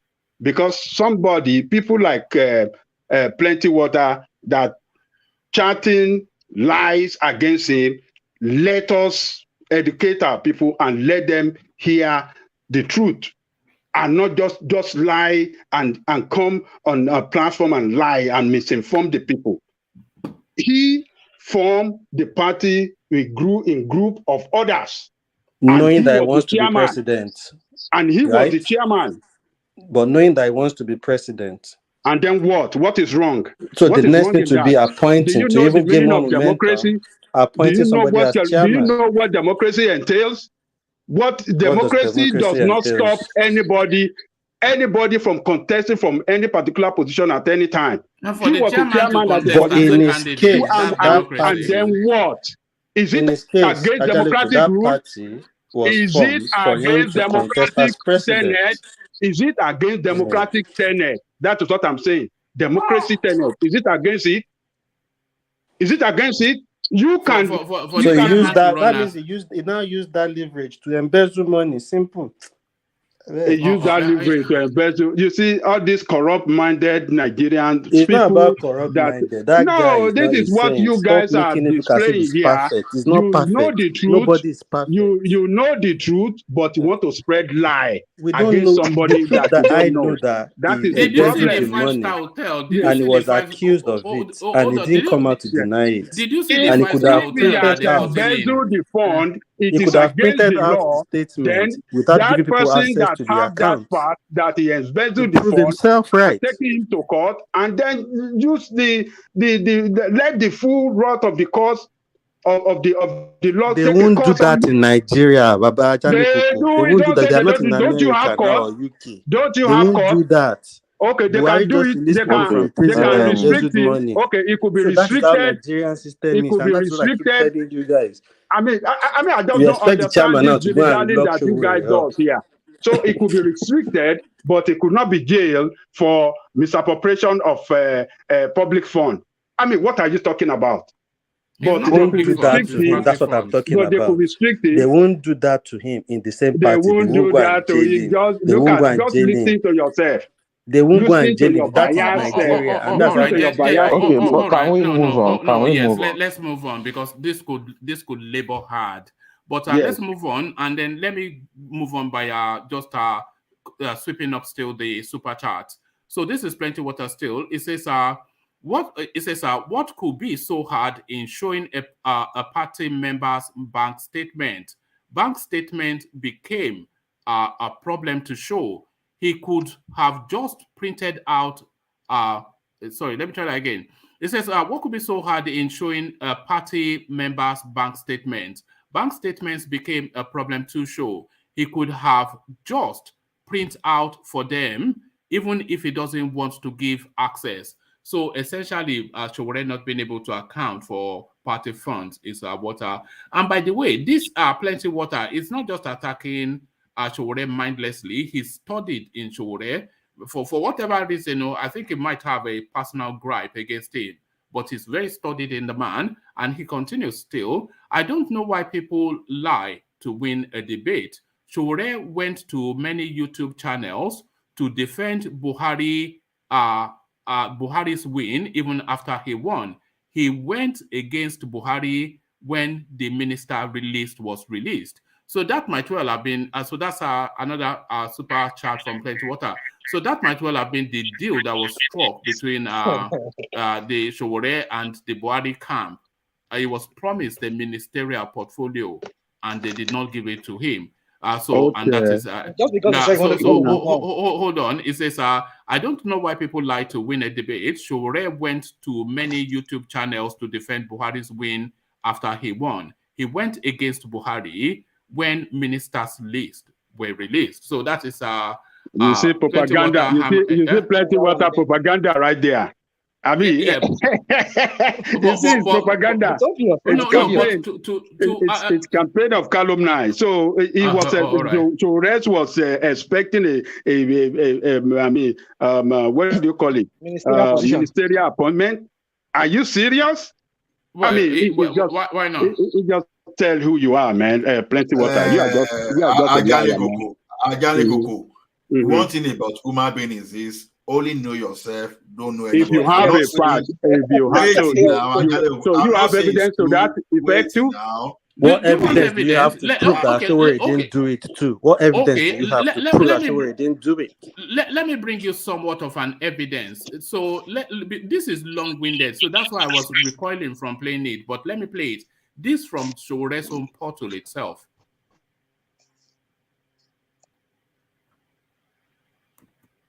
Well, you came to power on my back. Which back? My literal word brought to the people of Nigeria. And Minister, it's great to see you. This is the minister of an outgoing regime. The Buhari regime will be kicked out of power come 2019. By your wish or by God's wish? By the wish of the people of Nigeria. Those people? The people of Nigeria. Your government has failed us. You are a daydream. It's not a dream. You are a daydream. It's the realization that you wake up to on February 15th. What is your electoral my electoral word? My electoral word brought you to power in 2000. It brought you to power in No, sir. Nobody even heard about some of you in 2014. No, because you are inconsequential political. I am consequential because you came on power. Came to power on my back. Which back? On my back. Whose back? On the back of young people who invested a lot of. So there you heard him right there. You came to power on my back, and now. Let it continue. Okay. Did we hear the same thing? Let us continue. No, we heard it. He said you came to power on my back. Hold on. Okay, let's hear him. By the wish of the people of Nigeria, because the people of Nigeria, your government has failed us. It's not a dream. It's the realization that you wake up to on February 15th. What is your electoral word? My electoral word. My electoral word brought you to power in 2000. It brought you to power in No, sir. Nobody even heard about some of you in 2014. No, because you are consequential political. I am consequential because it was you. You came on power. Well, you came to power on my back. Which back? On my back. Whose back? On the back of young people who invested a lot of, who invested a lot of hope and aspiration. You invest more than me. No, the investment we made in. No. Come and make noise. No, it's not about noise. It's reality. Just a noise maker. Sir, this was the same way Jonathan people were sounding in 2014. The rest of it. That's what I'm saying. What is your word? We can't be cocky about this. You are going to find out. You are going to be shocked. You are going to be shocked 2019. No, sir. You are a daydreamer. The Nigeria of the future is for dreamers like me. Yes. It's going to be for dreamers like me. Hold on a second. Thank you. Can I? We are aware that you came to town yesterday. Yes. In respect of your quest to become president. What is motivating you? What is inspiring you? So he's politically motivated. No, it's not politically motivated. So there he is. Showore as ever a daydreamer. One man. Can I tell you what I understood from what he said? Yeah. Okay, go on. They were asking him a general question. I don't think he meant that he himself brought them to power. I think he meant. If you listen to the fullness of it, that is one man for you. He's trying to spin it as rational man always described it. So, do you know what it means for someone to claim accountability for what happened? That guy that's not claiming. He's just wait now. Let me go by his words. Yes, and it's his words I'm about to say. He said me. Are you going to interpret for him? He said, and I'm repeating his words. He said me and the other people. That means it means people in general that voted. That's what it means. He's not claiming responsibility. He's not saying I am the one. It is not saying now. Wait, they asked what is electoral ward? They said my electoral ward brought you guys to power.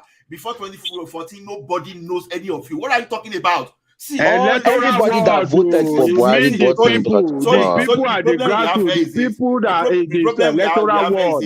We are painting. He's talking about the people in general. His constituency is his platform. It's not the platform. He's talking about the people at the grassroots that brought them to power. That is what it means. He said the youth. He said the youth. Can you play it back again? He talk about the youth. Ola, if you wanted to claim responsibility, you won't talk about other people. Why are you talking like this now? How can we be doing like this, for God's sake? Someone that is infallible. That's the problem we are making. Don't get me wrong. We're not saying normal human being. Let us talk of his strength and talk of his weaknesses. But whenever we mention his you are not talking of weaknesses now. Whenever we mention Showore weaknesses, we quickly dismiss it as if Showore is saying this is what Buhari supporter did in 2014. They dismissed all Buhari's weaknesses just to promote him. Anytime you mention Buhari, they will ask you to shut up. Showore is human being like you and myself. He has his own weaknesses. Let us debate. And his weakness is a dollar bill, isn't he? He likes the dollar. I don't know that. This is according to Leonardo Zimwa now. One man. Let me say something, please.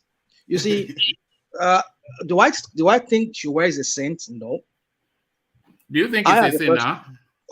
Hold on. Do I think he's a saint? No, he's not a saint. But that's what you'll be doing. Hold on. That is one other thing. Sometimes when I speak here, hold on now. Where's the action? What is the action here? I'm only trying to defend some things that some people try to spin here on this platform. Trying to pay somebody. Somebody. I'm here. You see here. Even though I connect to certain people, when it's necessary for me to defend them, I will defend them. Now, what I'm trying to say is this. But I've even lost my train of thought. So what I just want to say is that, you see, I don't say Showore is a saint. Has he goof and gaff? Yes. That sometimes he has goof and gaff in the past. He has said things that he's not supposed to be saying. Is he doing things in a way whereby we really bring him to power? Very, very likely not. He's not doing it. Is he trying to? Is he a noisemaker, as the minister accused him of? I won't allow you to box me in the corner with your. No. What the minister said on the he said he's a noisemaker. Huh? Is Wike not a noisemaker? Wike is a truth teller, but with so Tinubu is not a noise maker. All of them are all noise makers. They're all campaigning, so they have to sell themselves out there. So I don't know how you mean what you mean by. National Mike, can I respond to you? No, please don't. National Mike, finish. I will allow you finish. I will allow you land your point, Ola. You see, I don't worship personality. If you know me very well, I'm a no-nonsense person. I don't put one man above the other. I can respect you when I need to respect you. But that I would be cowering before you, I'll be worshiping your feet or doing like as if no, I'm beyond that level. Where I am in my life, I don't think I can't even see myself doing that anymore, or even doing that at any point in my life. No, but you can be seduced by anybody just equally. Hold on. So have you been seduced? Yeah. What I admire in people is their qualities. When I see qualities that make sense to me, I will speak of those qualities. When I see people trying to kind of like I don't know, I can't just think right now. I can't just look up for the English. You see, it doesn't flow naturally when you are trying to embellish. You see, you don't because you are not convinced. Because that's why the words are not coming. Here. You can't see me. I'm multitasking here. I'm doing a lot of things. You don't multitask. When have you ever multitask? Look at this guy. Really? Are you a woman? Really? It's only women that can multitask. Yeah, my wife says that to me every time. That I can't multitask.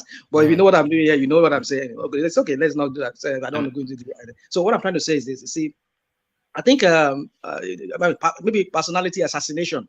So people like to do it on this platform. Want to kill somebody's character. No, you can't say that now. No, nobody is just like something about it. No. So sorry, I must correct that. Nobody's character is being assassinated. The people we discuss here, not me, but even the space, the people we discuss are public players asking to have control of the destiny of millions of people. So we have to really prod hard into them, you know. And so it's not assassination, But when we do that, let's just come here and speak to things that we know we have facts for, or we know yes, it's out there. And if you have the facts, speak to it. But if you don't even have the fact, then you have to speak to it. You're always or just trying to continue hammering on it. I mean, that is when I think there's other personal reason behind it that you have. No. When somebody is being presented as he is not, at least from somebody else's point of view. I mean, there was a day somebody asked. Yeah, but somebody. So we are saying. I am saying it's a sinner. So hold on. They asked him. He said, "Is how many kids he have?" He said, "Well, as far as I know, I think that was what he said. As far as I know, I have 2 kids. Maybe." So that tells you what you need to know. Maybe he has womanized in the past or whatever he must have done. I don't know. But what I'm just trying to say is that he's not saying that he's a saint. You get it? I don't believe he believes that he's a saint. But that's he collected money from this political. Well, I'm yet to see anybody to say that they're giving him money. If anybody comes to that, well, I would. Apart from Charlie Boy, who else have anybody ever come out to say I gave him money? What? Well, I can't say much to that. I only talk about Charlie Boy. It's not the norm now. But they give money, but they don't come out and say I gave whoever money. You know what Ushuaire is? This guy's been posted. I mean, we're calling himself as an anti-corruption person. Somebody who is saint. Who is clean when it comes to. No, it's not anti-corruption. It's anti-establishment, which is different. Well, fine. If anybody use anti-establishment, I don't collect money. I report people who are corrupt. No. But I only made that distinction to say that being anti-establishment is not anti-corruption. What does establishment carries? I don't even know what woman is saying. I don't even know what it even means by what does establishment carries? Is it not corrupt practices, corrupt system, everything? What are you talking about? Not necessarily. When it's anti-establishment, it's anti the status quo. So within all of that is corruption, bad governance, not judicious use of resources. So all of that is the establishment, and that is what is anti. But it's not anti-corruption specifically. I would say that Shore is somewhat corrupt himself. Shore is not corrupt. From the way he corruption. What's the corruption? Because he stands accused of misappropriation of funds. Can we move on? And then he stands accused. Has he been convicted by court? Why did he not be taken he to has court? not cleared his name. He has not cleared his name. Why did he not take? Why He was he did. not taken to court? And it's 4 years into One man, please, let's move the on allegation. now. It's 4 years One into man. the allegation. I just recall what I wanted to say on that. There was a time he was asked about that fund. He said there it's in the public domain. He said he published it, but I can't really put my hand on it right now. But I remember he said that if anybody wants to, he did it immediately after the campaign, after the election. He did it immediately. He showed the video to that effect. Why has he not sued for defamation? Somebody that prides himself on piety and cleanliness, and he stands accused of misappropriating party funds. Why is there no legal suit for defamation? One man, we can go on asking so many questions here. I'm not a spokesperson. That's why we said if you are more reason you should not defend him.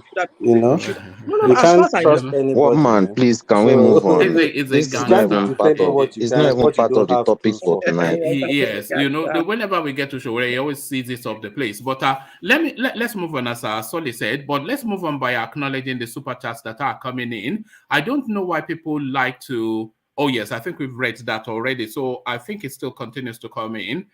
So he comes in again, and this one at Rational Mind. It says, Rational Mind, stylishly, Rational Mind, you are stylishly trying to call me a liar. Yet I have not said anything that does not have video proof on YouTube. You don't really know anything about Showore or the party. So there it is right there. People blindly they blindly support Showore, largely because they are seduced by the romance that he paints, which is very seductive. An egalitarian society where resources are used for the greater good, where probity and accountability. Who doesn't want to romanticize about that? So that is the romance that Showore presents, but it is just meals and bones. It's just fiction. Plenty Water continues. It says, Ajanle Koko, you just lied.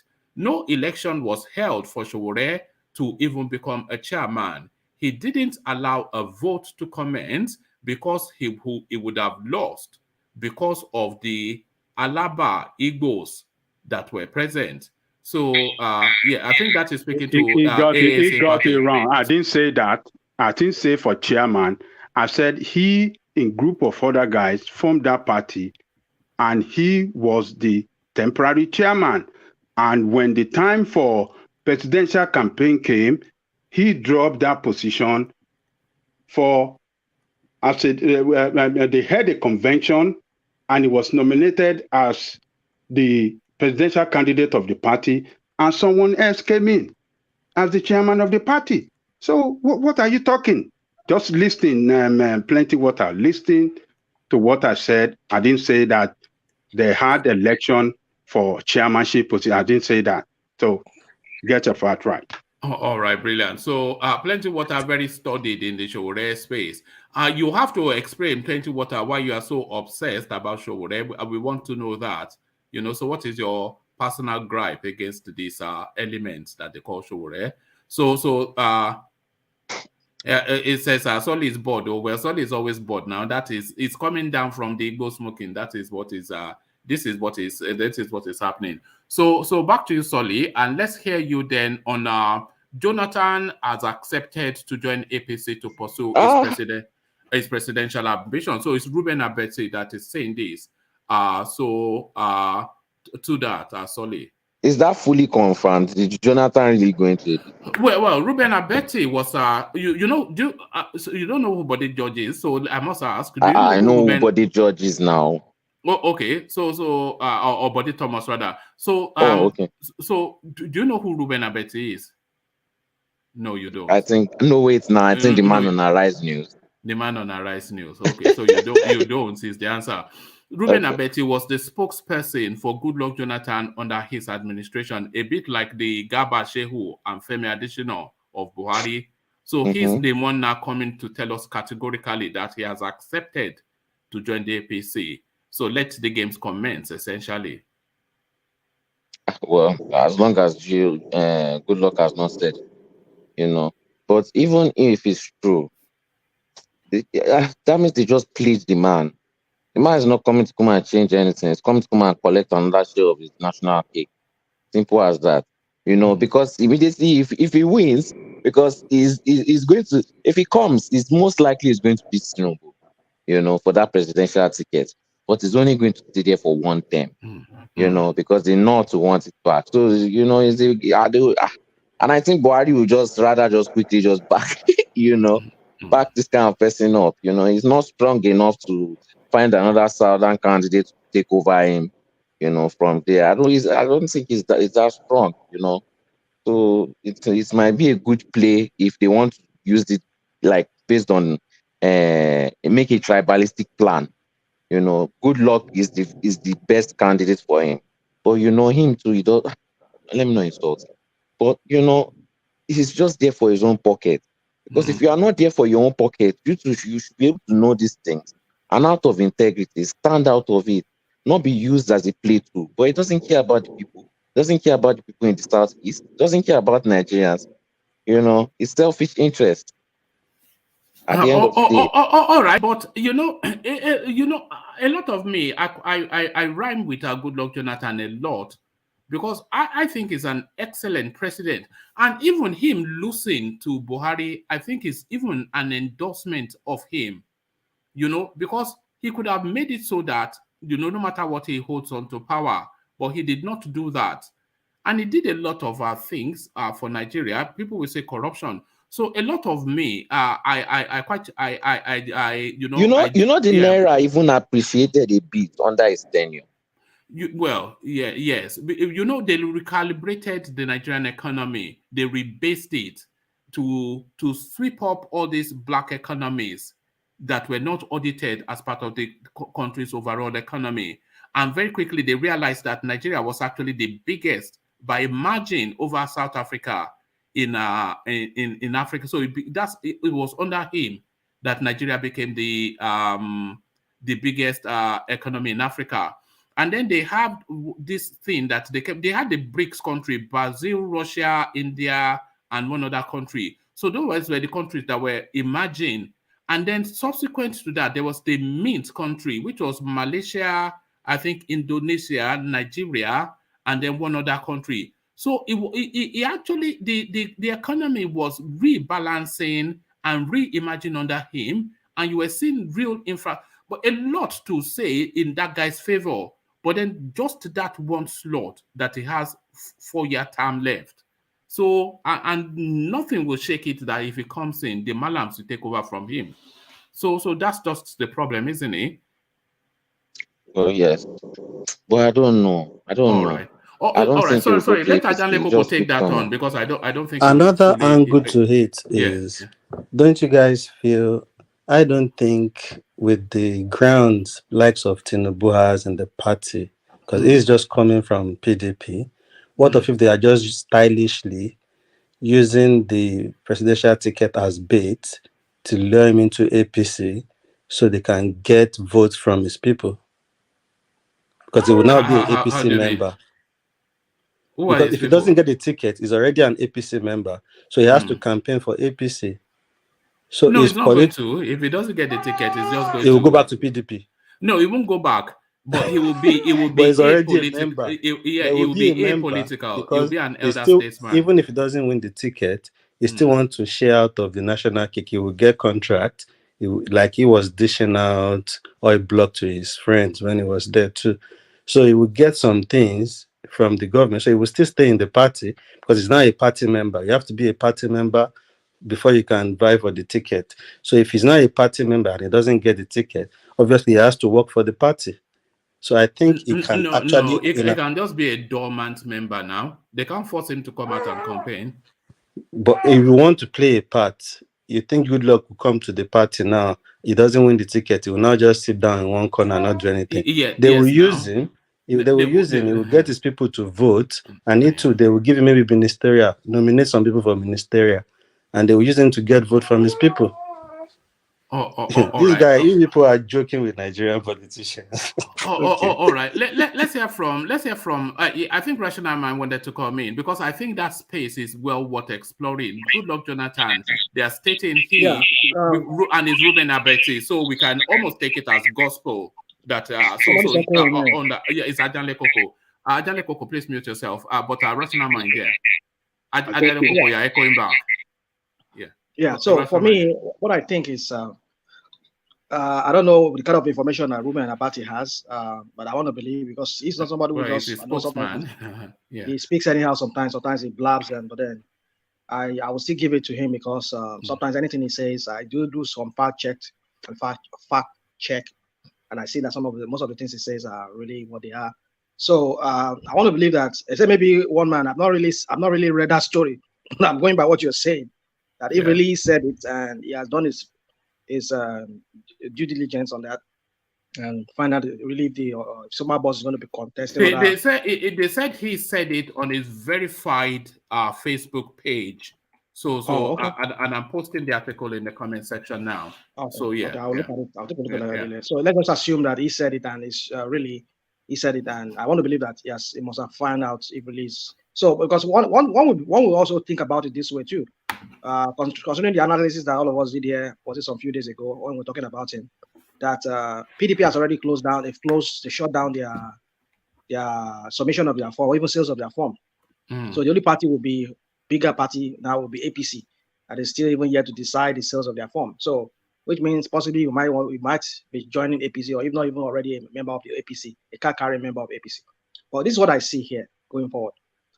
If eventually they give this man, what's his name, Jonathan, the ticket, then it stands to reason that anybody can come from outside and come collect tickets. I mean, who was not even a founding member of the party, then it's going to cause, no doubt, implosion of that party. Because how do you expect the likes of Tinubu, who has spent a lot of money? But Rational Mind, Edo did it now. Obaseki gets the ticket of PDP without being their party. That's a different scenario you're painting. That's a different example you are giving. That's just a state. We're talking about national politics. This is just the federals, the countries. I mean, the country in its entirety. Yeah, carry on with that thought, Rational Mind, about how it will permutate for Tinubu and Oshibanjo. Because this is where the play is. If Goodluck Jonathan comes in, that's where the play is. How does it permutate for Tinubu? Well, I know there are some people that I read an article some few days ago. They said there's confusion among the cabals as to who they're going to give the presidential ticket. Yeah, we treated it here. Yeah. So if truly there's confusion among them, then it stands to reason that they're still trying to look at their options. You know, they were so desperate. They were thinking of Temipre Silva. I think I heard about that too. And even Burutai. I'm happy Burutai says he's going to join the race. Have you seen that? No, I've not seen. I think I heard that somewhere rather than. Burutai is going to join it. So I think the whole permutation is this. What they are looking is somebody that will protect them after they're long gone. I don't know if you people are aware that I think you talked about it some days ago. This ICC international prosecutor came and was questioning Buhari, and Buhari was just saying crap. And you can tell that they know that all these petitions before the ICC from different bodies, Ilanomo, Dua, and the rest of them, and IPOB and all of them, I think it's beginning to show them that there's a possibility that if you people do leave this governance, if you exit come 2023, there's every possibility that they will bond you, all of you, up before the ICC. So what they are trying to look is they're looking for somebody that will be able to protect them, give them some kind of immunity when they are long gone. So somebody like Brutai now, if really is really looking to get into the ring or this presidential contest, it means that the man is desperate. He knows what he has done. That of course, if any new administration comes in, like let's say for example PDP comes in, I know they're going to have another envoy to Benin Republic. Possibly he's not going to be the person. So maybe he's able to negotiate himself with them and be able to retain him like that, which I doubt if they're going to ever retain him. So the desperation now is that they want some sort of immunity that will prevent them from being prosecuted, even Malami too. So maybe cabals now they're looking at their options that maybe, okay, can we also use Jonathan too? Because they also cover his ass. Because there are so many cases before EFCC about his wife and everything. Look at how they died on the case, and this lady was never sent to jail. I mean, they were said that the wife looted, made some money fraudulently, and he had hotels and so many properties here and there. When other people were sent to jail for that, I don't know, some kind of bargaining they did with her, and then she forfeited those properties, and she was never even sent to jail. So maybe because she's the wife of the former president. So I tell you, not everybody. I mean, if you even look at it very well, so how many people were even prosecuted successfully, were sent to jail? But even under Oshibanjo, they will still have somewhat of a protection, would they not? Because even under Tinubu, I imagine they will still have exactly my thoughts. Why would they think of Jonathan? Well, but they're looking at somebody they can trust, because with the Yorubas, or somebody they can malleable, somebody they can control more to it. Yeah. All of that too. So they have to look at. That's why I'm saying they say they are confused. That's what the article says. They are confused as to, because they're trying to look at their options. Somebody they can control. Somebody they can, even when they are long gone, that will give them that protection. They can always call back and ask him for that favor, and he will cover their ass or something like that. So Amechi can do that too. Amechi can do that too. I mean, that's what I'm saying. So I don't see. That's why I'm saying it in that direction of they probably want to use the guy. Honestly, because I don't see all the delegates in APC supporting that move, bringing somebody new into the party in a last minute to election to come and override every other people in the party. Do you know what Adamu did when he got there? Now he sacked all the. That's normal, brother. That's normal, rational mind. Hold on. He needs to form another cabinet. I know. But what I'm saying to you is this: that forget the cabals. They have the war chest with them. They have the money with them. They can buy the candidates.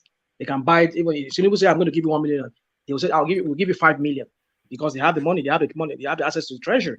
So they want somebody that really they can no doubt control, and that will really be able to cover for them when they are long gone. So maybe even possibly even give them some kind of political position that would give them some kind of immunity too. So why wouldn't they now choose Tinubu? How desperate he is. It's easy to lure not somebody they don't trust Tinubu. Forget it. No, Tinubu I don't think they'll be able to control Tinubu. Tinubu is that kind of person. I don't think they can. But I believe on the grounds of them having an arrangement of them having immunity with Tinubu, they will be okay with. Tinubu will be fine with doing that with them. It's not just immunity though; it's also access. So they want immunity, one, and then they want access too. But if Tinubu comes in, he's going to change the whole structure to his own structure. So his own types will control what these people are controlling at the moment. Everything goes to him. But we've shown, which is good though. Which is why I'm looking at that man. Yeah, but if Jonathan comes in, we know he's subservient to the North, because even under his administration, every single portfolio was controlled by the North. So yeah. So we are still in Pepe self if he wins the election. No, it's just what's he going to do? I mean, so the point is, you see, I just say that at the end of the day, if they do it, that would tear that party apart, because it makes no sense. How can somebody who just came from nowhere because he was former president? Is that why? And you people, some certain people among you that are very powerful and influential in the government, you have the money and everything, you are able to smuggle him in and give him the ticket. Whereas people that have funded that party from day one, the likes of Tinubu, Ekiti State Governor, Nasir El-Rufai, who was also talking and lying at the same time, putting his reputation out there. And at the end of the day, you just come and give somebody who was just, simply say that El-Rufai criticized in 2014-15. He was saying that Jonathan is clueless.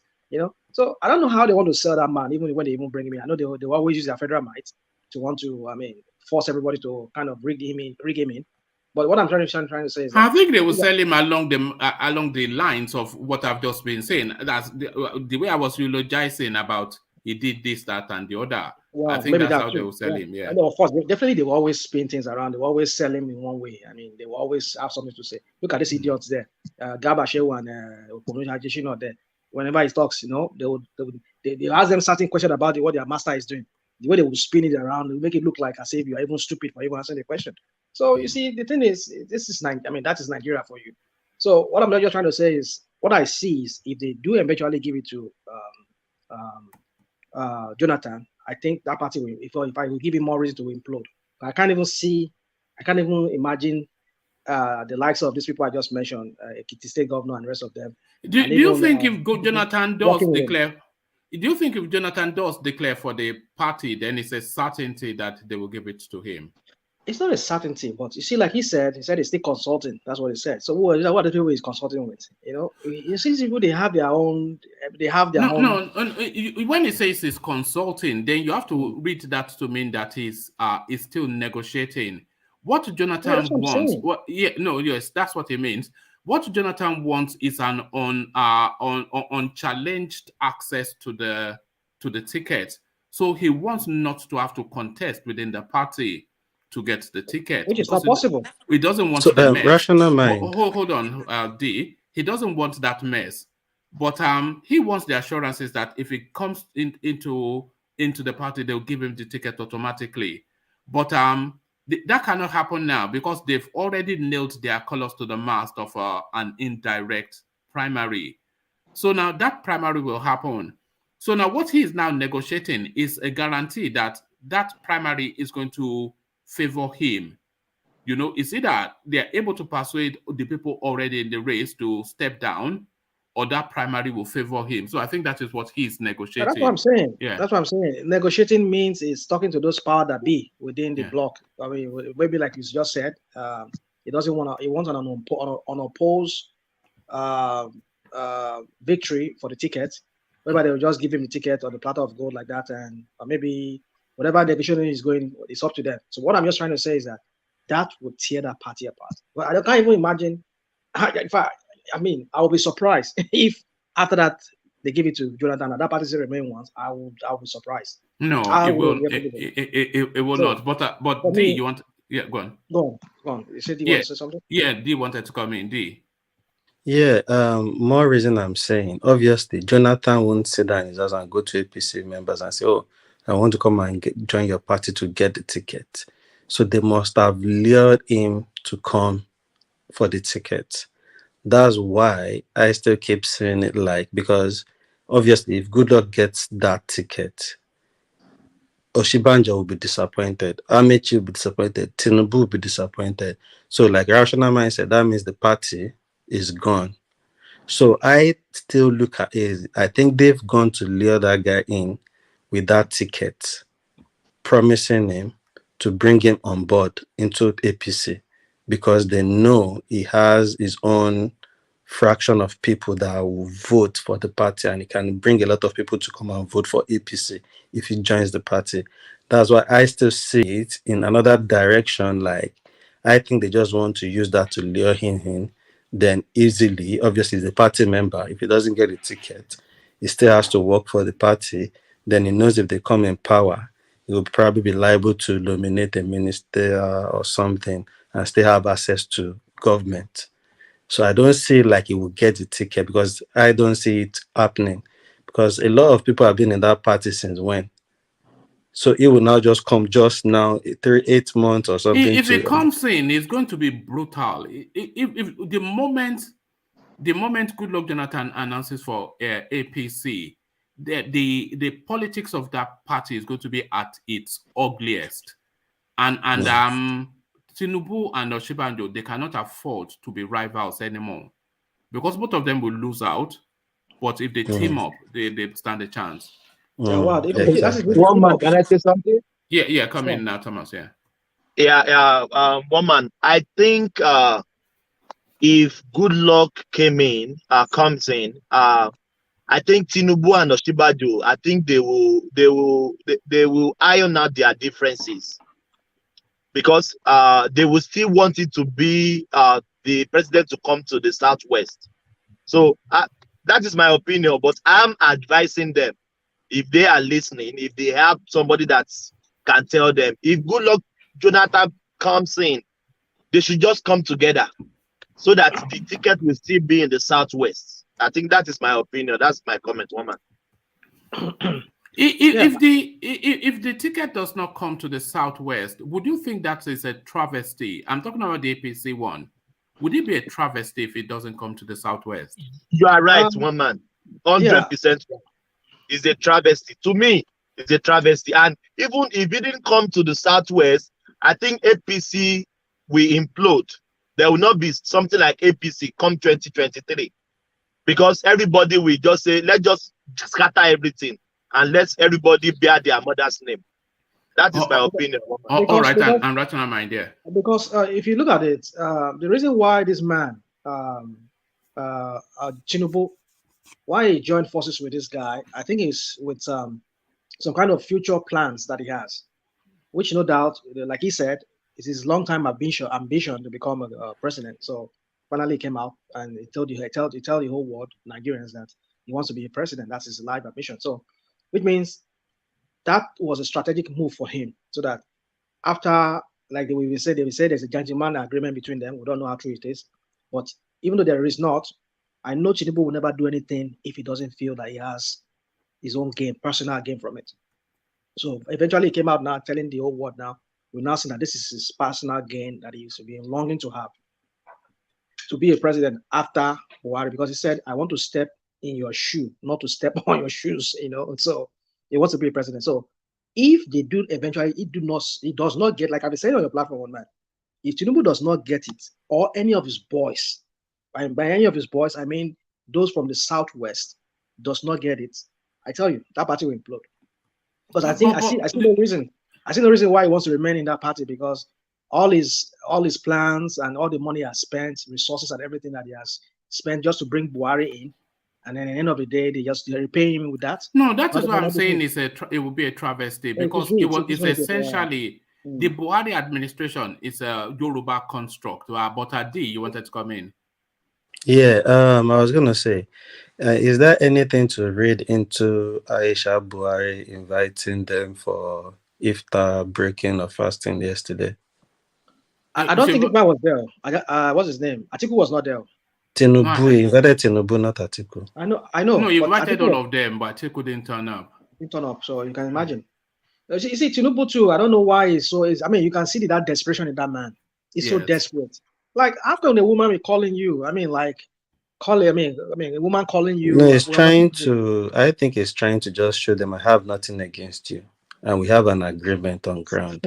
So you see, but Atiku is not the party. Is not APC. I don't know why Aisha is inviting them. Why can't a woman invite you for a dinner? No, leave that one. No, leave that one. Let's not do. You know that Aisha Buhari inviting them. Tinubu has to use all the opportunities to present himself, I suspect. Exactly. And I think that is.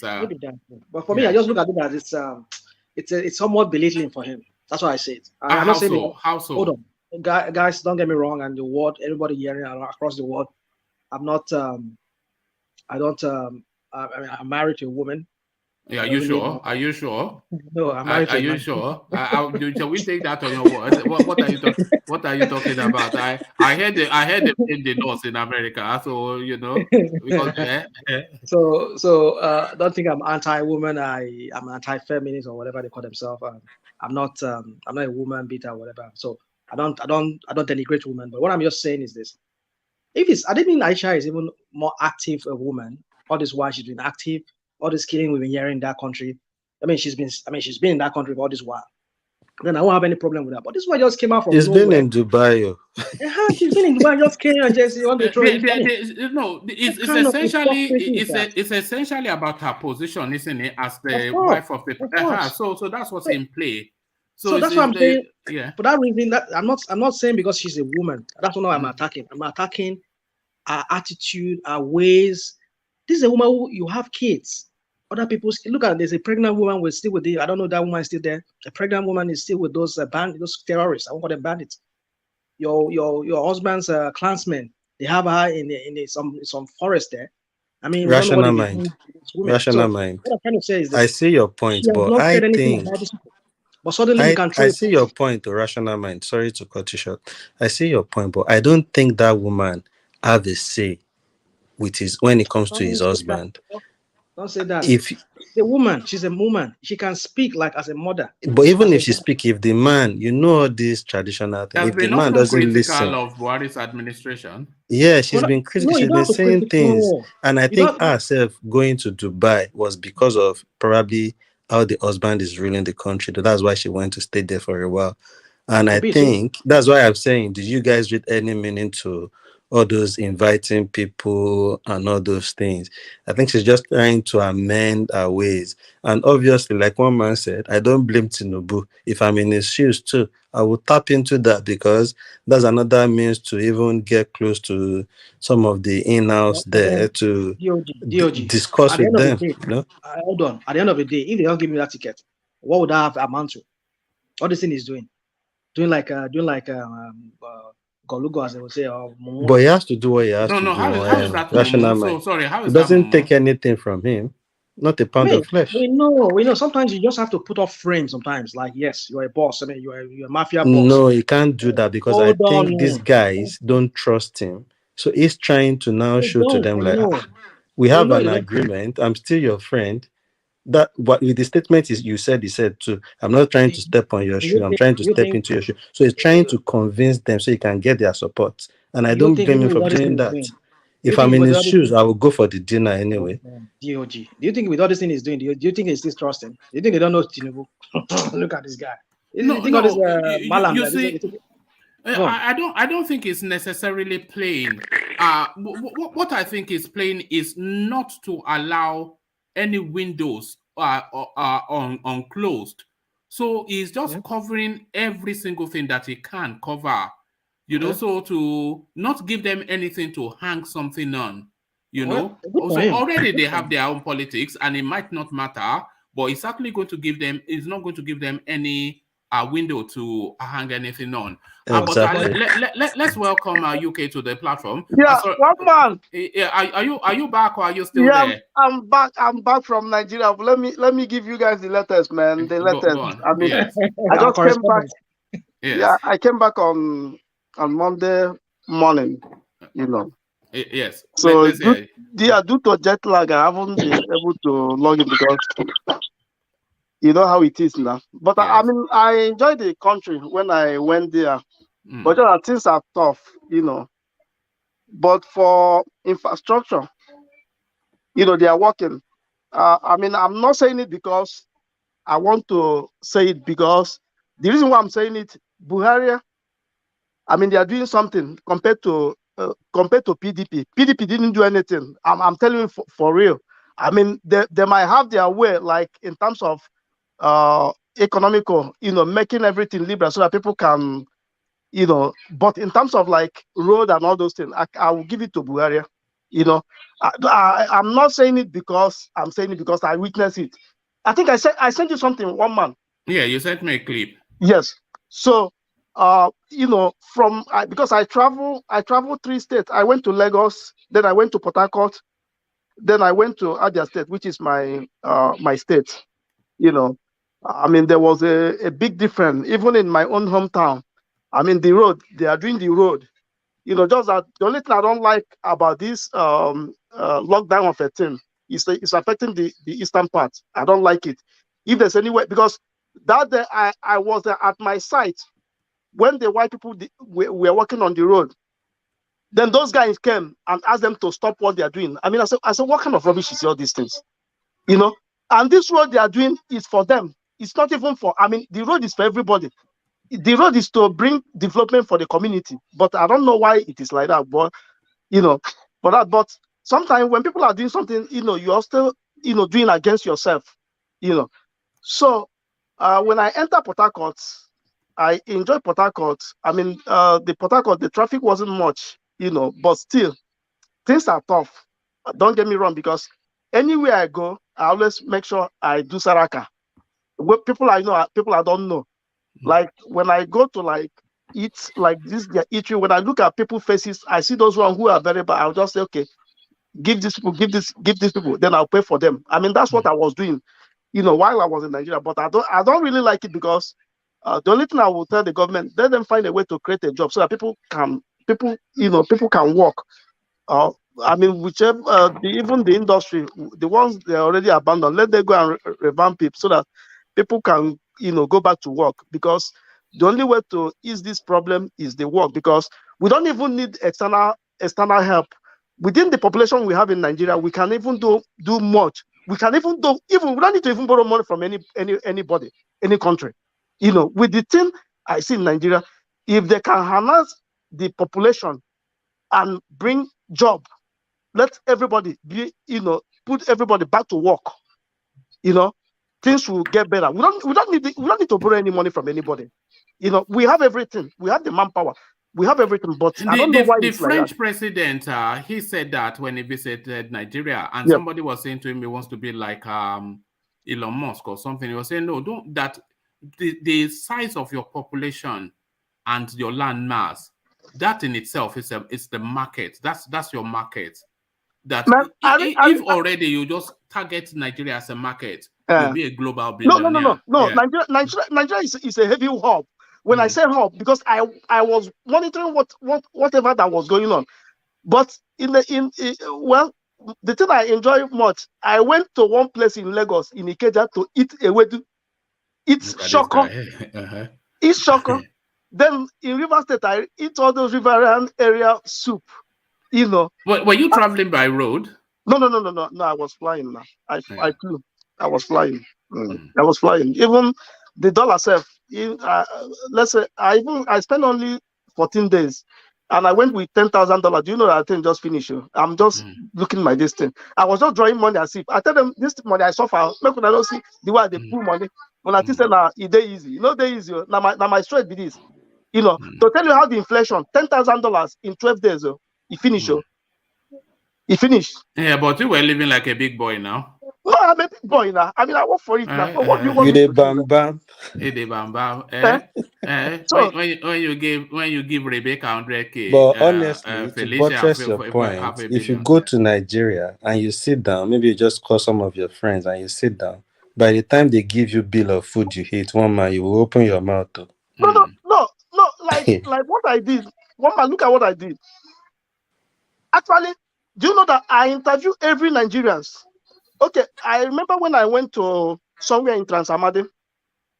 So when I went there, so I saw one Hausa boy. I started interviewing the Hausa guy.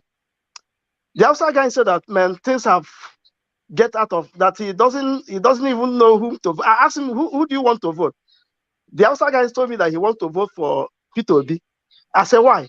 So I put them into conversation. We are talking. So I begin to see this. I mean, everybody's feeling the heat. Even the rich people there, they are feeling the heat because things are not the way it should be. They are feeling the heat. I mean, even the Dangote self, everybody's feeling the heat. Because who do you get the sense that people want to replace Buhari? Who do you think people want? I think because look at what I think in Port Harcourt when I took the boat, because when I came down, then I download the boat app in my district. So some of those times when they pick me up, I will make them to start talking about the politics. A lot of them talk about Peter Obi. Even the Yoruba guy I met in Ikeja, he was also talking about Peter Obi. Because I went to Ikeja, then I went to Island, which is Lekki. Then I also went to other side of this thing. Is it Alaba? So a lot of people were talking about Peter Obi. So okay, when you go to Island, a lot of them even that day on my way, the Tinubu boys they were supporting him. So that Saturday, the whole place there was a lot of traffic. This last Saturday, because I was still in Nigeria last Saturday. So the whole island, there was a lot of traffic, But what I'm just trying to say is that if we get our act together, the country will go in a very good direction because the young kids there, they are very, very talented. Even my nephew, he's a coder. He's doing coding. He's still in secondary school. He's doing coding. So I'm happy for the younger generation, but just that they need empowerment. What about in terms of security? What sense did you have the security, for yourself? The security. Let me say something about the security. The security. Well, I'm not a night person. Normally, if you go out during the normal time, I mean, there's no fear. But because whatever thing that is always happening at night, or maybe when it is getting dark, But in my own village, the security was okay. I mean, I didn't. Nobody talk. I mean, it was okay. Even in Aba, it was still okay. You know, I didn't hear about kidnapping because sometimes the way they exaggerate it is not the way it is too. And all these unknown gunmen, that is it a conversation in the East, the unknown gunmen that we discuss every day? Yes, there is, but that I didn't go through. I didn't go those areas. I didn't go to Anambra. I didn't go to Imo State. So I was within Abia State. So from Abia, I just entered Port Harcourt. What was the conversation about it? Is there a conversation going on about it in the East, the unknown gunmen? Are people talking about it? Yes, there's a conversation going about it because I think it could be political motivated. You know, you see what I'm saying? Is that what they think in the East? A lot of people was thinking that now because of this thing that is doing. You know, the politicians are using them and all those things. But I'm not sure. You know, I just want to speak what I'm sure of. You know, I mean that's the hearsay now. You know, not from the right source. You know, when you engage them in talking, you see people, you know, saying their mind, you know, saying their views, you know. But other than that, I mean, the country. Did you travel interstate by road? Did you travel? Yes. I travel interstate by road. Because when I was leaving from Port Harcourt, because I flew in from Lagos to Port Harcourt, then from Port Harcourt I have to travel on road going to my hometown. There's a place they call Obibo.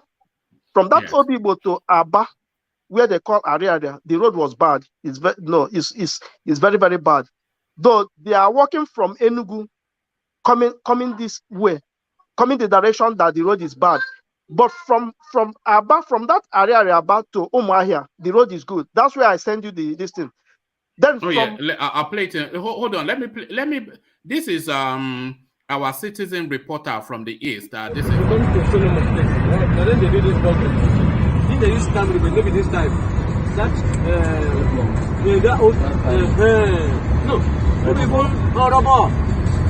if you see. So that was okay. Yeah, go on. Yeah, so that was the road. You know, that was the driver. I was at the back. Even it was somebody who was at the front. You know, they were talking. But you know, so well, I will give it to the government. They try on that road aspect because even the PDP, when they are 16 years, they didn't really do anything like that. If they have done something like that, I think the road issue wouldn't have been, even the security wouldn't have been problem, because when the road is good now, you know, at least it helps for security too, you know. But I mean, what was the conversation about the headsmen in all of the, so in Lagos, in your hometown, in Port Harcourt, is there a conversation about the headsmen? Yeah, what is that conversation? Okay, let me tell you the encounter that happened. This one is my own personal encounter, you know, because when I went to Nigeria, I didn't have that NIN, you know, that national identification. Because if you don't have it, and that time I entered Nigeria is when they block about 72 million users. They block them. Even the pharmacy I used to use, I know it couldn't go through. So what I have to do, due to my time schedule, because I wanted to just follow the way I already planned myself, and that's how I was going. So when I reached to my hometown, so I went to our secretariat. You know, I have to even bribe. I have to even bribe so that they can, you know, expedite mine. So I paid the official 10,000 naira. Then the whole people that was there, I paid for all of them because they were extorting them. So when I look at the people they were extorting, they don't have money now. So I bring out almost 100,000 naira. So I pay for everybody that was there, you know. So, okay, while I was there was two Fulani boys who came. They started saying, we are Fulani, we are Fulani. So those Igbo boys who are there, I mean, you are in the heart of Igbo land and you're telling yourself we are Fulani. So if you see the way they shut up on them, but to me, I didn't like it because they are human too. So I was telling them, but due to, you know, when you give money now, they will respect you. You know, based on I pay for everybody, you know. I tell them, no, don't do that. I mean, they are still the same people. But just the way they carry themselves is not the way they should. You know, I was trying to, like, you know, tell them how to live a life, because when you're, no matter how bad people are, but at least you can still relate to them, you know. So I mean, they look at me in a different way. They say, this guy is not living. So even most of them, they were asked, I said, well, I just came from Abuja, you know, I live from Abuja, you know, something like that. So that was it. But it was a very, you know. Did you feel threatened in any way in all of your 2 weeks? Did you feel threatened in any way? Did you feel threatened in any way in No, all no, no, of no, your? no, no, Yeah. no, I didn't feel. No, I didn't. I did not feel threatened. But there was Throughout the always. 2 weeks. Throughout the 2 weeks. No, I didn't. No, I didn't. I didn't feel any threatened because one, there was, like as I said, I went on a low key. Even some of my family didn't know that I was even around. So I went on a very low key. Even the car, nobody know the kind of car because I was changing cars now. So you don't know the one I was. So and electricity, did you see any improvements there? No. Electricity, I have to power throughout my stay. We are powering this thing. We are doing, except you have solar. All right, brilliant. So, and your projects, are they going well? Were you in? Everything is going well. Look at that, Mr. Big Shot. So good to have you back, safe and sound. And the food, how was the food? No, I ate that amala. It was very hot amala, man. I can never forget that amala. It was in Ikeja, somewhere. What's the name of the place in Ikeja? They have special amala joints. Yeah, what's the name of? I want to remember that place. It's close to. Before you get to the airport. Airport road sort of. They have like corporate sort of amala joints where they do almost like a full restaurant, but just amala. Yeah. No, that one, the woman organized that thing very well, man. That one was special because even the banker, because there's a lot of banks around that area that I ate that amala. A lot of banks. So all those bankers, everybody were just coming with their tie, grabbing amala, hot amala like this, very hot. When after eating, I was sweating, and I like that kind of sweating now. Yes. And I do a whole lot of walking, which my body required a lot. So when I came back here, I do this. And I said nothing, Nanja. Okay, so you can fit into those jeans again. I haven't sweated a lot in Nigeria. Yeah. So I mean, it was a very nice experience, though. I won't tell you lie. But that's good. That's the account that a lot of people give. I think Baba Akure enjoyed himself as well. And Mike was also talking about. It was only Baba Akure that actually told us there was no. At the airport, they didn't wallet us like the way they used to do in the airport, extorting money. My things just went freely. I just paid the SS, because my wife, they needed something. Even I enjoy going to Balogu Market, man. That place is under bomb. It's an experience, isn't it? I'm telling you, it's under bomb. Those are color right. I said, make it not throw me for granted, But whatever thing you want, if you see the way they were driving inside that Balogu Market, I said Nigerians. Then the one sort of I don't really. So I have my Yoruba friend Ayo. So Ayo was interpreting for me what they were saying in Yoruba. So I went to the jewelry where they sell jewelry because my wife needed a jewelry. So I went and get her some jewelry and some turkey gown and all those things. It was a very nice experience. I was traffic, Lagos traffic. It's always like that now, but I enjoy it now. I wasn't even thinking about that traffic no more because like in Lagos, everybody feel this thing, feel free in Lagos, unlike other this city. Lagos, there was traffic, but still, that's the beauty of Nigeria. If you have money, you will enjoy yourself. Yeah. So, this is we can hear we can hear your experience in your voice. The miliki in your voice. Yeah, we can hear you are still buzzing. You are still buzzing from and again, the thing is that anywhere I come, people feel my presence. You see that kind of this thing. Mr. Big Man now, So they can smell the money. When Nigeria spend the money, they respect you. They pay attention. I mean, that's one thing about life. That's one thing about life because you never. A lot of those taxis, they were looking for connection. I tell them, I'm not a police. I'm just ordinary in Nigeria. I'm not a politician, Pikino. Because two people that carry me in Lagos, they were just looking for connection. That one said that he's a master this thing, but he's driving this boat. The other one said that he just finished school. He's driving boat. I said, well, I mean, there's nothing I can do now. It's just that if the country is good now, all this job you guys are doing is not the one you're supposed to do. I would suggest that those people, they are probably better off. They're entrepreneurs now. A lot of people, they are too obsessed with wanting to wear tie to an office to go and collect some ridiculous money that cannot even pay for your fare back and forth. You know, if you're driving a boat, I tell you that you are already on your way. So forget connection. But the only thing the two guys that took me, they said that sometimes for them, the insecurity is very high for them because sometimes they kill them. You know, they kill them.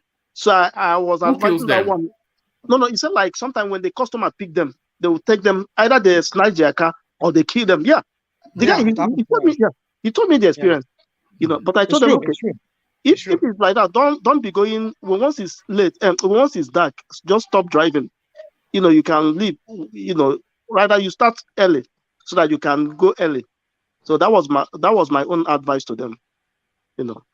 So that seems to be the thing. 10K 2 weeks, and then you enjoy Nigeria, and then get out. You know, 10K 2 weeks, get out. No, I'm telling you, the money was just going as if it was paper. You know, the inflation is much. So I even begin to think, what of people who they are paying 50,000?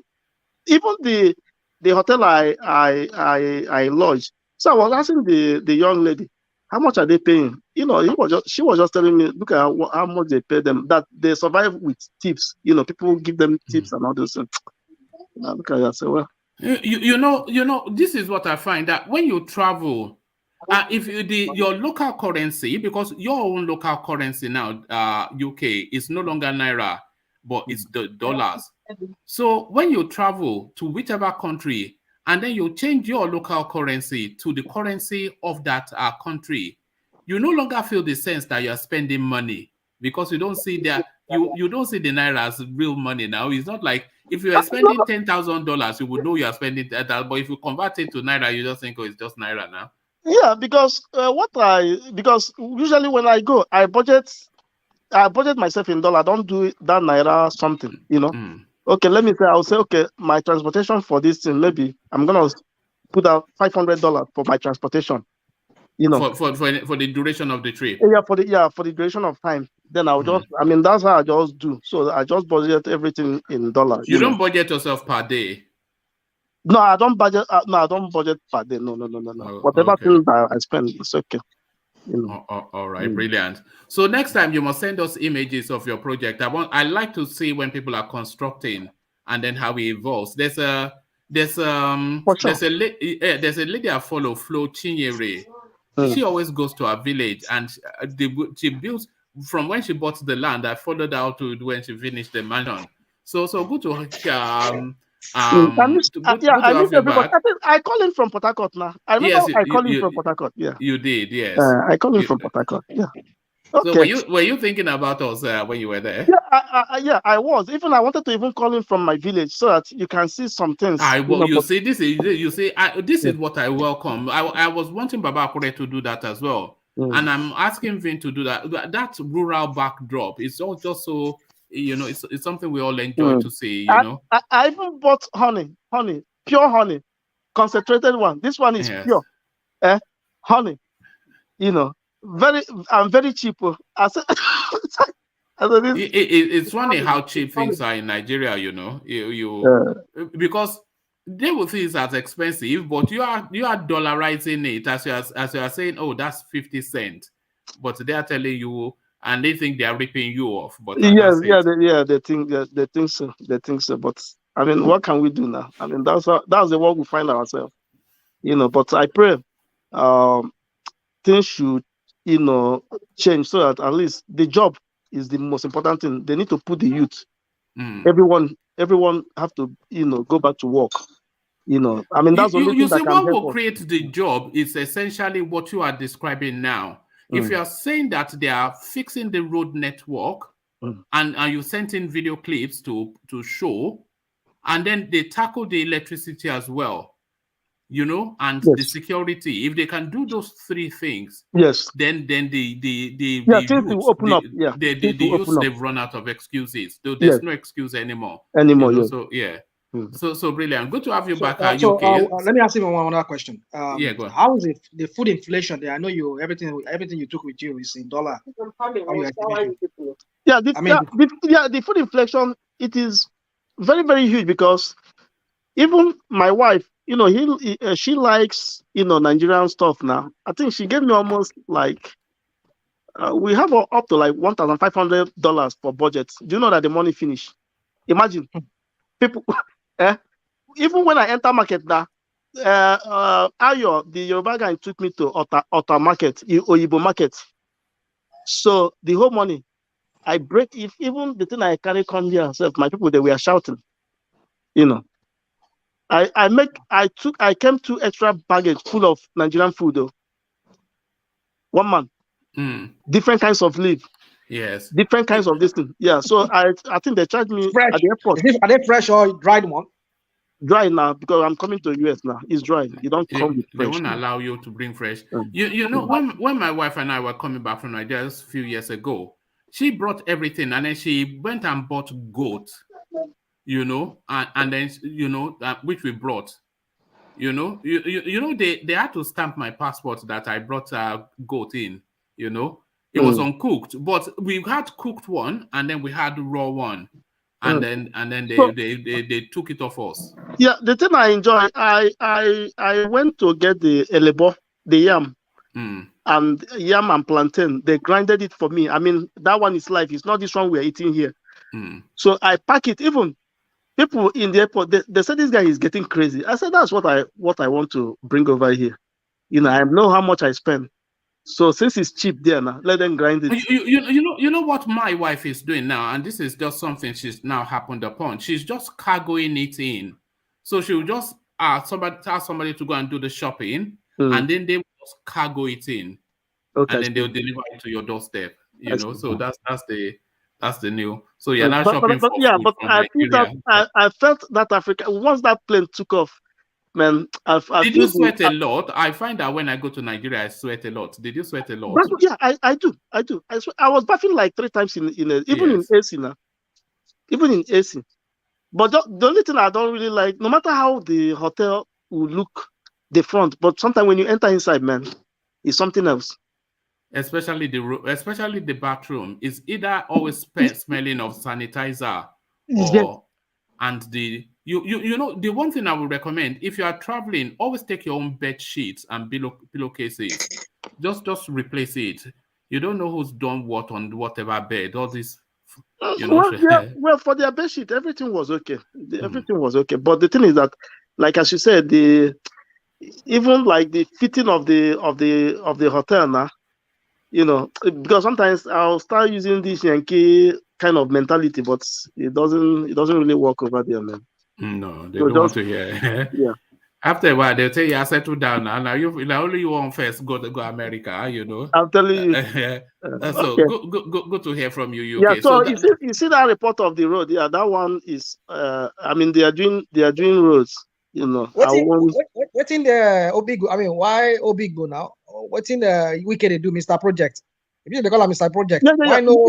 Yeah. Okay. Yeah. For Port Harcourt.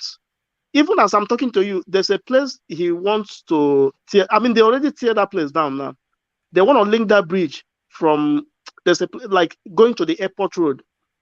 They have started the overhead bridge, but you know, over there they will say flyover. I tell them this is not flyover; it's overhead bridge, just to ease up, you know, movement of car, so that anyone that is going the right direction.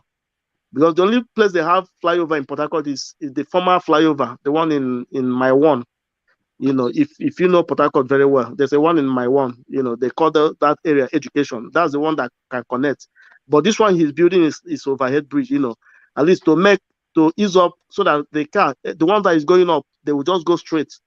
But for Port Harcourt, the traffic is not much. The traffic is okay. Well, now. What is your connection with Port Harcourt? I know you are building there, but you are not indigenous to the place. Yes, I have. You know, my younger sister, she stays there. Then okay. I have a property there too. So that was the thing that made me to go there, you know, to see. All right. And what's it like in terms of the ethnic mix? Is it predominantly one ethnicity, or No, is it Lagos like? it's Lagos like. Even Yorubas, a lot of Yorubas are there, doing transportation. Even the guy who took me from Port Harcourt to my village, his name is Ola. So Ola spent 5 days with me in my hometown, and I treated him well. Even as I'm talking to you, that's how my phone is buzzing. Then Ayo is in. Let me tell you, I go with mostly Yoruba. So Ayo is in Lagos. I know Ayo is your guy. You're always talking about him. Ayo is your guy, isn't he? So, but Ayo wanted to follow me to this thing, but I told him because of the short time we can't go to. But this Xmas, I'm planning all of us, my family. I mean, we'll go and visit. We'll go and visit. So I've already started planning again. To go back. All right. So back to the getting that. So this one is going to be 50K, isn't it? So this one, my wife will bring because not believe me. This is it. My hand will break. Look at that. Well done. Good to hear from you, UK. And we shared the journey with you just from the delights we hear in your voice. So that's UK, who went to Nigeria and came back to tell stories of wonder. So stories of wonder from UK. So stay with us, UK. Let's get back to the conversation and let's get to Rational Mind and have you speak. Let's have you speak Rational Mind on the Alaafin space that are. Let me give you 2 spaces for Alaafin, and then you can speak it through. So traditional worshippers protest open display of Alaafin's corpse, and then Aregbesola speaks on Alaafin trying to reconcile himself and Tinubu before he passed on. So those 2 spaces are UK Rational Mind. Yeah, I think I heard about even this morning that they said they were bees. So hovering over the Alaafin space, Alaafin's imagine that. A lot of people were running their tasket at the people, Boni or whatever they call themselves. There are people that were trying to ask for his corpse so that they can do the traditional rites, and then they did not, and they went burying him like that. They were the one who sent the bees to attack people. So they had to call them back again to come and start doing some incantation or whatever so that they could have those bees sent away or whatever. And they said maybe the bees left after a while. So that's what the report this morning I heard from that spaces. But you see, the thing is, was it Ete I was saying it here, saying that I mean, if you know you want to be a king, and a king of a place like Yoruba land, like especially the Alaafin, it's a traditional space. So you should not even think of wanting to be a member of any other religion, because being a member of religion, like one of those big, one of those. It was Thomas. Was it Thomas? Okay. Yeah, that was Ola. That was Ola. Ola too. Okay. I thought I heard Ete himself commenting on that too. But anyway. So what I'm trying to say is that some of these people who become traditional leaders, we call them traditional leaders. This area where they are being leaders over, they have their own traditional ways, and so these traditional ways they should be willing to abide by it, even after they are long gone.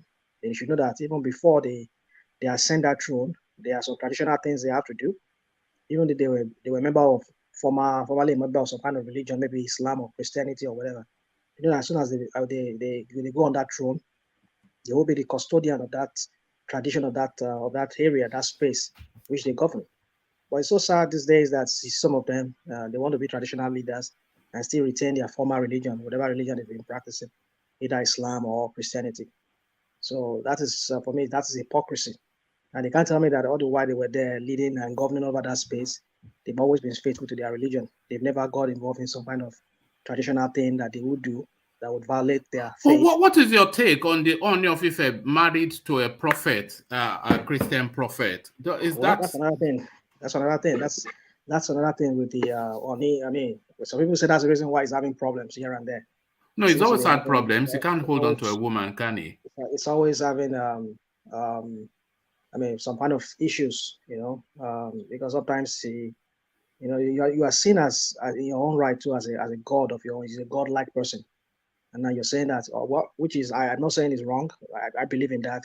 There's another person higher than him, but how would your traditional people perceive you when they view you as your own God, and you should not even be subjected to any other God? But then you are also talking about a superior God and superior to you, you know? So what kind of God are you then? What kind of a leader that people fear? People look at you as a godlike person. So you see, some of these people, they don't even know what they want. They don't even know what they are getting into. Maybe they do, maybe for the fame of it, or for whether personal or monetary gain or financial gain they want to get from it. That's really why a lot of them, they just go on that thing. They go into that thing, not realizing that as well, they will be violating some things if they do that. Like in the case of this Oni now, I mean, this Alaafin, he can't tell me that ever since he was a king or Alaafin for you, he has never got involved in any of those traditional rites that Islam condemns, which will be violated. No, he's a traditionalist. You know, he's always been a traditionalist, but then he's always also been a staunch Muslim. So he's how do the two marry is the thing? The two cannot go together. See that you live one for one. So if you have to be Islam, then you know you can't be a king, because as a king, they are referred to as the custodian of the tradition of that of the deities. Really, they are custodians. They are representatives of the deities in human form. You see, that's to tell you the leaders will be having a crop of leaders. And I think maybe that's another thing why our lands have been kind of defiled. I mean, should I say in a traditional way, the Yoruba space for the most part has been defiled in a way, because when they want to bring in their foreign religion, which is Christianity and Islam, and it violates some of those things that the land has been known to be. I mean, to be more of under the control of some spirits or some kind of demons or whatever they've been under that control, and then you're now bringing some kind of, so I just don't want to go into some kind of things here on your platform. So anyways, for me, what I see there is it should be expected that there will be some kind of a fight between them. I've heard about some smaller traditional rulers who died, and the Ologbunnis, they came to do their traditional rites, and the Islamic people, they said no. I got into it a real big, a bit bitter. I mean, in fact, it was. I mean, if you hear it, your ear will just start ringing like, what did I just hear? I mean, the kind of fight that ensued, and the kind of spiritistic thing that was brought into play, and how it ended. Some people just died terrible deaths, and so that's the kind of thing that happens. So that's the kind of thing that anybody who wants to become a leader of that kind of a space should envision, that before I get into it, this is what I'm going to do. Does it violate my religion? If it does, then you just excuse yourself. Let someone who's able to do that and then get on the throne. And if you know that even though you do it, after you're long gone, look at that bee that attacked people today? If truly that report was to go by that report, that there was a bee attack. It's a very deadly thing. I mean, have you heard about where bee attack people and kill people? Yeah, bees can attack humans and kill them. So, and those things were not. Where has that ever happened? It has happened. Yeah, one man, it happened. If you what are you talking about? Goodness, one man. Huh? What bees? If you get into a bee attack where you find yourself in a where there's a swarm of bees, and they attack you, they can kill you. They can kill you. Yeah. I've never heard that in my life. Rational mind. They kill. They kill. Rational mind. Yeah. Rational mind. That's why he asked you. One man asked you a question. Where has that ever happened? So you give him the answer. I have. I can't be given. See, sometimes when one man asks me something, I'm not a machine. I'm not a computer. You're not a machine. You can't make up stuff. Now you just make up stories. Look at this guy. I've read it before. I've heard about attacks. One man. Yes, I lost one of my uncle as a result of B. That was 1999. The man died. You know that they can go. The things even the things start coming out from his mouth. He went to the beehive, not knowing. I think he went and cut the tree on that beehive, not knowing that thing was a bee. So the thing just overcame him. Do you know that with voodoo, by the time they rush into the hospital, they can use voodoo to send bee on you. Have you ever heard about that? This is not sci-fi. This is not sci-fi. This is rational mind doing rational. Look, no, of course not. Just like the send snakes to people. They send snakes to people. Yeah, snake, bees. What They can rational send man say is true. I have to attack never you. heard of bees killing anybody in my You life, know but what? now You know, UK is saying well, from personal experience. Maybe I'll well, take that, but because you know, you've been in your London for so long, you don't know what is going on anymore. no, it just doesn't rhyme. At best, you feel pain for like about an hour and then it goes. So if you see where they use real Go and voodoo, share your con. it's when they use real Plenty voodoo, bees. you're surprised. So anyway, so bees attack you, it can kill you. Kato wa so eti o There's soju lásán swarm of àwọn it. ètò wá sí palace. So just for me, just in conclusion about that, for me, I just see that any of those traditional leaders henceforth who wants to become a custodian of that tradition of that space, if you know you cannot, before and even after you're long gone, your death or whatever is going to cause problem, you better just don't get involved in it. And before you do, even though before you die, make a will that, okay, if I die, after my people, these people from these social people, my Ogboni people or whatever, did their own rights, and you have to just figure it out which one was going to violate each one first. Then give my dead body to the other people, let them do their own right too, and then give my other dead body to these people, and then do final rights. So maybe that will clear up that space. Maybe legally put it But into rational mind, sorry, your will. do you know that most people that are in all those fraternity, they don't say, even some of their families don't know they're in fraternity until they are dead. And once they come, those are the things that happen. If you now refuse them from taking those parts, people might start dying in that family, just like the bees came and all those things. And there is one thing I don't even understand about the death of the Alaafin. The man, they say he collapsed in the house, but he died in Ado-Ekiti. From Oyo to Ado-Ekiti. I don't understand it. No, Ado-Ekiti, I think they took him to a teaching hospital there. But from Oyo? From Oyo town? Maybe that was the best for his ailment that was available. That's strange. There is a teaching hospital in Ogbomoso. There is teaching hospital in Ibadan. That's 30 minutes drive. Is it suited for his ailment? You know, you don't get what I'm saying. No, but hospitals have specialisms. Hospitals have specialisms now. Well, with that area is still shrouded in some kind of mystery. We don't know as to actually what really, because like DOG is saying it now. I mean, which one is more? It's strange now. There is a lot of specialist hospital in Ibadan. That's 30 minutes drive from Oyo. There is a teaching hospital in Ogbomoso. That's 30 minutes. There is Baptist hospital in Ogbomoso. That's 30 minutes. I do it is hours now. So it's just strange to me. Even UI, even that is more, it's even more of a teaching hospital that is even they have all the virtually everything you can think of in that country. They have it there, equipment. They said they had already bought tickets to fly him abroad before he passed. They said they bought him here. That's another thing they said. Another thing coming out again today. They said his last wife was one younger wife that killed him. That's what we're hearing. They say he just left his room, have you? That's what they said. They say about follow where you follow, come go. I'll go do Kerewa then from there. I don't think he does Kerewa. No, I don't think anybody 83. How can any 83-year-old? That man does Kerewa. That man, he just probably doesn't do it well. That's why the other wives are running. One of the wives were being chased away with the mother from the palace today. They went there. The ones that said they are not happy that left, they now went back there today. So they chased them. Left? No, because they want to come and collect now. Property. I'm even thinking, why is she even going? What property? All those kids. How many kids are there, Seth? How many wives are still there? You are now going back. You that you've left. Some people don't have shame, Seth. Oh, you might want to go and give last respect now. Last respect. Do you know those ilekes? Do you know they are more than gold in those traditional things? They are more than gold in money. You know. Pay last respect, Last respect. But one man, let me take you up. One man said Baba at 80 something years. Okay, should be the last wife had a child for Baba. There's a prince now. That last wife, he has a child. So how did Baba? The Igbo wife, Chioma.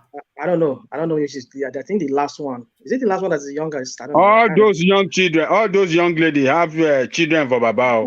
So who did the Kerewa now? for them to have the babies.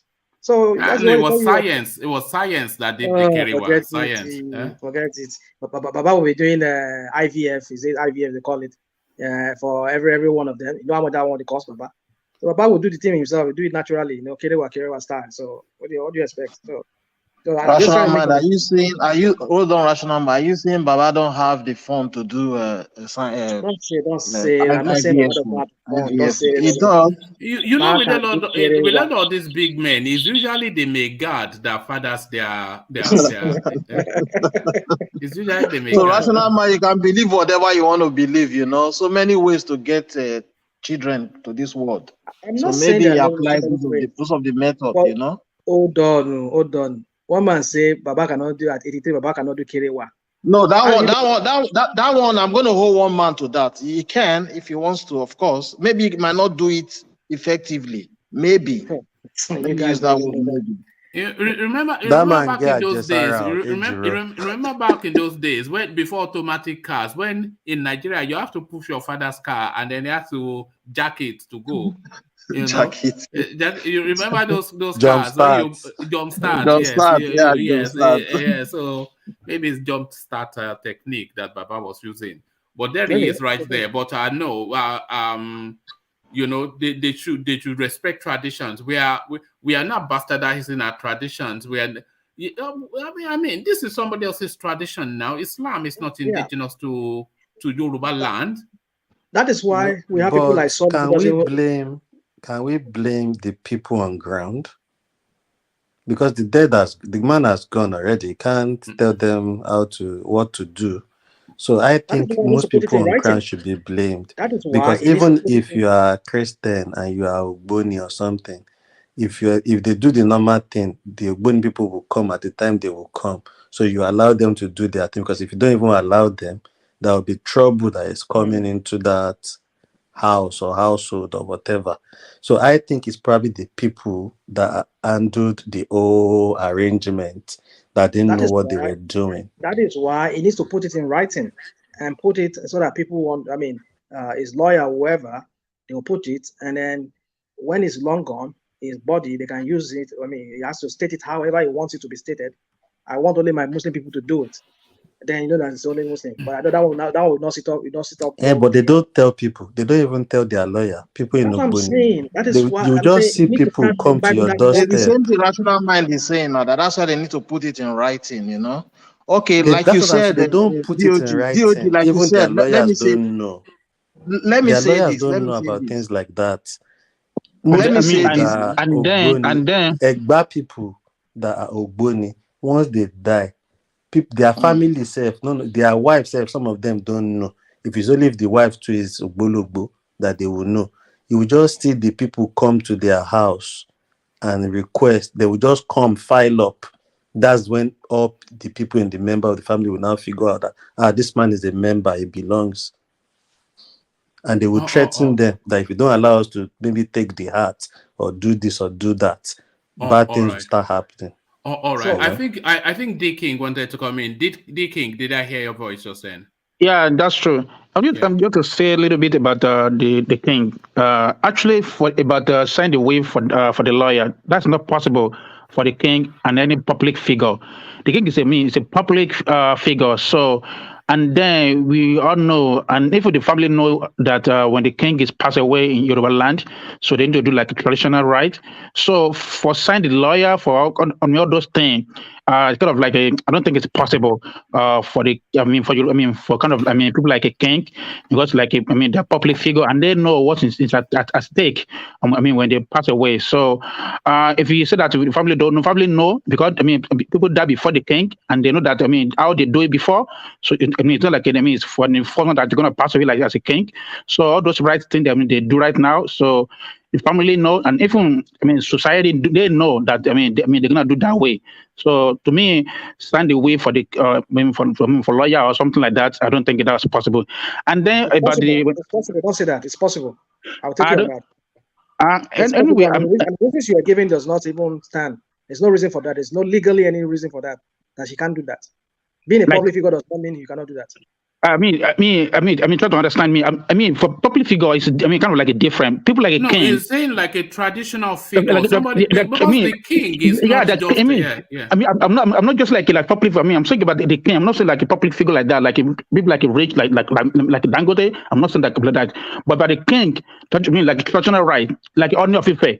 Like for your other people, like they know, if the family know that okay, when these people like if they call like people like they don't say like they die or Papa Mike and like they mean Babaku, is it like a king god? I mean, go like a there is a standard, Awaja. So Baba paying that. Baba paying that. They don't call like a Babaku or about something like that. We don't call that way. So we all know it's like a traditional way that if family know that when king die. They do this, they do this. So to me, for something like a lawyer or something like I'm not but I don't think it's possible to say like, if I'm pass away, don't allow people like this to do my, I mean, I'm not sure, but I don't think it's possible. So if they know that they cannot, they always want to stick to their own religion, apart from the traditional religion, then they should not become king then. They should just excuse themselves and let other people that were willing to do that. So that's just my point, because, like I said, having a will, being a king does not prevent you from having a will. If you're a king, you should have a will. I think it's prevented from something like that. I think it prevents you because the king is not like no, wait.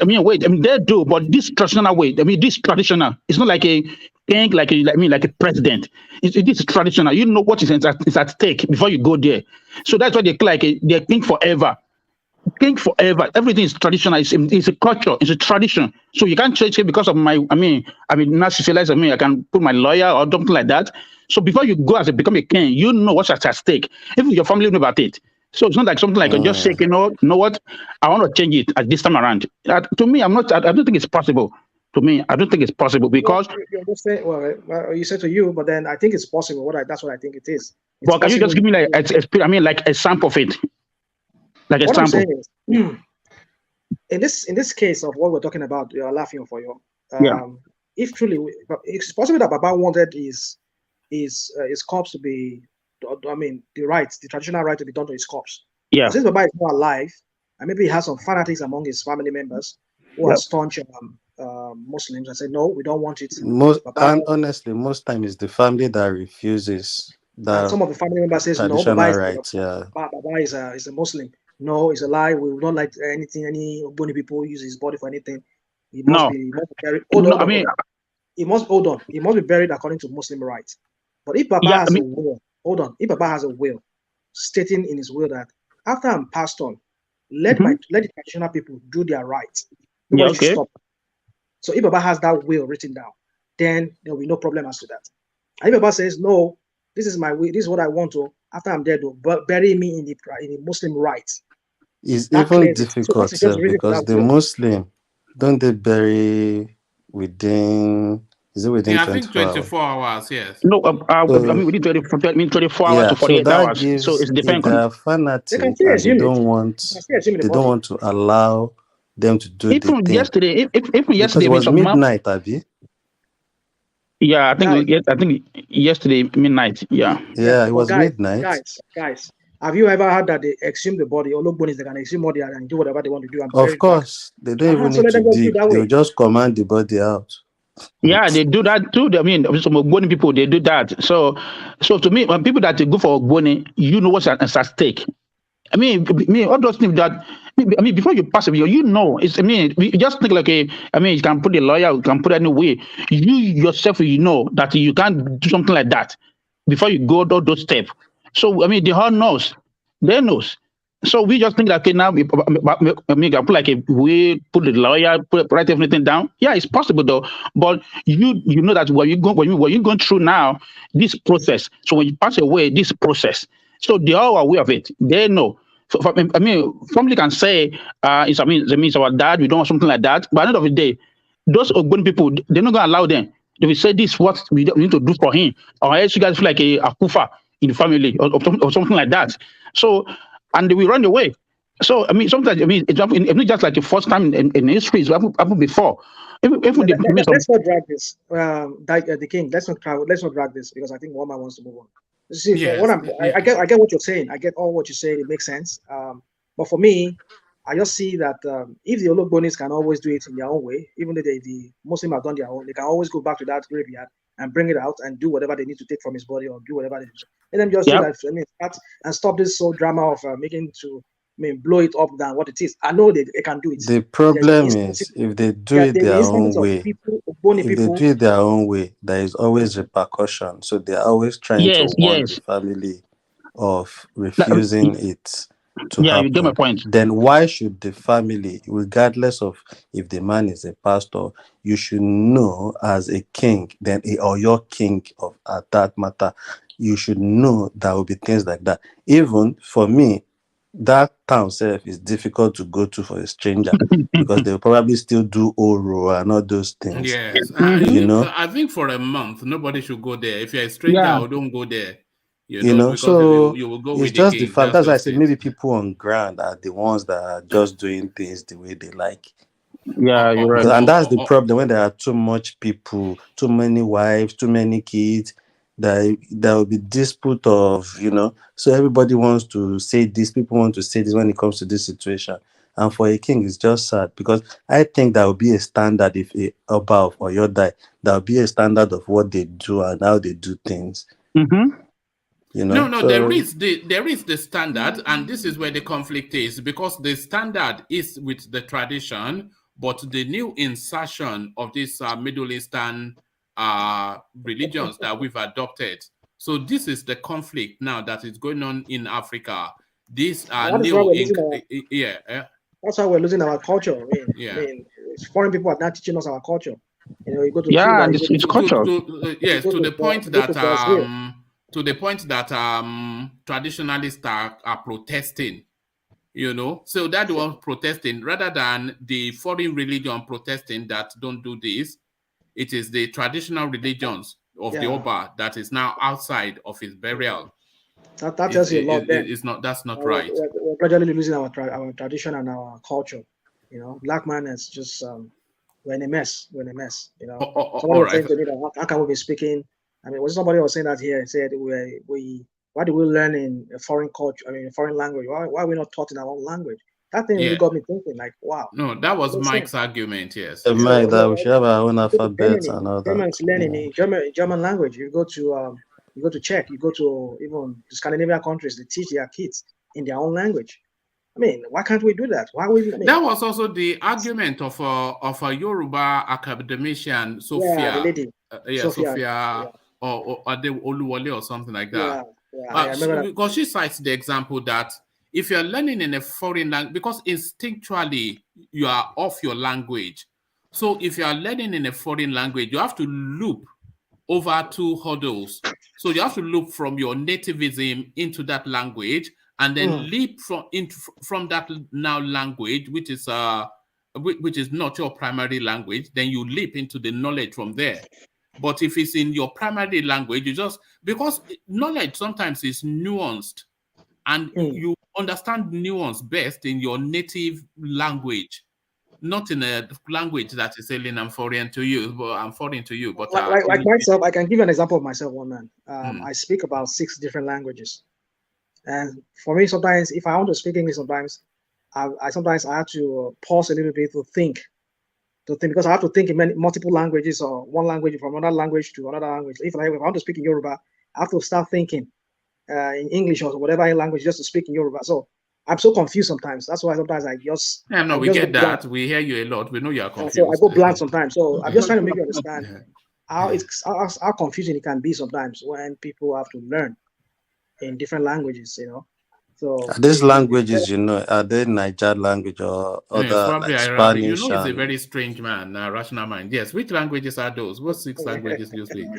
Well, don't add Yoruba to it though, because you don't speak Yoruba. But which languages do you speak? Basically, for 4 African languages and to. Do they have names, or is that part of your coded secret? Because everything is coded secret with you. Can you list the languages? List them now, rational man. That's what we are asking you. It's always so shady about it. Maybe speak Hausa. How can be shady? You know, it's if I give you one clue as to me, you'll be able to figure me out online. No, rational mind. The FBI is not the FBI and MI5 and Secret Service. They are not all out in search of you now. Just which languages do you speak? They know who I am. They know who I am. Rational man, can I G Hausa? Can I G so say? I understand living. Look at this guy. Okay. What language do you speak? That doesn't sell you out for anything. I mean, it's just so shady. I think you're right. But I don't want to. You can tell that I don't want to list it out. The way it's no, he doesn't want to list it out. But why? Every single thing. He said it was. I remember you were talking about some cousin of yours that you say he lives in an European country, and you were saying you don't want to name the European country for security reasons. As though if you said he lived in Germany, then suddenly the whole of FBI will go to Germany and start for everybody. I mean, but one man, he has his reasons. Like, he already told you it's ludicrous somewhat. You know, if you say you speak Arabic, if you say you speak Arabic, if you say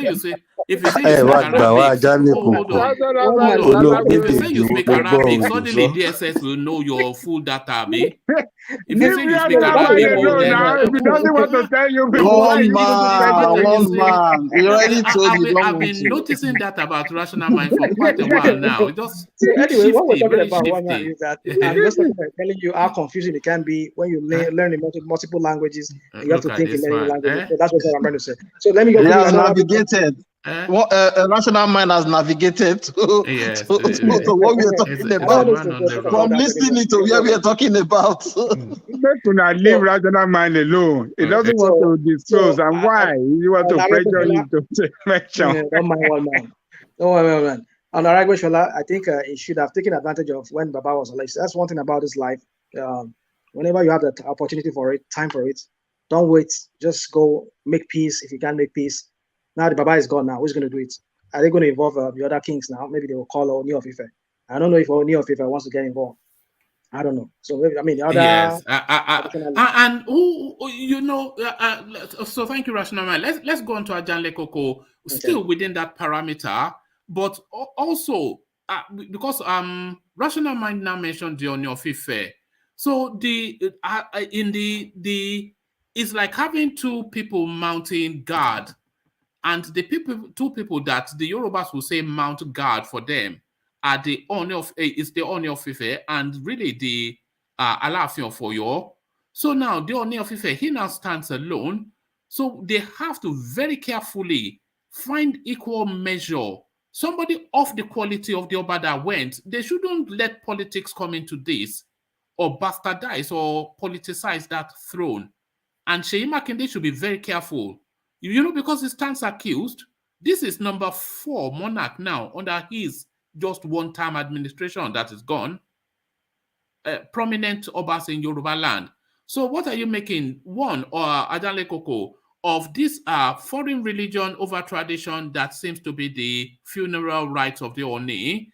Aregbesola ruined the missed opportunity of the Alaafin rather. Aregbesola ruined the missed opportunity of Alaafin not reconciling him with Tinubu, and him saying that is this signaling reconciliation to Tinubu. And thirdly, the care that has to be taken that a fit for purpose sort of a person must sit on that stool. So all of that, Ajanle Koko. Okay, one man.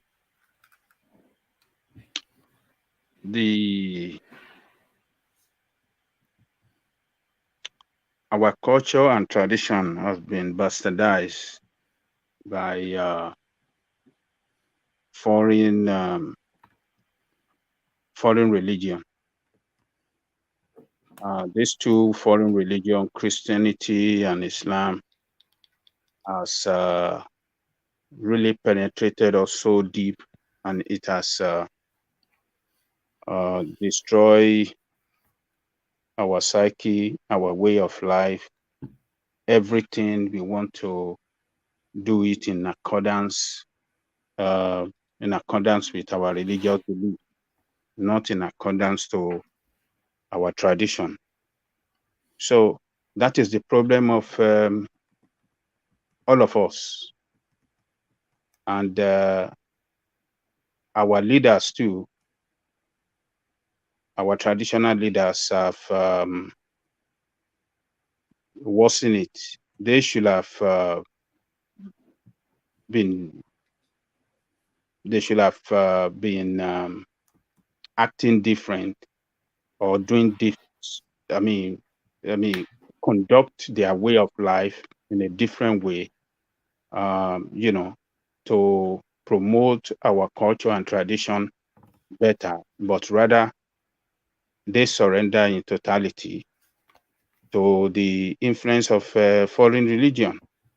You see, they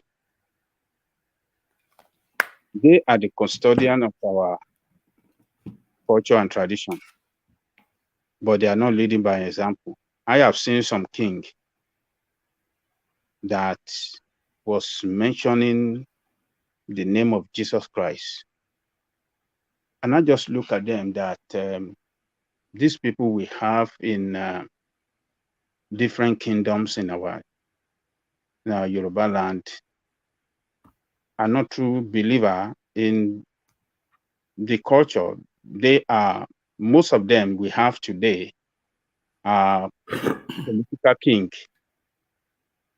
They are political king. Most of them are appointed to that position by politician. They are appointed by that. Their inauguration, or how did I say? Their installation or coronation, that said, was influenced by politicians. So politicians played a very strong role towards their coronation as king. They are not people that really practice that traditional religion.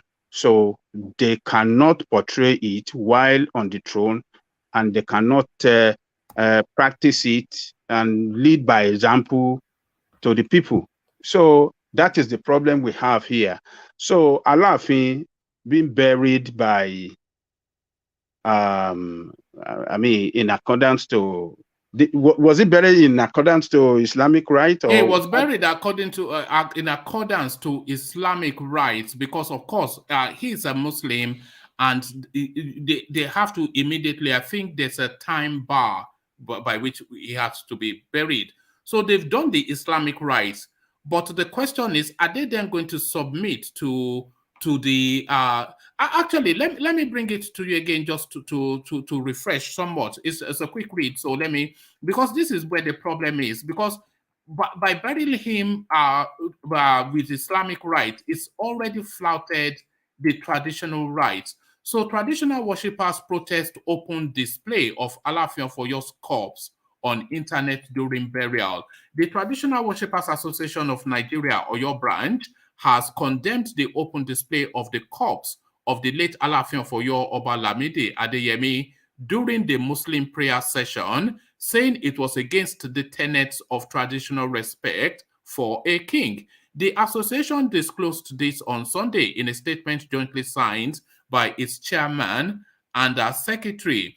The statement noted that the late monarch never minced words in condemning the open display of any Yoruba Oba remains for any purpose whilst he was alive. The traditional worshippers said it was disappointing to see the corpse of a revered monarch being displayed all over the internet. They added that their protest against the disparaging act was to set the record straight that it was a disrespect for the dead monarch. The statement reads, "We send condolences to the children, widows, and Oyo indigenes, Yoruba land in general, and most especially the Shango devotees worldwide who have just lost one of their own.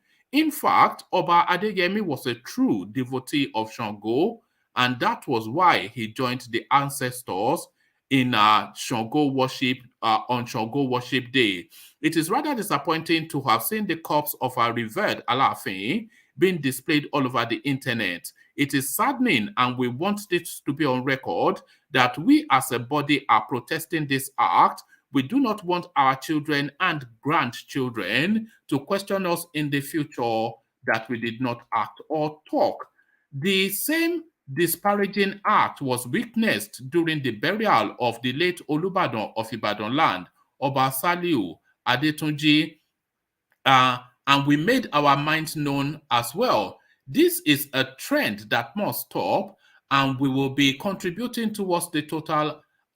This is a trend that must stop, or we will be contributing towards the total annihilation of our tradition and culture. Our Yoruba monarchs and kingmakers should please make efforts to remedy this malady.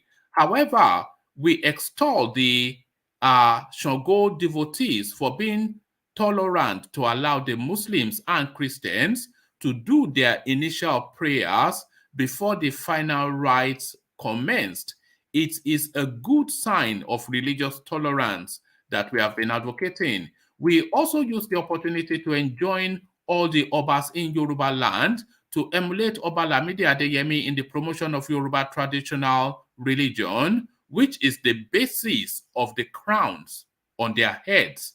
However, the group commended the maturity displayed by Shango devotees during the burial, noting that it would go into history as worthy of emulation. So a Shango devotee steeped in the wool traditionalist, and of course now because he flouts the traditions of Shango burial to just display the Oba as though he was Michael Jackson or something. So we have to blame the family for this, the family he left behind, for not following the tradition. It is very unfortunate that they did this. According to that report you just read, that Baba is a promoter, was a promoter of culture and tradition, and he has seen several kings in the past that while that died, and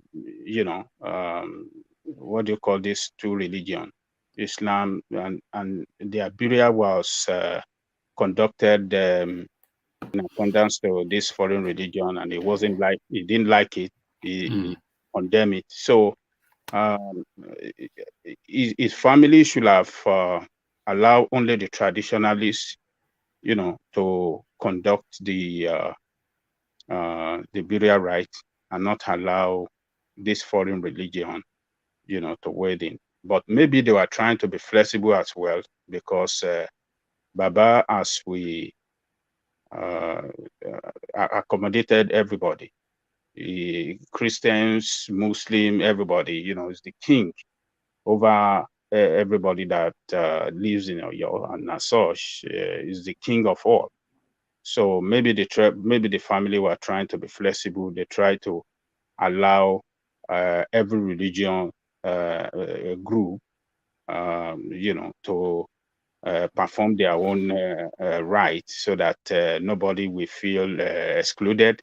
Maybe that was they did, but it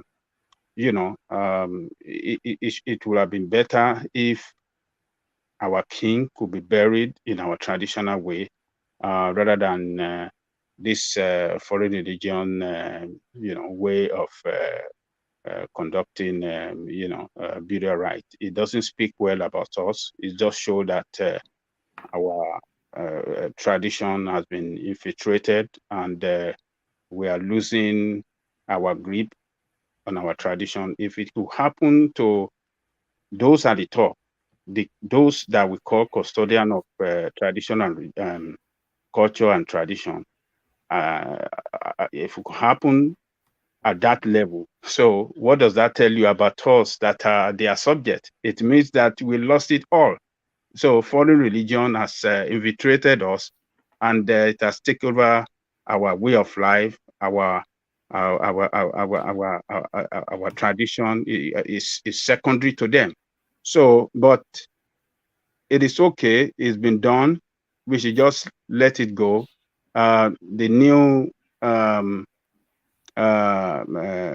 what do you call it? I don't know why I thought that the Oyomesi should have waded in and let the family, I mean, brought them to reality that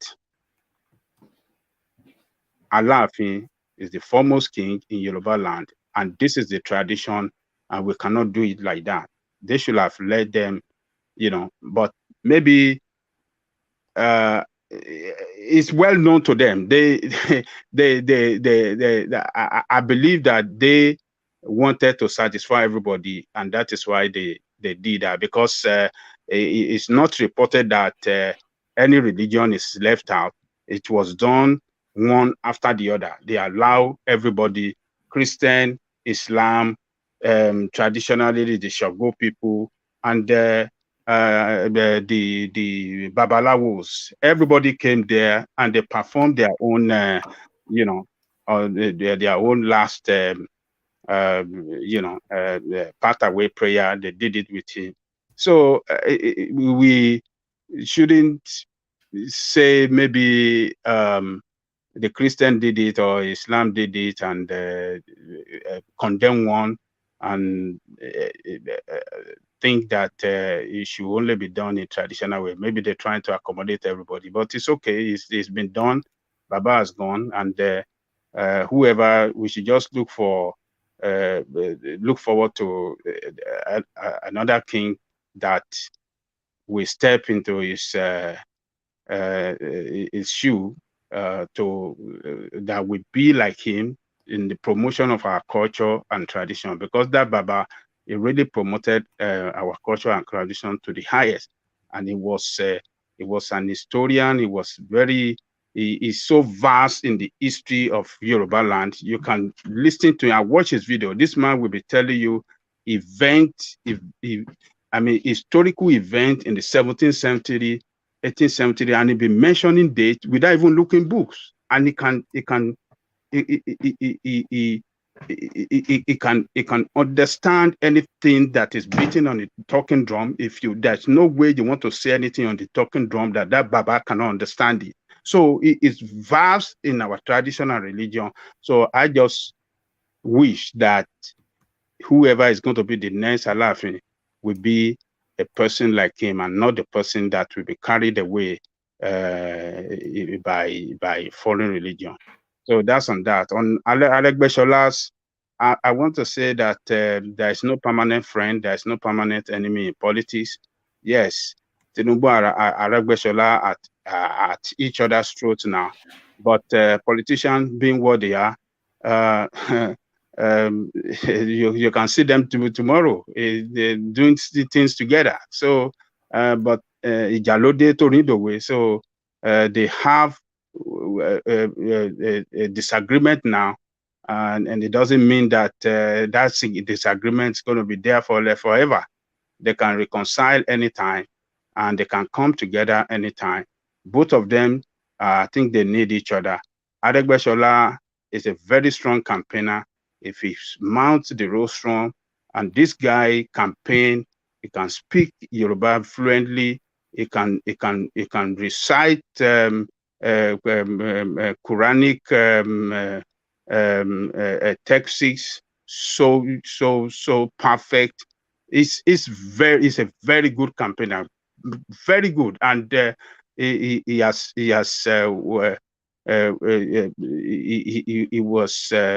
one of the campaign team of Tinubu when Tinubu was contesting. He was even the director of his campaign team, and he did very well before Tinubu assumed the office of the governor in 1999. He was the leader of the campaign. He was director of his campaign, and that was what earned him the commissioner for works.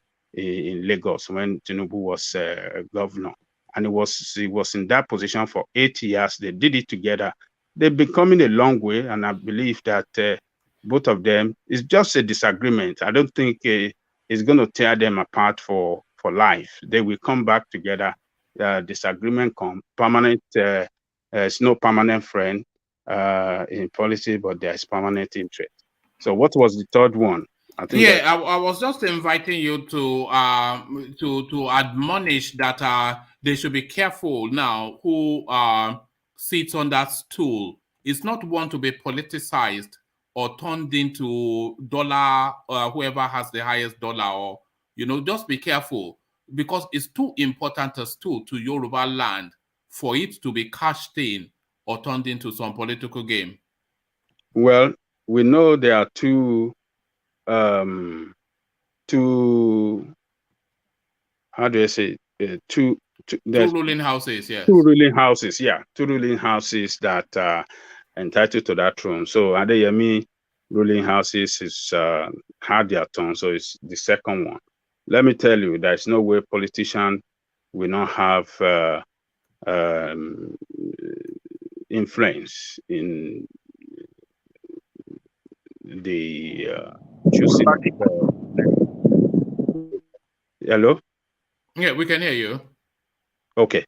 There's no way politicians will not have their influence into who's going to be the next Alaafin of Oyo. So particularly the governor. Some people will mount pressure on the governor who they want. Some people from different quarters around the country, around the Yoruba land, will move heavily on the governor and who they want. And even within the family, there'll be pressure on the governor who they want. And he has to succumb.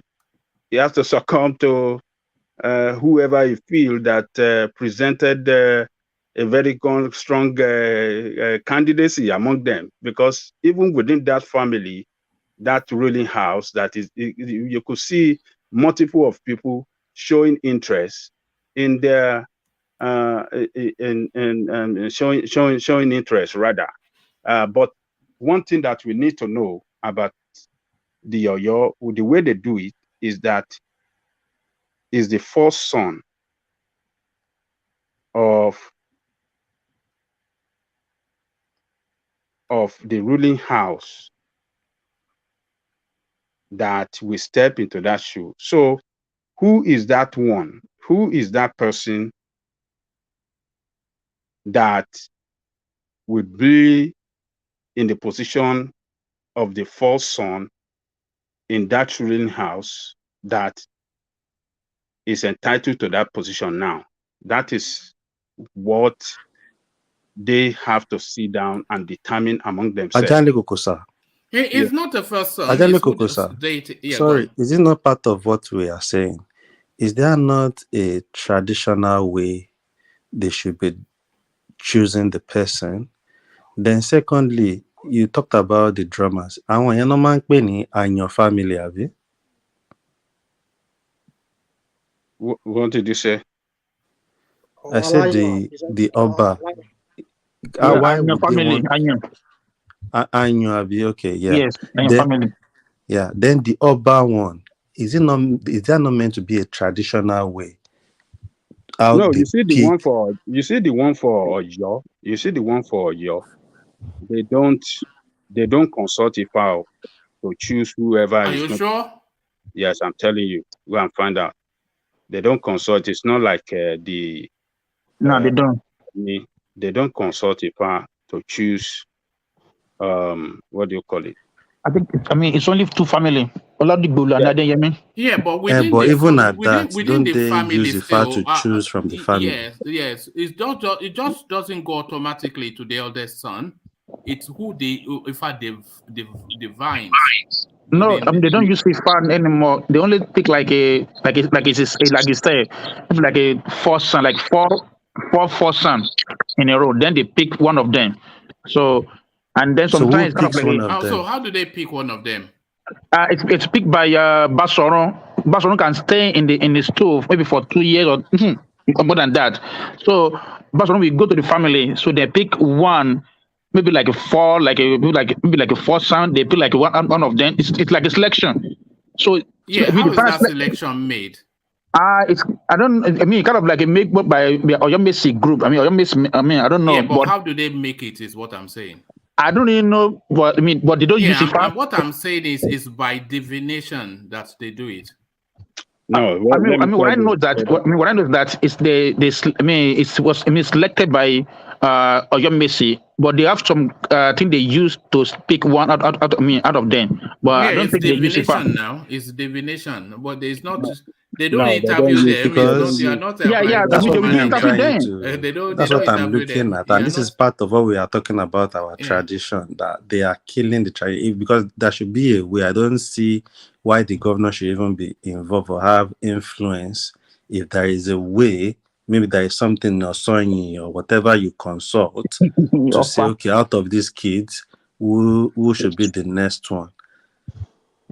Okay, let me tell you this, the way this now, who is in line in that Adeyemi ruling house now? No, now. No, hold on. No, we just say we have two families. Yes. Okay.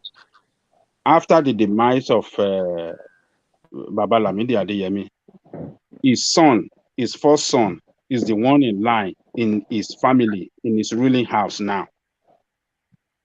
But the other ruling house that are entitled to that throne now, they have to determine who among them the first son, and that is the person that will attain the throne.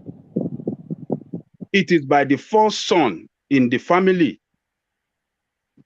that. Then what role does Oyomesi play then? The role of Oyomesi play is for them to bring the family together and then identify who is the first son, and that is the person. No, it doesn't need identifying now. It's already, everybody knows who the firstborn is.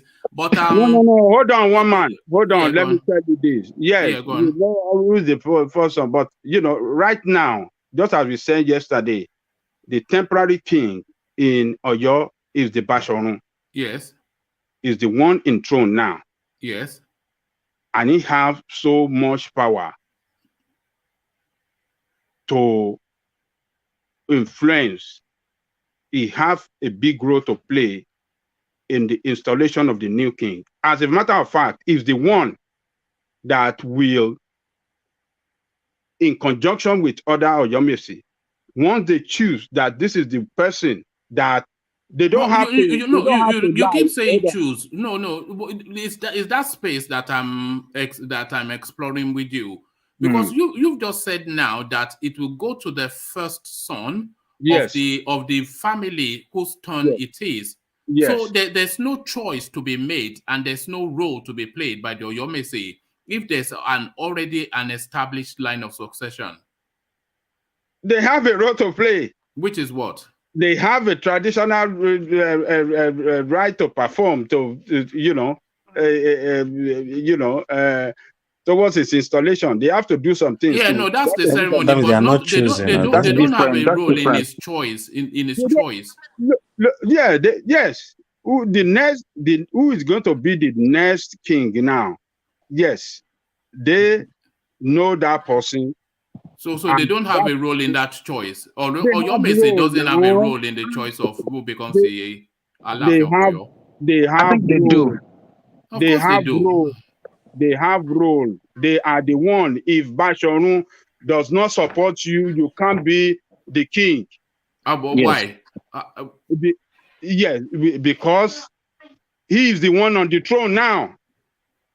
So automatically, it doesn't mean that the firstborn gets the position. Then that means anybody can be. It's going to be you can't. They cannot. They won't do it like that. They won't do it. They will violate the tradition. The tradition is that that's what one man is saying. So they don't have anything to do. That means the person already knows himself. Bashorun, if the family among themselves, after they have said, okay, this is the first son, if there's wrangling among the family, Bashanu will sit on that throne until everything, they will not install a king while they are having fracas among themselves. Whatever fracas that is going on, they have to make sure everything dies down. Everybody What will be the nature of that fracas? Eh? What will be the nature of the fracas? What will be the dispute? You don't know how Yoruba fight over what does not belong to them. No, they only fight for what is in contention now. They cannot fight for what is not in contention. You know the way people can. The point I'm making is that it doesn't follow the line that you've described. He has been there for how many years now? For 53 years. Shall I tell you 52 years? Shall I tell you how I think it works? And I'm not saying this categorically, but I'm just saying this from an understanding of Yoruba traditions. The way I think it does work, and I suspect it works, is that within the family whose turn it is to rule, they will look at all the eligible princes within that family and have that as a selection, and then through divination, pick one of them.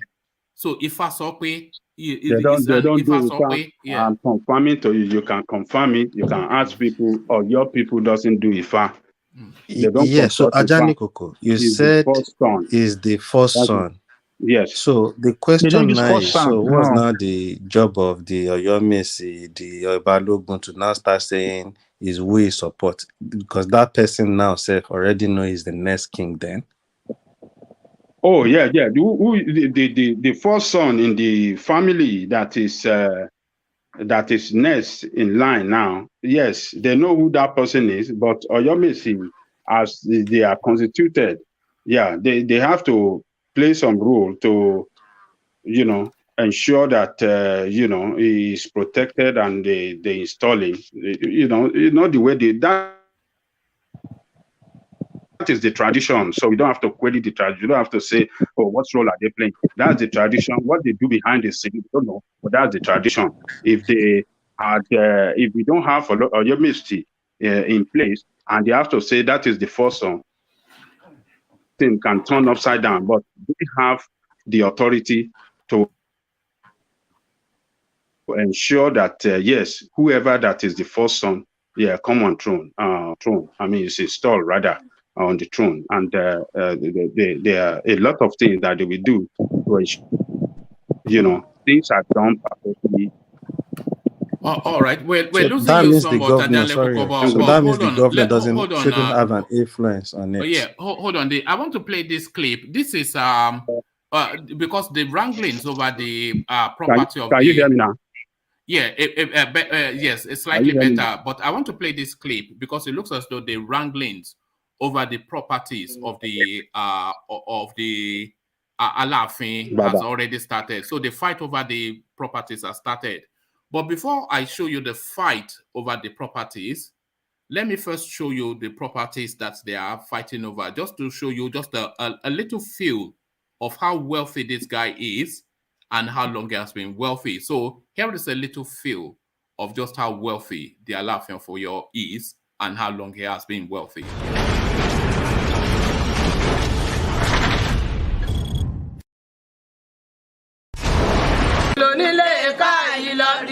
Bàbá mi àtọ̀dá bílé rẹ̀ sọ́lọ́hún ọba. Àwo sí àwo lọ, àdìẹ ó yọ̀yọ̀ ọ̀dọ̀ ọmọ ẹ̀ lẹ̀. Kò lè dá wa ló mọ ọmọ rẹ̀ ní dáhùn wa. Òkú olówó oṣù méje, òkú ọlọ́rọ̀ oṣù mẹ́fà. Òkú onímọ̀dé sí oṣù táwọn mọ̀ yé. Àwo sí àwo lọ, àdìẹ ó yọ̀yọ̀ ọ̀dọ̀ ọmọ ẹ̀ lẹ̀. Nígbà ndérí bá wọlé. Àgbàdo àgbẹ̀yàn lọ́jẹ̀ ní abọ́ká ni. Kébàlejò gbẹ́bọ̀ ló ti wá máa ń ṣe abala o. Bàbá mi àtọ̀dá àgbẹ̀yàn lọ́jẹ̀ ní abọ́ká ni. Àkànláre ilé ẹ̀ ọ̀kan ẹ̀ má pè mọ́ máa di ẹ̀ ní. Bàbá mi àtọ̀dá àgbẹ̀yàn lọ́jẹ̀ ní abọ́ká ni.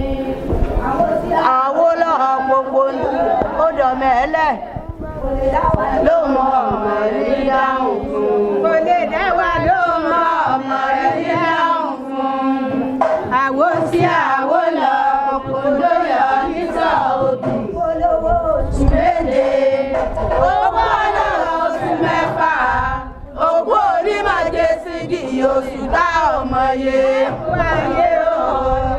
Àtọ̀dára ń lé sí mi, àjèjì bí orí òsùn lá ọmọ. Àbámọ̀ bí orí ògbé, àbámọ̀ bọ̀lẹ̀ àtàkùnlẹ̀ rẹ̀ ọ̀tánú. Ẹsẹ̀ gírígírí lójú. So that was just a feel of the endless fleets of cars. I will show you, so you could see those cars. What was luxury for the last for the last 5 decades? So that's just an account of what was luxury, all in that museum space. That is just a small feel of the fleet of cars that the Alaafin commandeered. So the battle for that. But some of the runaway queens, they've now come back to come and partake in this largesse to cut their slice of it. But the battle for that has started already. So Queen Dami, whoever she is, she rushes back then to the palace to go and smash and grab. But she got smashed, but she did not grab. Here is Queen Dami.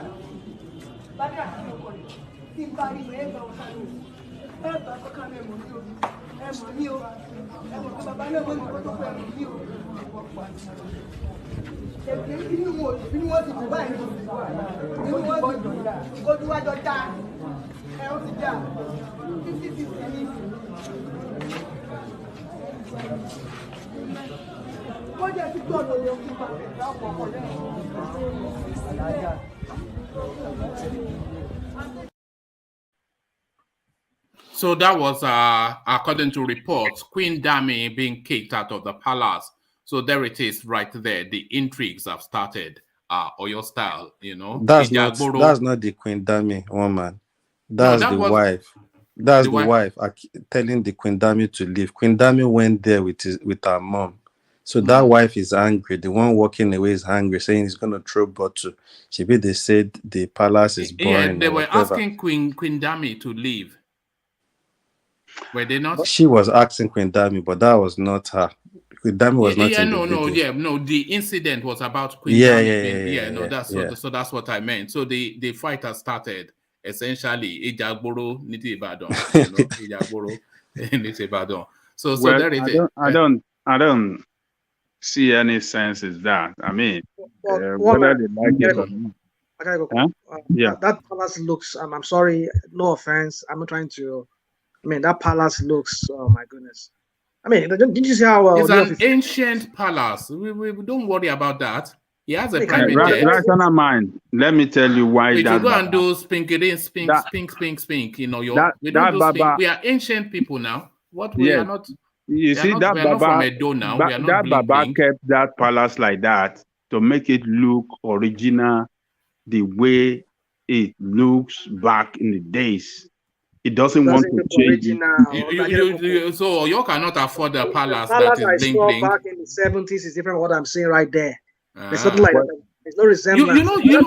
You know all these palaces, they spread over and expand. It's big. That's not even the front. It's a very big compound, though. Have you been there before, Rational Mind? I have not been inside. But I passed. Oh, it's a very You've big seen the gate. That's not the front. I know where you are talking about. You know hundreds of people that live in that palace. Hundreds of wives and workers, everybody. When the guy has 18 wives and they all have their... I send you a video to your distance. The man is it Baba Kekere? Baba Kekere that been there. He has served 3 kings. He's 120 years old. Show it. Let us see it now. Did you see it? Yeah. I'll bring it up in a moment. Carry on. Yes, that one has served 3 kings. So there was a time they were. I watched an interview with an interview some people had with Alaafin, and he said, we don't want to renovate it, we don't want to pull it down, we don't want to modernize it. We want it to look the way it has been, it has been, and we just want to keep the memory of. Well, there's been renovation there now. Look at it, what I'm saying there. Those properties I'm saying there, those things, those houses I'm saying there. It looks like renovated houses. They've been renovated from time, and but then the effect on it does not even look like any preservation. No. They've maintained it, not modernized it, for reasons that Ajanle Koko has just explained. You can't claim that Oyo cannot afford the palace now. It makes no sense. Alaafin cannot afford. No. It makes cannot sense. afford the palace. It makes sense to keep it like that. I'm not saying he cannot. I'm not saying he cannot. Yes. So if he can afford it and then he has kept it that way, then why not he use one part of the property there, the landed property there, exclusively for modernized? Keep the other ones. Let them still remain there. We are not modern people. We are ancient people. Palace. We are not from Edo now. It's not on Monoba. It's not some. We are not new. We are not a new culture. We're in the modern world. We are not Benin people. We are Oyo. Keep the old palace for museum or whatever, for tourists visits or whatever. But modernize a part. That way we shows don't that like modernized. We don't They like won't modernized. do that, We are I'm sure Alaafin has lots of mansions we are built other places.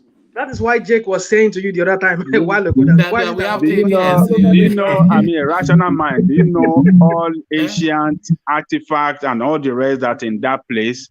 And you know, they don't want to, they just want to keep it like that and just let it. It's just like the Badagry slavery place. You can't see them modernized. They just paint it. They just repaint it. They repaint it. Yeah, I think it's better like that. So that's why people like Jake. But I agree with you. They can be. I think they have another section there. There's another section. The front side. Personally, I will be very upset if I go to Oyo and I see that's just some gargantuan whatever that this like the one that like Oni, you know this. What is that? Are you Davido? You are not Davido now. You are not Davido. Have you been to Bini Palace? Have you been to Oni Palace? I don't want to go there. You know, I don't want to go there. All these bling people. We are ancient people. Ancient people. Arubo. I don't want to go there. No. Now I can go to Island now and see fancy buildings. I don't want. If I want to see fancy buildings, just one part of the palace. Look at Davido's house now. Leave those ones. Or man, leave those ones. And you see enough where you live there. You know, I want to see ancient. What is the ancient there? What do you have there? One man, I can show you a picture of the 1890 something. The kind of Alaafin Palace there. It was built with thatched. Like, I mean, you need to see those. It's like those Eskimos. All those Eskimos kind of houses. That is the one that was used to be on Eskimo, you know, look at this guy. I have a picture. I can dig it out. I've seen it online. This one, Why don't you keep that one? I think it's those 6 languages, isn't it? Yeah, confusing again. You're arguing that you want to preserve the old things. There's nothing old there. All I'm saying there is renovated things. They keep renovating it, and there's a little bit of touching to it. Which does not even show anything like the 50s. No, they didn't renovate it. They are not renovating it. They are maintaining it so it doesn't collapse. But those buildings you're showing me does not look like buildings from the 50s. I tell you. They look like buildings from when? From the 50s. I don't know what you're talking about, man. I'm saying those buildings. That building you showed now is having a zinc on top. You know, it's not having that. Yeah, no, that's for maintenance now. Do you want it to have thatched roof? Do you want it to have thatched roof? Yes, because just maintenance.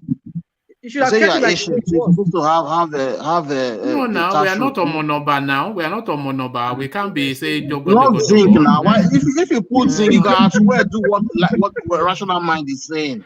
If it's having zinc, then you can as well do all those blink. Then no. We leave that to the Benin people and the Ife people. We are not like that. Yeah, we are not like that. We are old people. We are old. You know, we are old people. Yeah.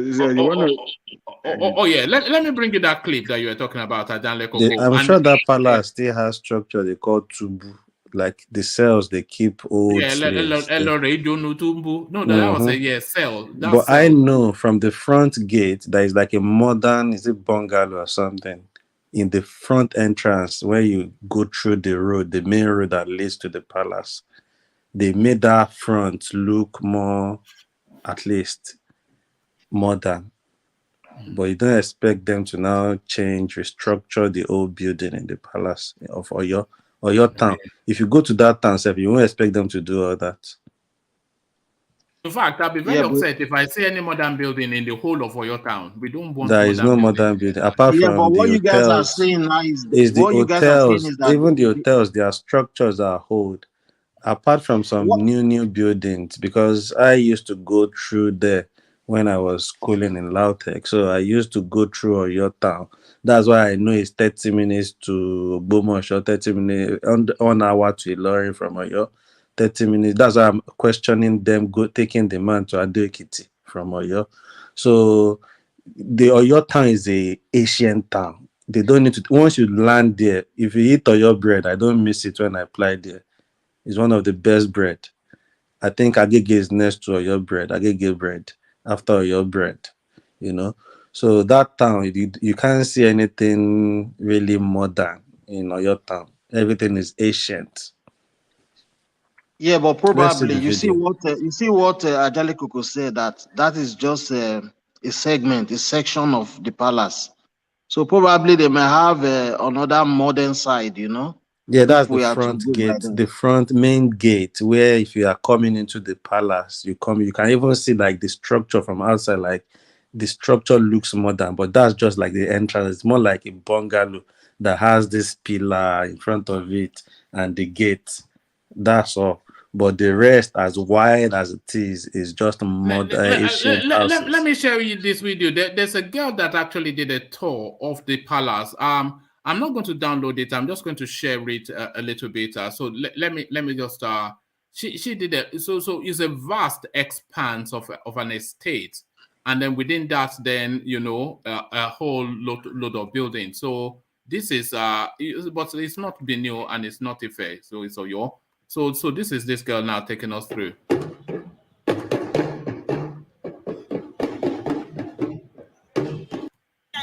I'm at the Asian Palace of Alaafin. So I'm going to be taking you. I don't even want to see how the Asian Palace looks like. So I'm going to be showing you another Yakashia.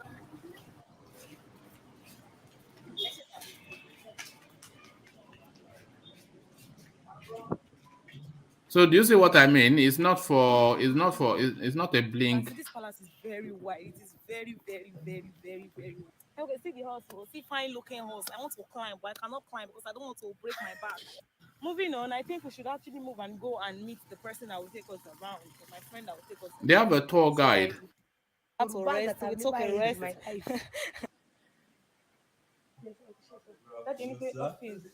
We are from United States of America. This way just go up from the state. Yes, sir. Yes, sir. So this is 5, 4. So that's the land office, and this is the cultural office. So we are still going to see the man, Baba KG, the short. Okay, so very good. That girl now mentioned Baba KG. So now let's now go to Baba KG, who was Adanle Koko's introduction. So this is Baba KG. So I just showed you that it's a very longer video that the girl did the whole tour, but just to show you, it's an ancient place. So it's not a place for sparkling lights. But this is.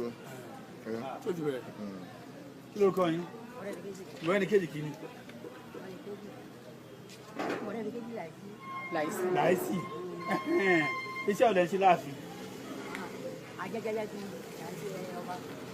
Ìrántí ọba ìgbálẹ̀ tí wà ní ààfin. Aláàfin mi ò lẹ̀ ti bá ṣe. Kẹta mi ò lè. Kí lórúkọ kìíní? Kí lórúkọ Aláàfin kìíní? Nígbà tẹ wà ń bẹ̀. Tẹ bá ṣiṣẹ́. Bàbá yìí.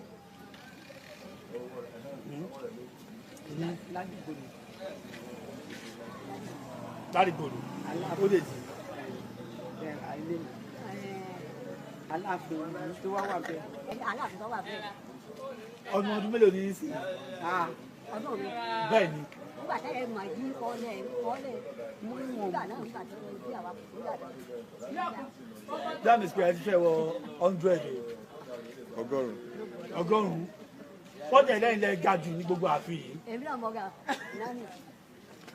Àwọn tó bí yìí. Àwọn ọmọ yín kọ́.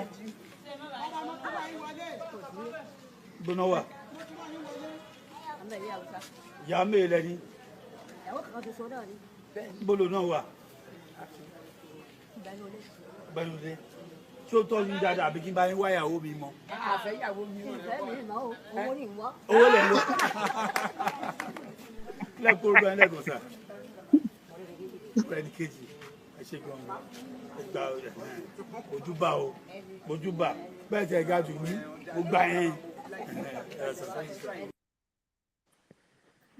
But that guy, he made a mistake somewhat. Owola Sanko nothing bo agbalagba now. You know, you have to make sure that there's your skin must not touch the elders. There has to be a paper or a word of paper in between. Maybe the video did not carry that. But So at that's least the- How old is that bow man? down. They How said old is he? 120. They said 120. Wow. He said He's they are not an served ordinary under. man. He said they are served under 3 Alaafins. That man is not an ordinary man. No, that's that's a special man. A special Yeah. man.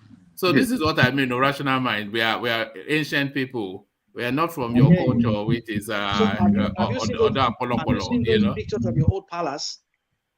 Have you seen it online? No. What old palace? Oh my goodness. I don't want to overflow this thing, woman. I just want to make you understand that the what you're saying does not really stand. That you people are old people. If you people are really old people, you keep tradition. Those old palaces you have back in the 1900s, late 1900s to the early 20th century, up to even the 1940s, you should be able to keep it because there are some online I'm seeing online here. It does not bear any resemblance to what you've shown me so far, or I've seen so far. So what I'm trying to say is, if really, like you said, you want to keep that things that you have Asian people, you like to maintain those things you should keep those ones too. You should still be there. All right. Okay. It's because we are poverty stricken. Then that's why we don't have. What are you saying? I know there are some things most of them are people that are very wealthy that will build a palace for the Oni. I mean, for the Alaafin. But the point is, why don't you people modernize a little bit? That's the No, question. I'm looking at old pictures of the Alaafin now, and they are pretty much as it is now. Which one? Show me the one you're looking at. Okay. Let me share the screen. I just typed in old picture of the Alaafin, so I'll share the screen, and then I'll start to round off after that because we're now in deep hours. But let me share this screen just so.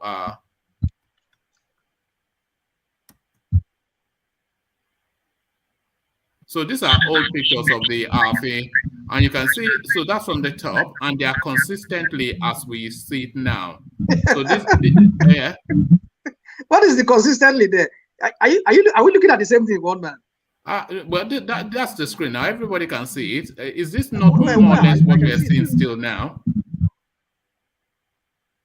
This is more or less what we are still seeing still now. Oh my goodness, well man, you're very good at.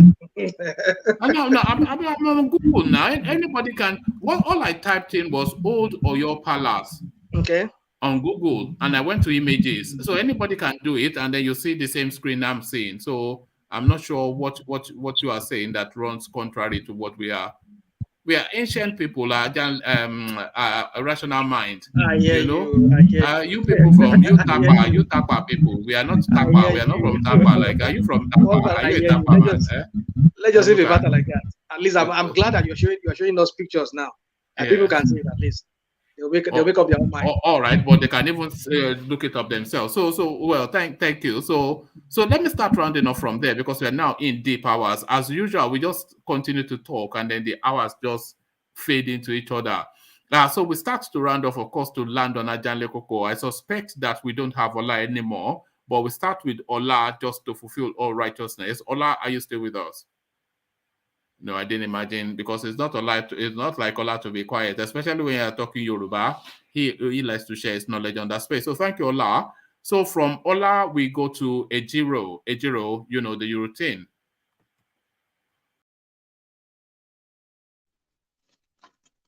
Yeah, one man. Thank you. That's been an interesting, educative section today. You know, very interesting. My closing remark. You see, our future is in our hands. You know, the only way to get our sovereignty out of Nigeria is when we, the people, are ready to do the right thing. No other option. You know, because Nigeria has come to our last lap. You know, we must bring it down slowly. We must wind it down. Let's not deceive ourselves. Nigeria cannot sustain herself for another 20 years. That is why we need to act fast now, so that we'll not be caught in the middle, in between of what is going to be, you know. So we have to wind that country down slowly and kiss Nigeria goodbye for good, and break up the country into smaller units so that everyone can go their separate ways in peace. All right, folks, you good night, and have a very blissful night. Thank you very much. Bye. And you too. Thank you, Ejiro. So that was Ejiro, who sounds as though he's ready for his bed. He sounds like he's ready for his bed. I certainly am ready for mine, but we huddle through then in rapid fashion as we go to Rational Mind. So Rational Mind, your words. Yeah, one man. Thank you, everybody, and I hope everybody had a very good weekend. Yeah, I think a lot has been said. I don't think there's any much to be said. All I just need to say is just people should just shine their eyes. 2023 is fast approaching, and we'll keep bringing whatever news we find in space. We'll always keep commenting on them and keep giving our own opinions and whatever facts we have out there to show to everybody that they need to be wise this time around. Enough of this heartless leaders that have no empathy for the people they govern over. If you have to do for leaders that will lead you, must be people who are empathetic to our situation. Who knows how it feels to go to bed without food? Who knows how to struggle for a whole day and not have a penny in your pocket? So it's up to Nigerians to decide that. But we'll continue bringing out whatever things we can see there, we've seen out there that we need to comment on to educate people. Because I think people need education. Not as if people are not unlettered, or maybe they are just illiterate, but that they need that people to speak to their psyche to really help them understand what they are getting themselves into. Are they going to do that for another next 4 years? It's up to them. Well, thank you, one man. Thank you, everybody. Those who are chatting. If you're yet to subscribe, please do. And if you're yet to like myself, I think I'm not even like that today. I will have to like it now. So I will please urge everybody to like this video that we did today. That way you can get a notification whenever one man goes on live. And also it helps to propel the YouTube algorithm for one man's platform. All right. Good night, everybody. Hope to see you in the next session. All right, thank you, Rational Mind. One of these days we'll nail you down. You are such an elusive. I will change your name to Scarlet Pimpernel. So go look up why I will do that, and in the next session I will. The Scarlet Pimpernel. You never can tie him down. That is Rational Mind, the Scarlet Pimpernel. So from the Scarlet Pimpernel to the original gangster, DOG, your words. Yeah, thank you, woman. I really commend you. You are doing a great job. It's not easy to have sleepless night continuously like this.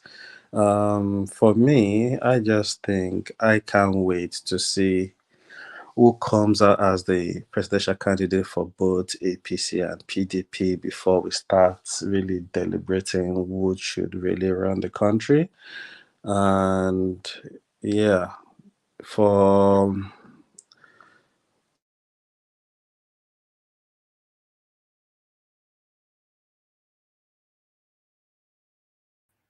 Have we lost you? Oh, I think we lost. Have we Hello? lost you? Hello? Yeah, we lost you somewhat. Yeah. Yeah. So yeah, somebody said on the comment section that Abati has refuted, saying he didn't say that GOODLUCK is going to get ticket under APC. How true is that? We don't know. So as things goes, I think it's fingers crossed till each party gets a presidential candidate that is actually contesting. And I just wish there would be a proper third force, a party that can stand with other people and they can form a force to even make it more interesting. But until then, I will say thank you everyone on the comment section. Like we keep saying, please like, share, subscribe, and have a blessed week. Cheers. All right, thank you, DOG, and cheers to you too. So sleepless nights for DOG and I, but he has reasons. A young yes, a month old, I think his baby is. But we It's don't 3 hear her months now, crying. you know. How funny it is. Yeah, It's look gonna at be that. 3 months next week. Did we hear when she was born here? Yeah, it's gonna Yes, be 3 I think we months did. next Oh week. God, look at that. Very soon she's running you around the house, and very soon she's bossing you around the house as well. You know, And with a toddler already, so yeah, I don't envy you, man. The cleaning up, the nappy wives, the tell me screeching and about squealing, it. endless noise making. It just get me out of The here. funny part with the baby one that I actually always wonder, like people that have 4, 3 that they've tried, is the colic part when they struggle with colic. All It's right. more like the teething part too, where they have tummy ache after feeding and all that.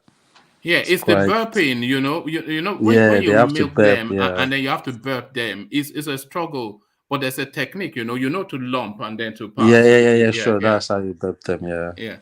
All The right, first one brilliant. gave me the experience a bit, but it's never the Yes. same, you know. Yes, that's the thing. But All the joy right, of it, thanks, one man. yeah. Yeah, I appreciate you.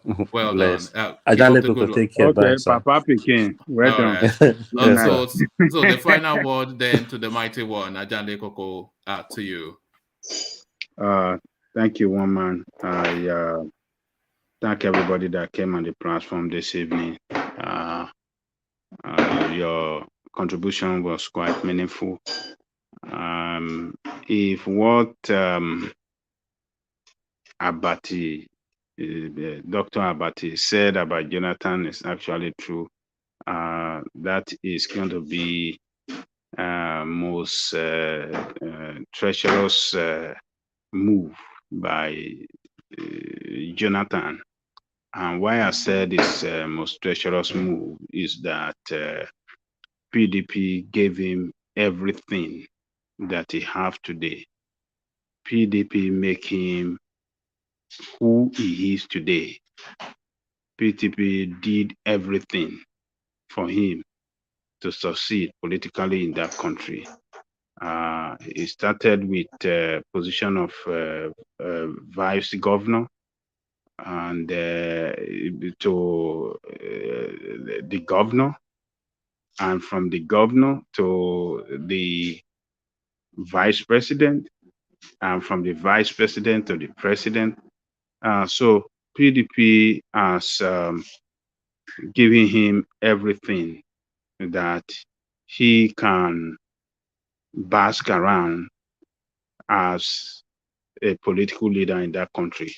So at this critical time when the nation is in a crisis and the nation is yearning for another leadership from a different party other than APC that run the country down, and for him to go on the side of APC to declare for that position of president, it just shows that he's a selfish and a very self-centered person. So, but we have to keep watching and keep waiting till he will finally come out, or till he will come and make a categorical statement or categorical declaration that is running for that position. That is when we will know what to say further. So, but Jonathan has to know that PDP did everything for South South. PDP, it was PDP that increased the derivation for the South South and all producing state from 5% to 15%, where they have it today. It was PCP that set up NDDC, which ought to have developed this oil producing area, particularly in the South, but which during his time, he did not effectively manage or supervise that commission very well. And the PDP administration have done so much for South people. So for him to abandon PDP now to APC is going to appear to me as if he abandoned his people, he abandoned his space, he abandoned his roots. So, but like I said, we have to wait till when he will come out and make a real and till he come out and make a formal declaration by himself. So other than that, let me thank all our listeners around the world that have been with us since the beginning of the session to this time.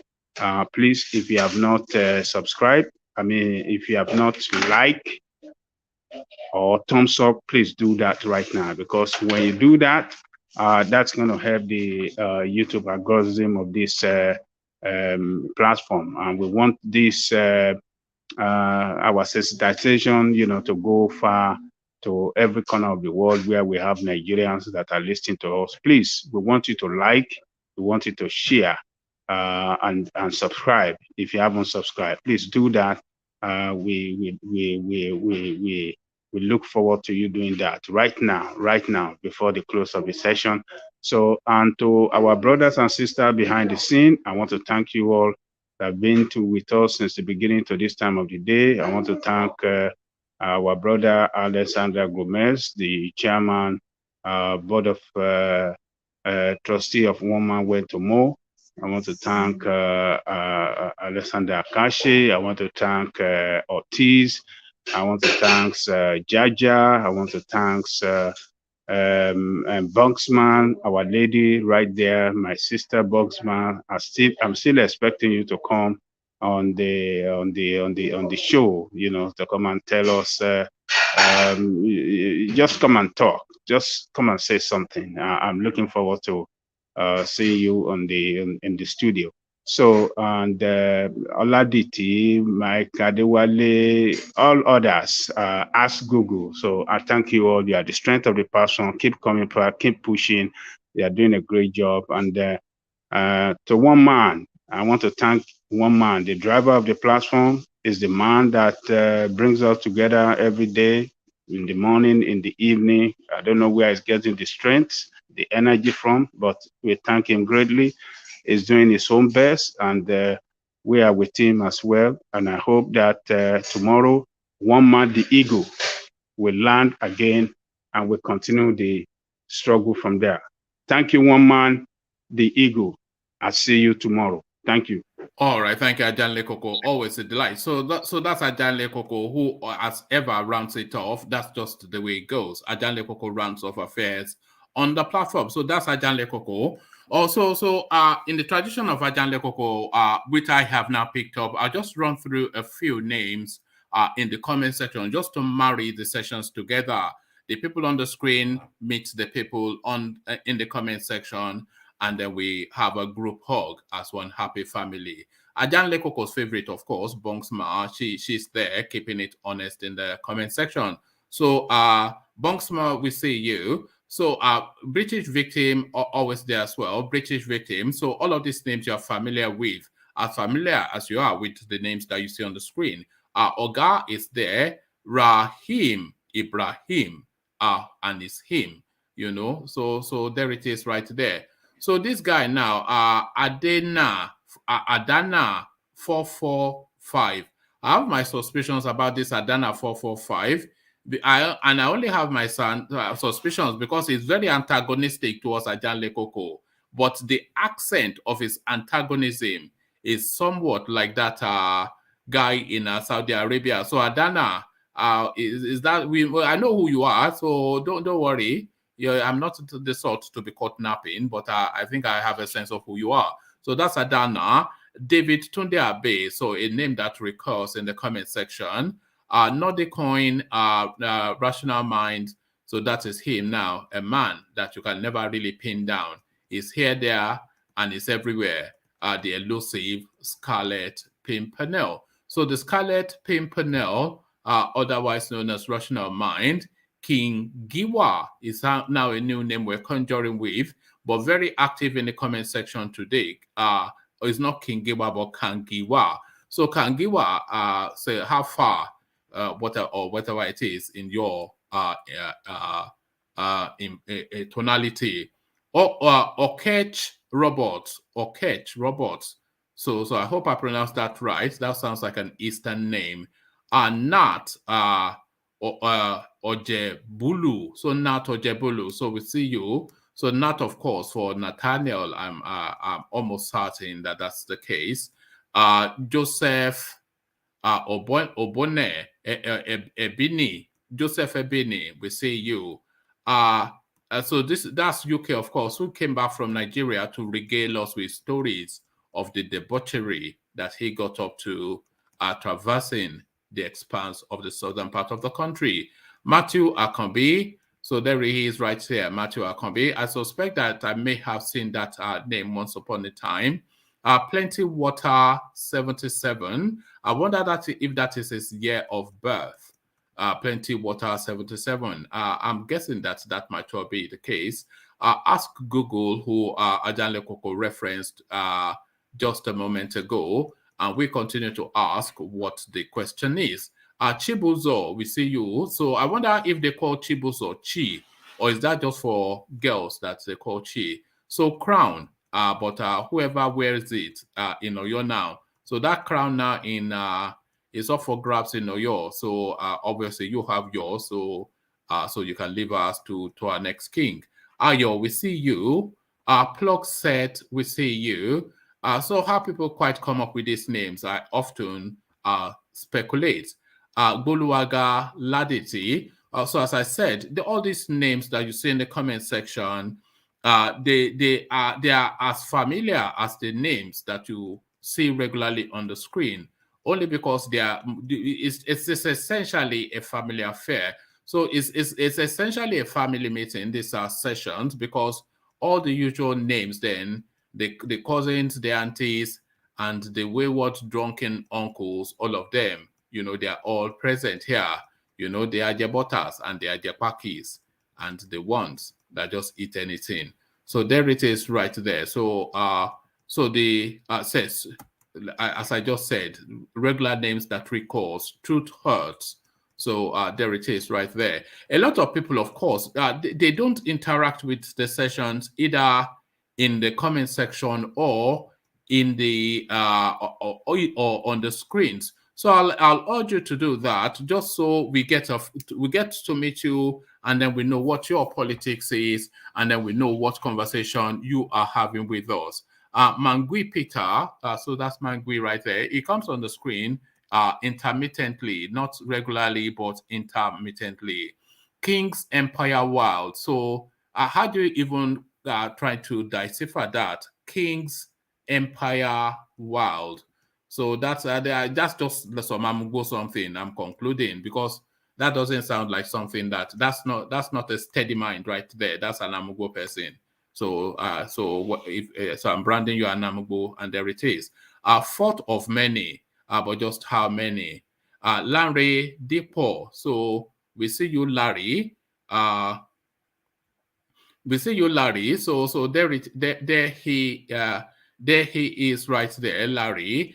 Let me just I'll take a couple more. Greg Bayero. So we see you, Greg. So is that Gregory? And of course, what better place to round it off? The mighty Alexander Gomez. So there he is right there, Alexander Gomez. So we'll round the readouts off on still a few more names, but I think I'll just round it off there because I want to make sure to cap it under 6 hours. And we're just a couple of minutes from there. So I'll leave it there. Carry conversation and read in the comment section over here. I say, peace.